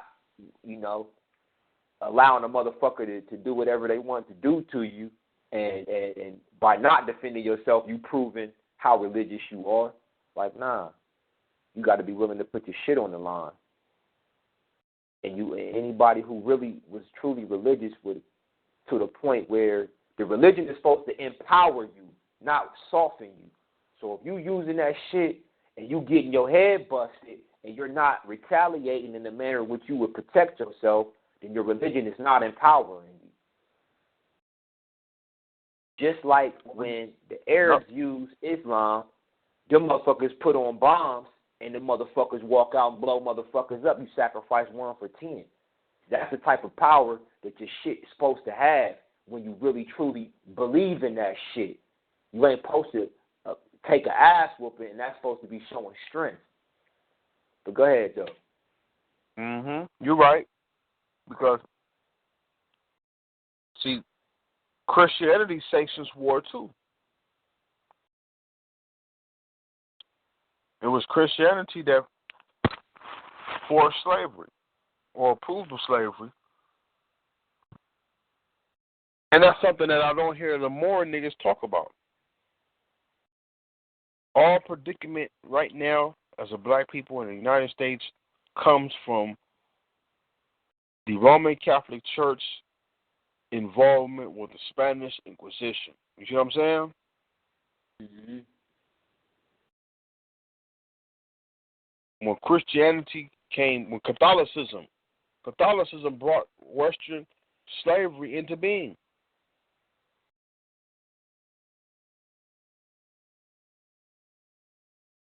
So when you know the history of it, you will promote the culture that was originally created for your downfall, for your oppression.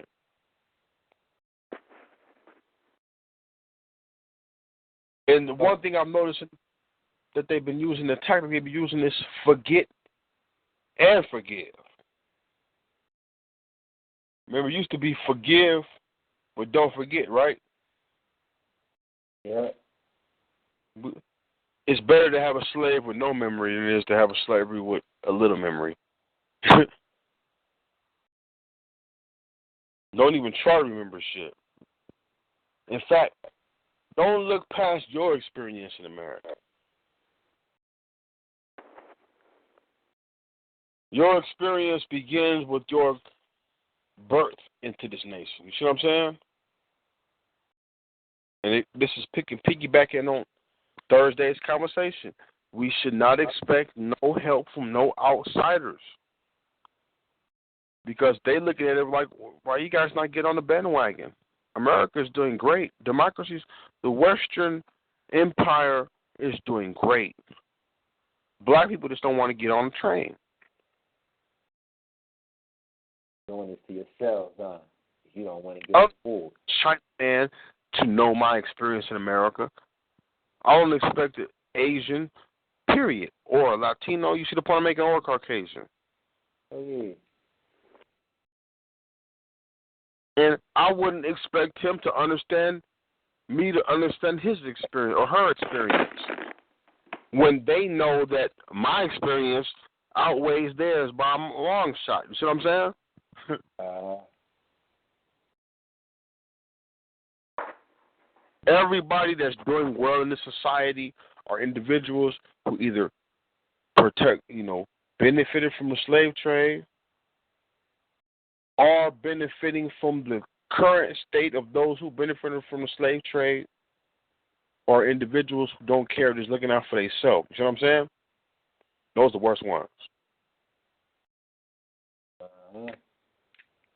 So, for them to post Native Americans on the flyer, in my opinion, the host of panel, the panel of hosts that they have now on that flyer is legitimate enough, by them including the Native Americans and putting them on the front of the flyer. That gives me the connotation that they're trying to appeal to a larger audience. What larger audience do you need than your brothers and sisters?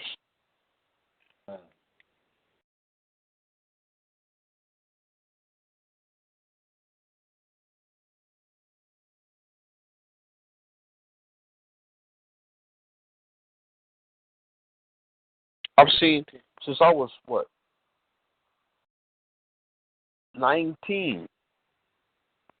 I've seen the same rhetoric, Savior's Day, the Nation of Islam Savior's Day, or speeches or lectures, and I've seen the Nation of Islam go out their way to roll out the red carpet treatment for Native Americans. I've even seen the Nation of Islam go out their way to roll out the red carpet for Native American converts in the Nation of Islam. And I've yet to see the same thing in regards to the Native Americans appealing to us. You see what I'm saying? That's like Brother Grip say, that's COINTEL all the way. If you're going to have a gathering of people, you have to, what's the word I'm looking for? You have to assess those bigger than, you have to appeal to more than one race group, basically. Integration. Say again? Niggas is a gang of integration.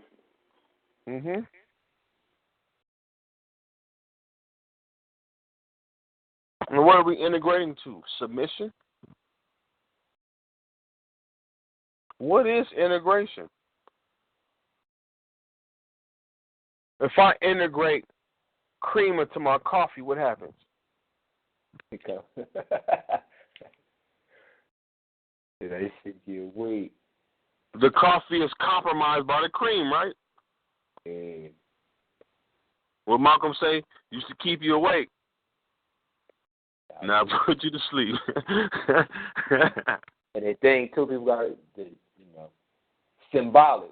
Cream can be symbolic, not to just white people, but to bring in other issues into an equation that have nothing to do with your original premise.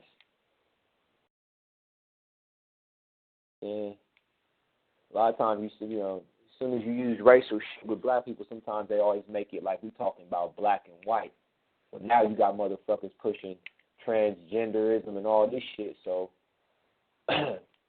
white men used to attacking the since it's black and white. The number one problem, just like in 1965 when Malcolm was speaking, it was the race issue.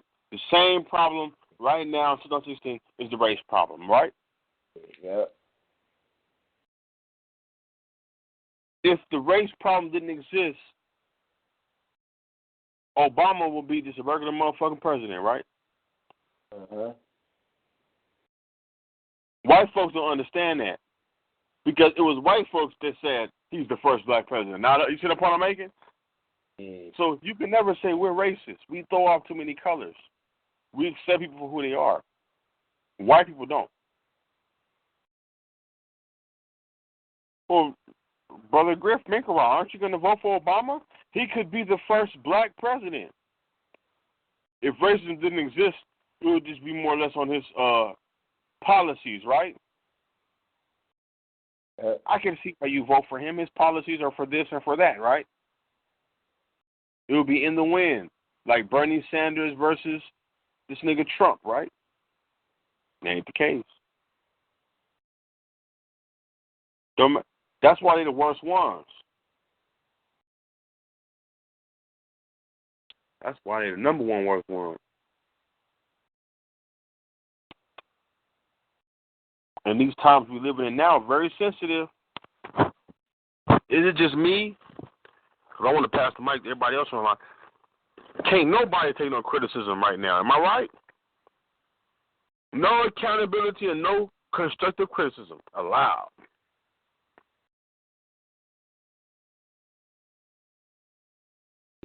Did you hear the white chick saying, like, the white chick that was on, she was like, are you familiar with Uhuru, the Uhuru movement? You know that's the little fag and shit, right? Little Gazi Kozo and shit. And nobody really say that. When I heard her say it, I ain't hear nobody say nothing. I don't know if they knew exactly what she's talking about. He was like, nah, we ain't hear. I heard that. Brother Boy's like, nah, I don't know nothing about no Uhuru movement.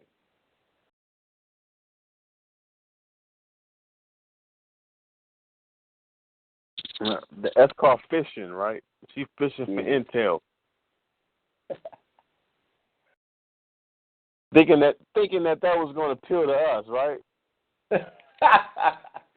No, we don't know nothing about the Uhuru. Well, tell us about the Uhuru. Let us hear from your perspective. Yeah. 100. I love getting white folks on the hot seat because white folks in power don't like to be questioned. So any white person that opens themselves up to be questioned, in my opinion, is suspect. Well, that makes sense, don't it, brother Griff?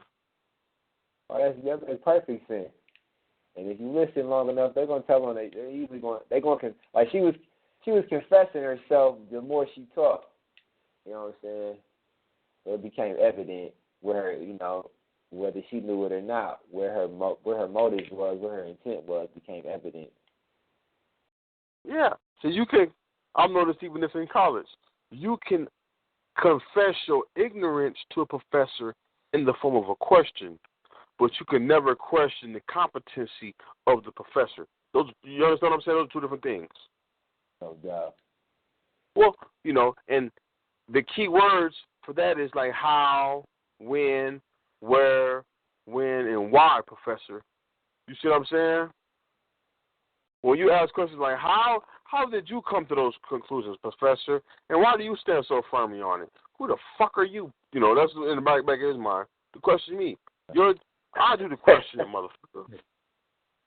So for a white person to call into a black platform and to want to ask questions and answer questions, I'm looking like, nigga, you not good with your people.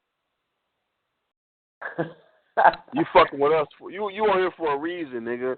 Because any other white kid or white person, they'll be chilling somewhere having wine. You know what I mean? They'll be indulging in white supremacy, right? No doubt. I never get white folks change, neither. That's begging for change. Hell no. Because if you're not benefiting from white supremacy and you're white, you've done something. You fucked up. I'm serious. Them niggas be looking at me on the side of the freeway, at the corner store, having blue eyes, looking dirty and dingy. They get no change from Nicaragua. None. It's black problem. Race white kid, them I wouldn't get a quarter. They won't even get a penny from me. And it's the cold part because they kind of like target me, trying to appeal to my humanity. Like they know something about me, or that black person, they go deny me, they good people.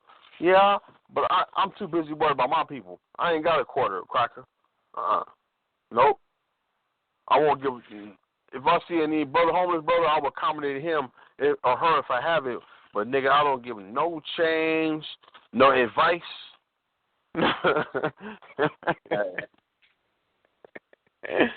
No type of discourse to no panhandling cracker. Because if I'm living in the state of white supremacy and I'm doing better than you and I'm not white, no, you fucked up. You fucked up with your own people cut you off. And you notice what the bitch said too.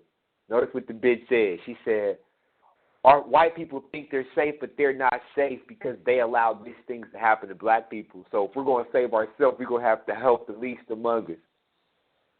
You helping me out to get it past your own motherfucking oppression." Mm-hmm. Until you realize that you fucking us over was ultimately going to keep you fucked over, it wasn't no motherfucking problem. Only when you realize, oh, damn, we done did these motherfuckers so bad, we cursing ourselves, our future generations. Let me get in here and try to turn this thing around. Yeah. Like one day you sit in your living room and you just say, "Oh, God, what? I have to save the black people." You know, and bitch, you ain't doing us no favor. We not even asking for one. That's white privilege right there. Feel me? Any white person that is doing something for black people, they feel that they're doing it, you know, doing you a favor, and that ultimately, you know, like black people, we just do good deeds. We just do them to do them. White folks want to be seen on camera.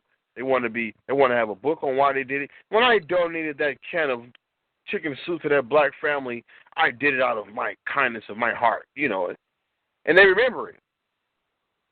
When you're in the business of doing good deeds, you don't keep up with every good deed you did. You're just doing shit. You're just living. You know what I mean? You're just living your life. Yeah. Motherfucker that keep up with shit is a motherfucker who's got a guilty conscience of not doing shit. So they need a reference. They need a reference date. So when somebody asks them the last great deed that they did, they can say, "Oh, last week I gave we can hang this nigga tonight, because last week I gave a nigga family a ham last Sunday at church." So I'm a good cracker. I just gave that black family a ham. So I'm not racist, but I'm hanging this nigga tonight. Yeah. Go get the rope, Tommy Lee. Billy Ray, where my lighter at? You know. These people can't take responsibility for their actions, so they constantly need a scapegoat. In every European government, there's always been a social class orientated around a scapegoat, a black sheep. In Germany, it was the Jews. You know what I'm saying? Uh-huh. They need something to point the finger at. They don't know how to build civilizations that can endure 1,000 years. Did you know that's the dream of the European? No doubt. Hitler said when he created the Third Reich, he was going to follow up with, peep it out, listen who he's citing, Alexander the Great. It produced an empire that would endure 1,000 years. Here it is, the cracker is trying to emulate an empire that will exist for 1,000 years, and you've had a civilization that existed for at least 10,000 years. You know what I mean? Yeah, that's on the low end. That's the lowest. We being modest.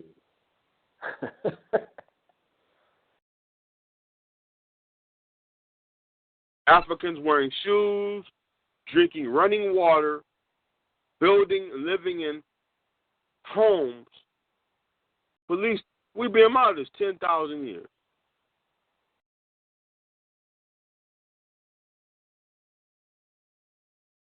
That's being very modest.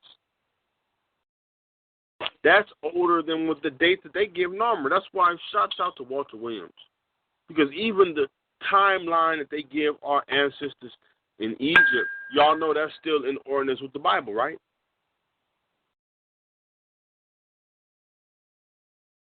Say that again. I don't think motherfuckers got you. Let me say that again. The time, Walter Williams said, don't use the timeline for Egypt because it's in ordinance with the Bible. Yeah. He said the ancient Egyptians did not keep a chronology of themselves like that. There was other people that was trying to date their interactions with them. Am I correct when I said that? The Bible says we only been here 6,000 years. Uh-huh. So that's a problem. That's why Neymar came in 31 BC. You see what I'm saying? 3100 BC. That's like the halfway mark for their 6,000-year theory, right? Actually, it's 1,000 years into their theory because it's 2016 now, right? In BC, you work backwards. So 2,000 years back to zero, and then another 3,100. 3,100 plus 2016 is what?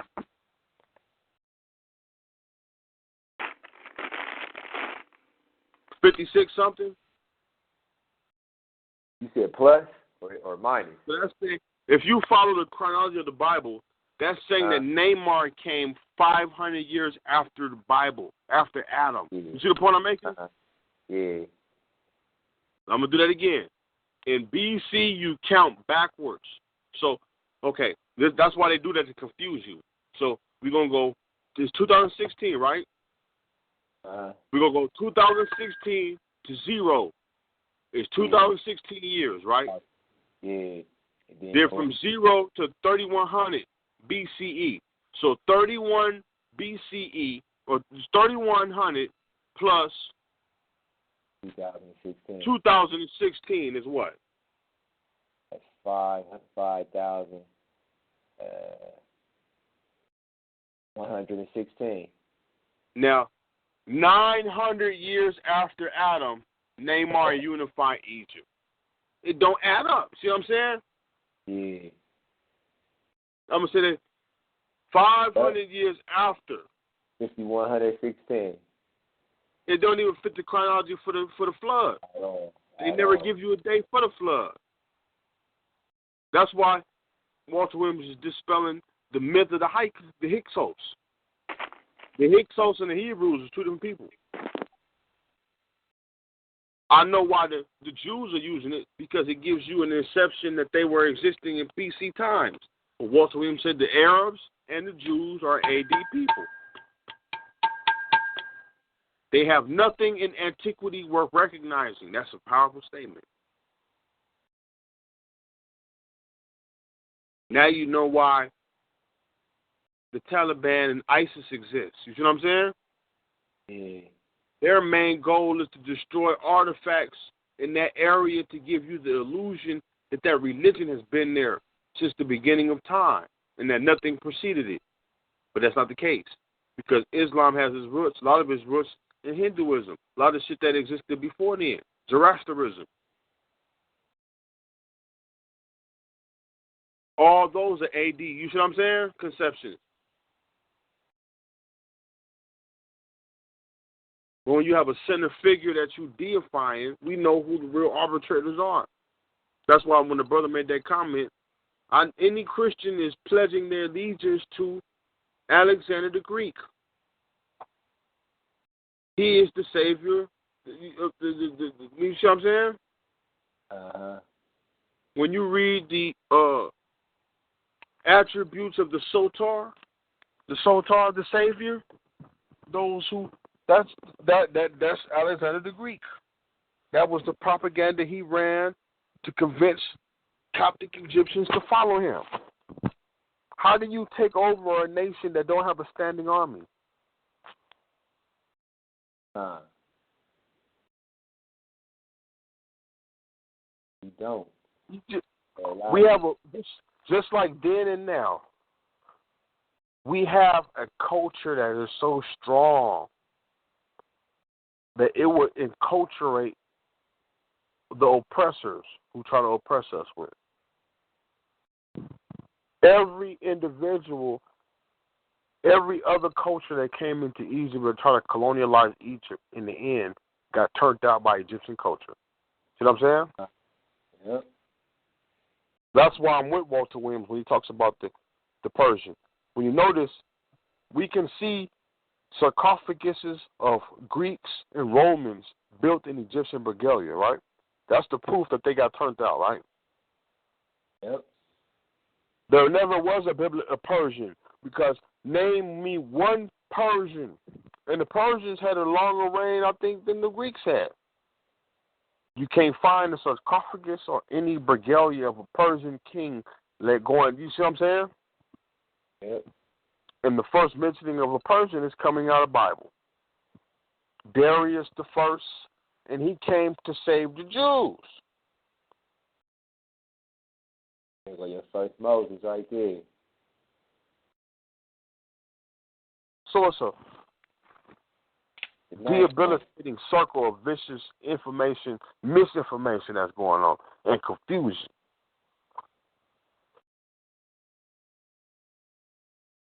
That's why we got brothers like Brother Griff, Brother Little, Brother Carls, Brother Born, Brother Rahim Rule, Sister Camille Free, Sister Camille, Brother Tim, Sister McKeer, you know what I'm saying? Etc., etc. We have thinking brains.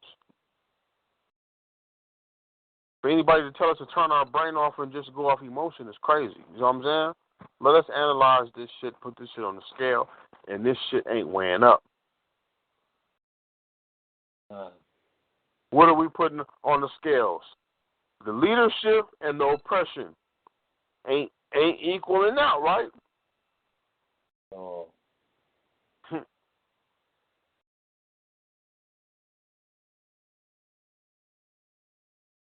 oppression convention. The convention for the oppressed.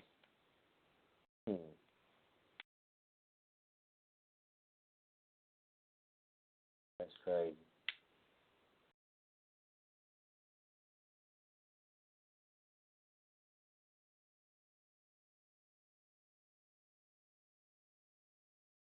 You putting that heat on them, though. You putting that heat on them, Brother Mekara. Making them, you know, we just make motherfuckers have to think a little bit. That's it. Quiet and moving like, Even that, just tying them timelines together for Nama, that was some shit right there. Simple, but you know what I'm saying? But necessary, like effective and shit. Now, I didn't even throw in Mesopotamia because they supposed to have superseded the Egyptians according to biblical text, according to science now. When you go read a book of human history, the first people in civilizations are the Mesopotamians, right? Now, remember I told you, the Bible says we only been around 6,000 years. If Namar is around 3100 BC, which is 900 years after, damn, that means the Mesopotamians were some cold motherfuckers. That's why the Mesopotamians are associated with the Nephilim, the fallen angels. We was talking on the Hangouts about this earlier today, last week. When you look into Greek mythology, they only have one story, Europeans. So all their stories they rehash with different names. Anybody that know any European history or mythology, is it just me, or does the Nephilim sound like the Titans in Greek mythology? Weren't the Titans giants? Zeus, who was the son of God, Zeus was the son. Zeus is the son of Kronos, right? Kronos is Latin, is time. Kronos eats all of his children. Zeus leads a rebellion. Keep this out. Zeus goes outside of himself, even though he's supposed to be the number one god, and contracts beings called the Titans. These Titans help chain his father, Kronos, away, and other gods. And then when you read the story of Zeus, that nigga was a cold god. He sounded like a cold tactician regarding politics. But if you look at it, it's the same story. Same story. Even when I was young, I always know that, hey, who is Zeus' only son?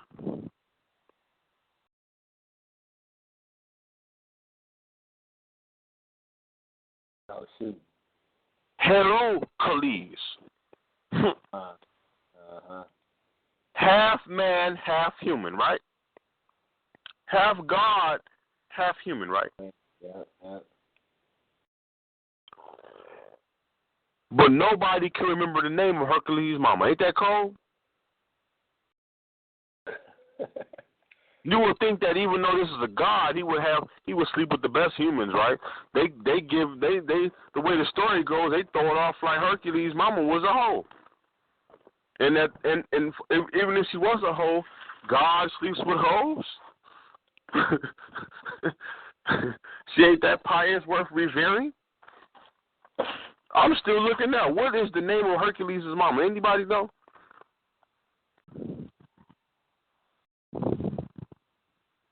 They don't venerate the woman.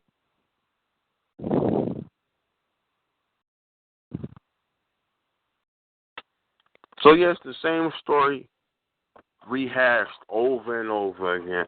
But in all actuality, like I said earlier to the brother who was talking, every Christian, a devout Christian who places Jesus higher than God or vice versa, is a worshiper of Alexander the Greek,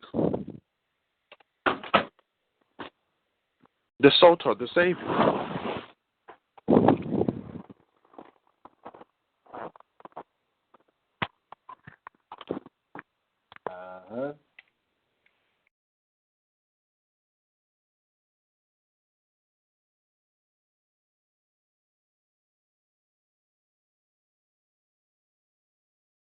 That's why it's held, that little flyer is held at the house. Yep. So you got to read Walter Williams' book, The Historical Origins of Christianity, and you'll understand the whole role of the church in regards to the church being a hub, a political neutral zone. Just look at what Margaret Sanger said. She's talking about destroying the lesser species in the form of social eugenics. And she's talking to her own people. The best individual, as she stated, that can help relay this message will be the black minister.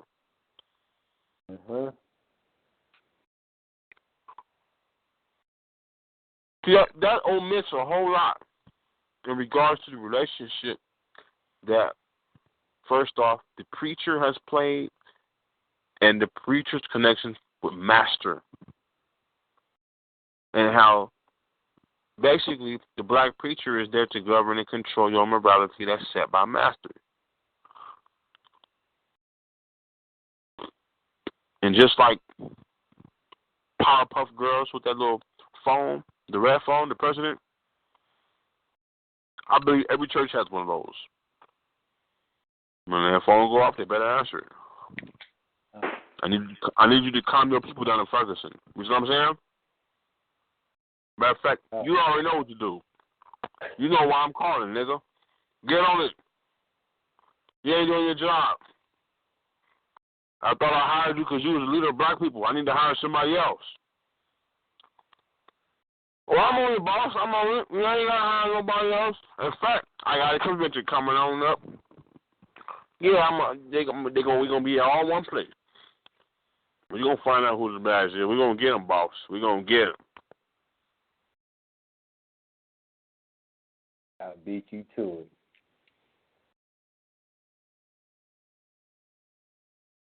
That's why I said, dude. What dude was talking, man, dangerous. Talking about going to hook up with some people or meet some people face to face and all that. I said, man, please, man.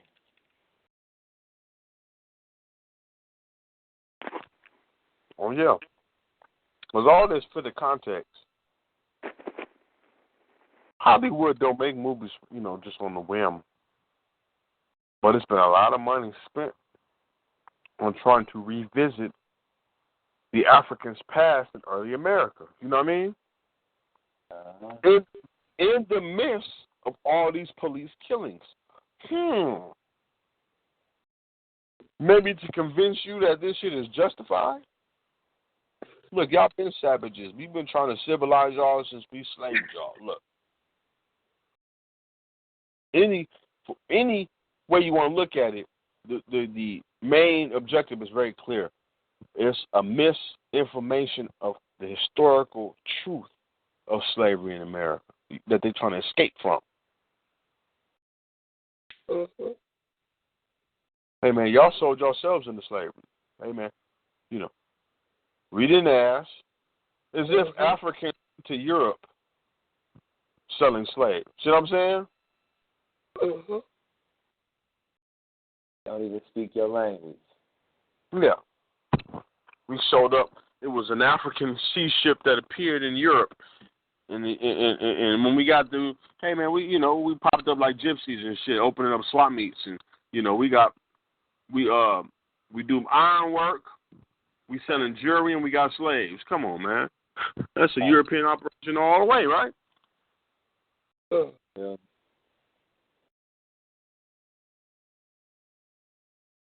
And when you study American history, you see this is a common thing in America, where every couple of generations they know that they have to correct.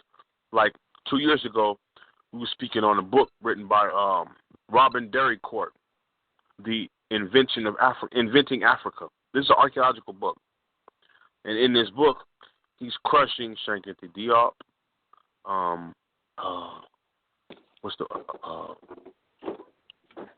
And Martin Burnell, who wrote that book, Black Athena, and this other authors. Huh? And this is like right during our resurgence. That's why I be like, they be listening to us. You see what I'm saying? So white folks attack through paperwork. Niggas hold lectures, white folks write books. Real shit. That cracker put on paper trying to refute that shit. And I know this, I will never forget that book because I was told by, and I will never always this cracker's name, Peter Robertshaw of England, Wales, archaeologist, specializes in Kenyan artifacts. When you know anything about Kenya, you know Kenya and Uganda used to be part of Zanzibar. Zanzibar was the biggest slave colony in East Africa. The Arabs didn't stop practicing slavery in Zanzibar until 1895. Y'all hear me? Yeah. Black power, yes, sir. Yes, sir. And the British came in and mandated that shit, right? This cracker professor who's the head of the anthropology department told me if I cited Shankiti Diop, that nigga would fail me. So I took the F with honor. You know what I'm talking about? Wow. Black power.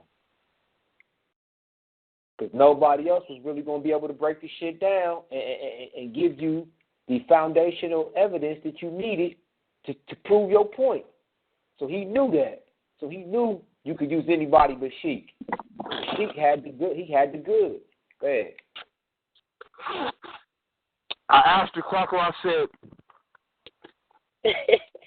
what's the problem you have with Shankiti Diop? And his face turned red. Because he was older than me. Actually, he was probably about in his late 50s. But he's been so programmed to dismiss Shankiti Diop by his handlers that when he's asked the problem he has with Shankiti Diop, all he could say was he's an historian. I started busting laughing. I said he was a motherfucking nuclear physicist first. He got into anthropology late. Most West Africans, they good engineers and mathematicians. Everything else comes natural to them. You see what I'm saying? He running radiocarbon testing at the car. And when he was refuting his work, I thought of Sister Camille. And the most difficult book to read of Shankiti Diop is Civilization and Barbarism. Anybody read that book? I think I had. I think I read a little bit of it. Go ahead. That is the dagger to crackers. That book is more eloquently written than, even though he's, the French speak good etiquette. So even if you translate his work from French to English, it is still written very etiquetely. That shit is the slap to the face. You know what I mean? That is the dagger for them. And the title says it all. Which book is that? Which book is that, brother Nekara? Civilization of barbarism. Is that the two cradle theory that he got in there? Listen to the title. Either we evolve or either we progress the people through civilization, which is proof to the Nile Valley, or it was barbarism, which is European. You see what I'm saying? Yeah, no doubt. I got and it's a slap to the face for them because of the word play he's using. You see what I'm saying? Yeah. Run, but you can't hide, motherfucker. Yeah, if you take, let's take the Amara Squad of evolution. They're basing this shit off barbarism. The survival of the fittest. That's only determined, by how long you've been in that environment, right? Even if we take race out of the equation, the problem is African people, we got a 200,000 year head start of other people.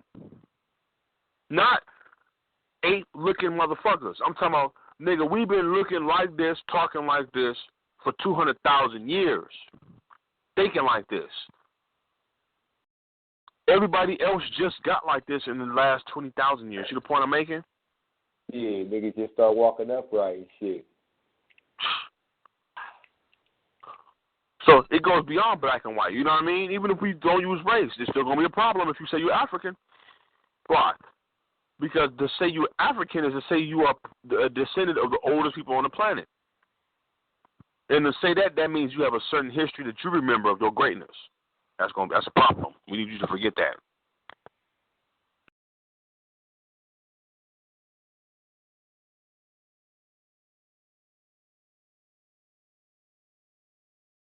Mm-hmm.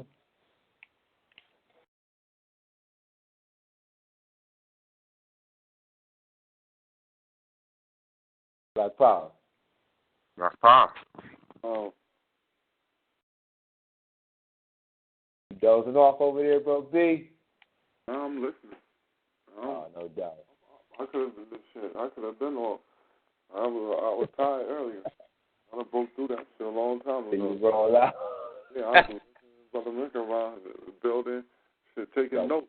We're taking notes. Yeah. Man, I've been through with that. But we winding up on the end of the show. I told you it was going to be 5 hours. I already knew what it was going to be. Or 5. Well, you got Captain Africa on there. You know what it is. Already. I'm telling you, the next show we to have, Brother Born, we're gonna throw some shots at some niggas. Let's look at the scientific revolution. Did y'all know that there was a such thing as a scientific revolution in Europe? It's always a revolution when you're dealing with these fucking This is the age. This is when the Europeans, the Renaissance. If you look up Leonardo da Vinci, for example, right? Y'all know he was a faggot, right? Yeah, busted a couple times. So it even go, yeah, little young boys. I always used to, you ever notice like when you watch European programs, you will always see like the young, prophet type of student, and he would have this older gentleman. He wasn't his daddy, he wasn't his uncle. He wasn't related to him by blood, but he was his overseer.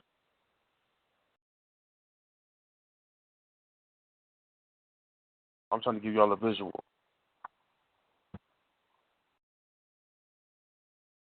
Yeah, go ahead. What's wrong with you? That's that nigga's boy toy and shit. Hey.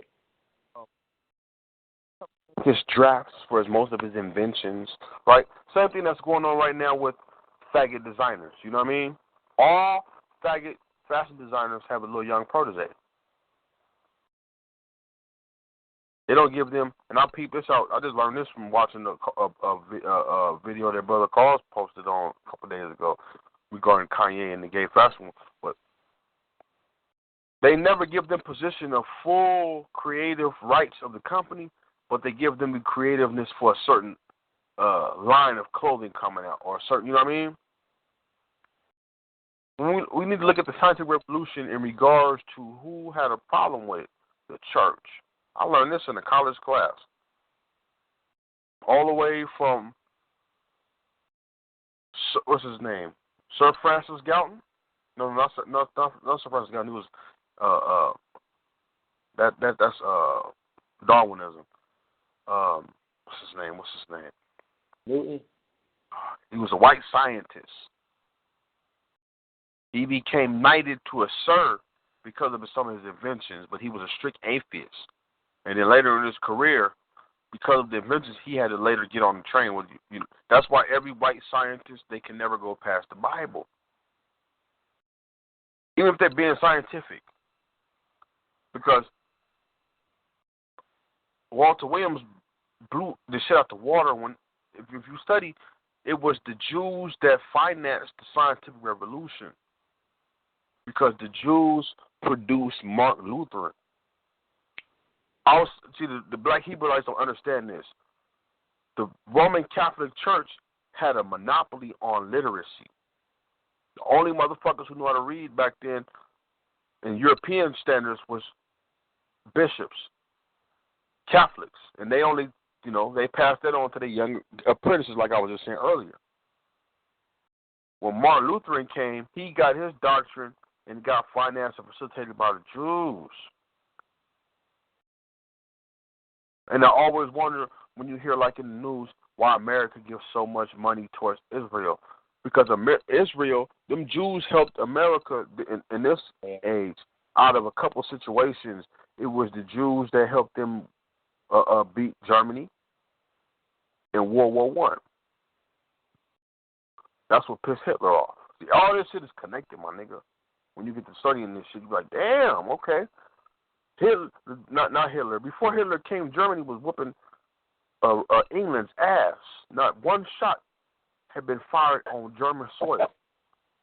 And overnight, the Jews had a meeting with America. And America, to make a long story short, they lost that war. You see what I'm saying? So when Walter Williams pointed out that history with the Jews, the Judaic society being the first teachers, because right after they came up with their curriculum, the Renaissance came. You see what I mean? That's not by chance.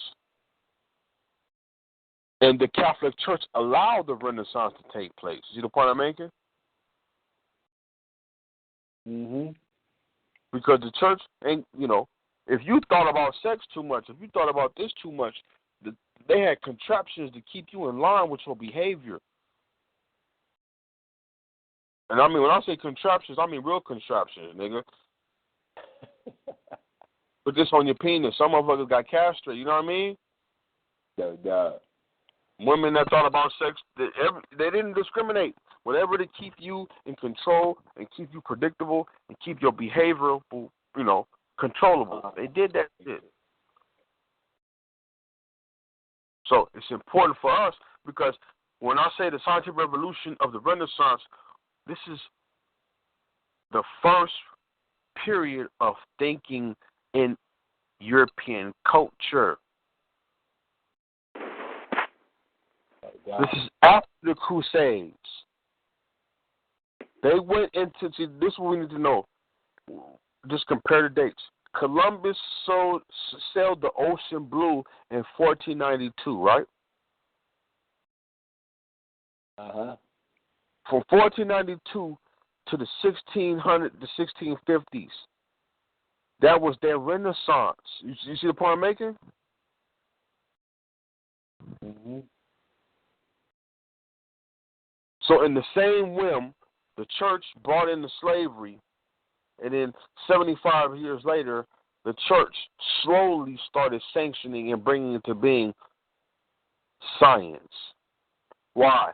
Because the Catholic Church knew that the one thing that can disprove Bible was science. And niggas use that word regularly, but to experience, that's all science is, experimenting with something and recording it. What happens when I do this?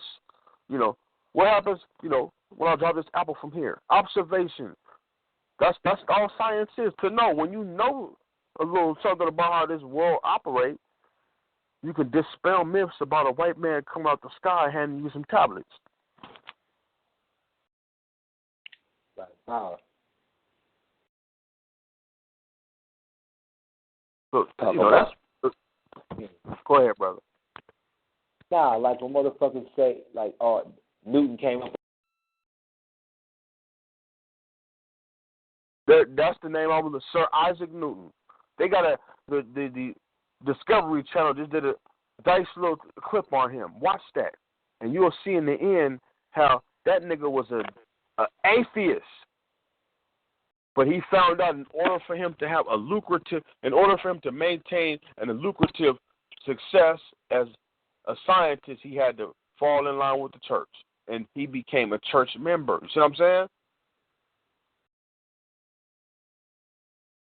So the biggest lie they tell you is that they separated.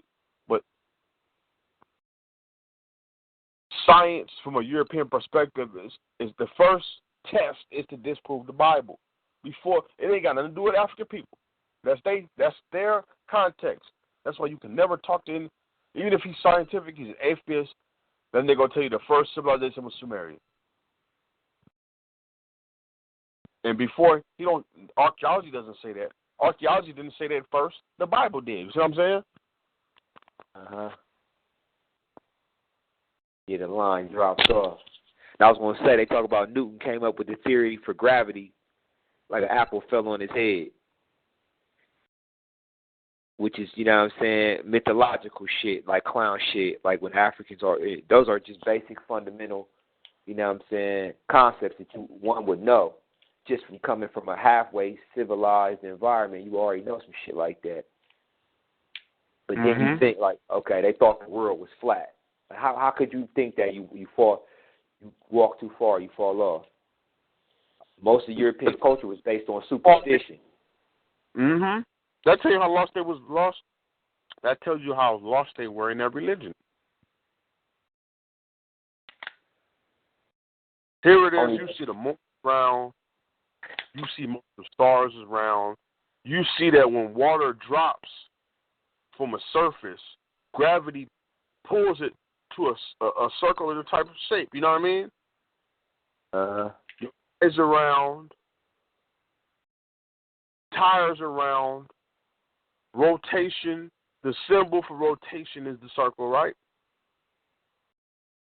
These crackers in their primitive state by that Bible and by their church thought the world was flat, and the preacher told them so.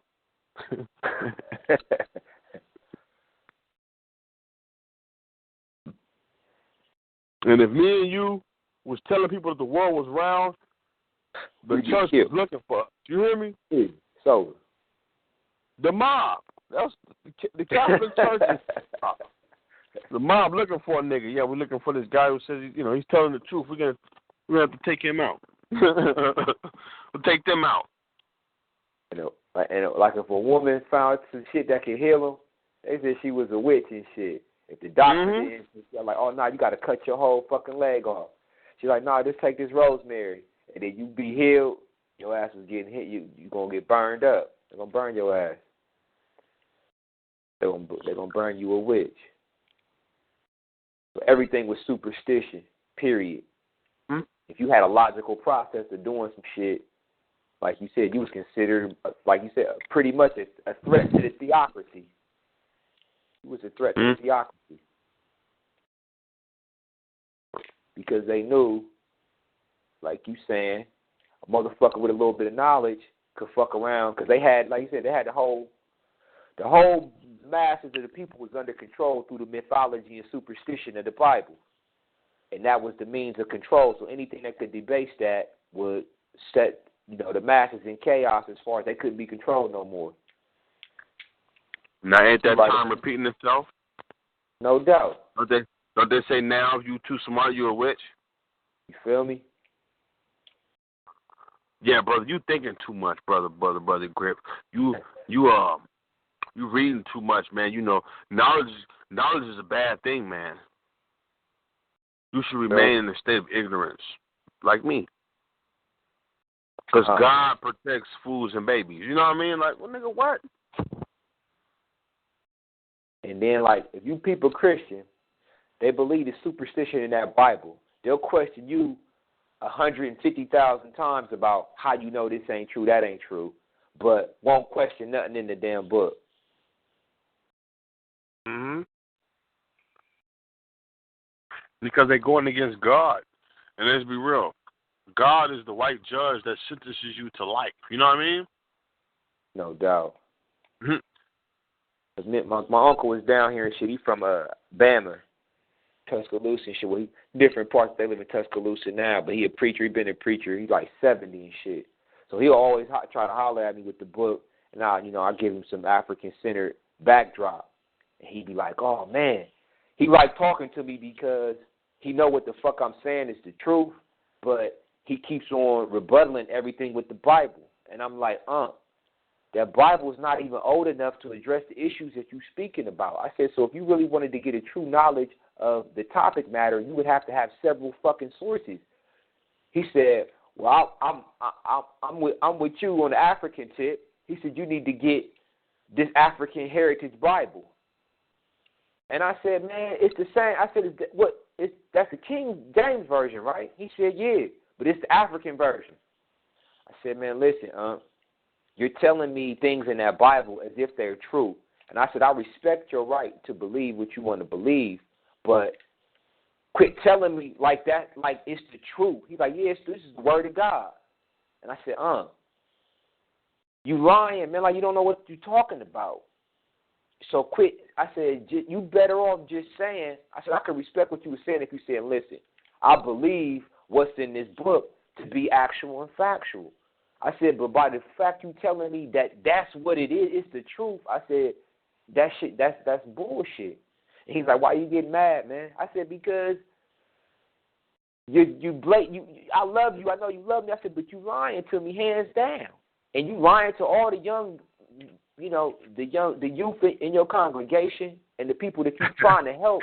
You fucking them up because you lying to them, and you know that you can't verify what's in that book. But I said, you'd be better off saying, this is what I believe. And then you would be much more credible in what the fuck you were saying because nobody can dispute your belief.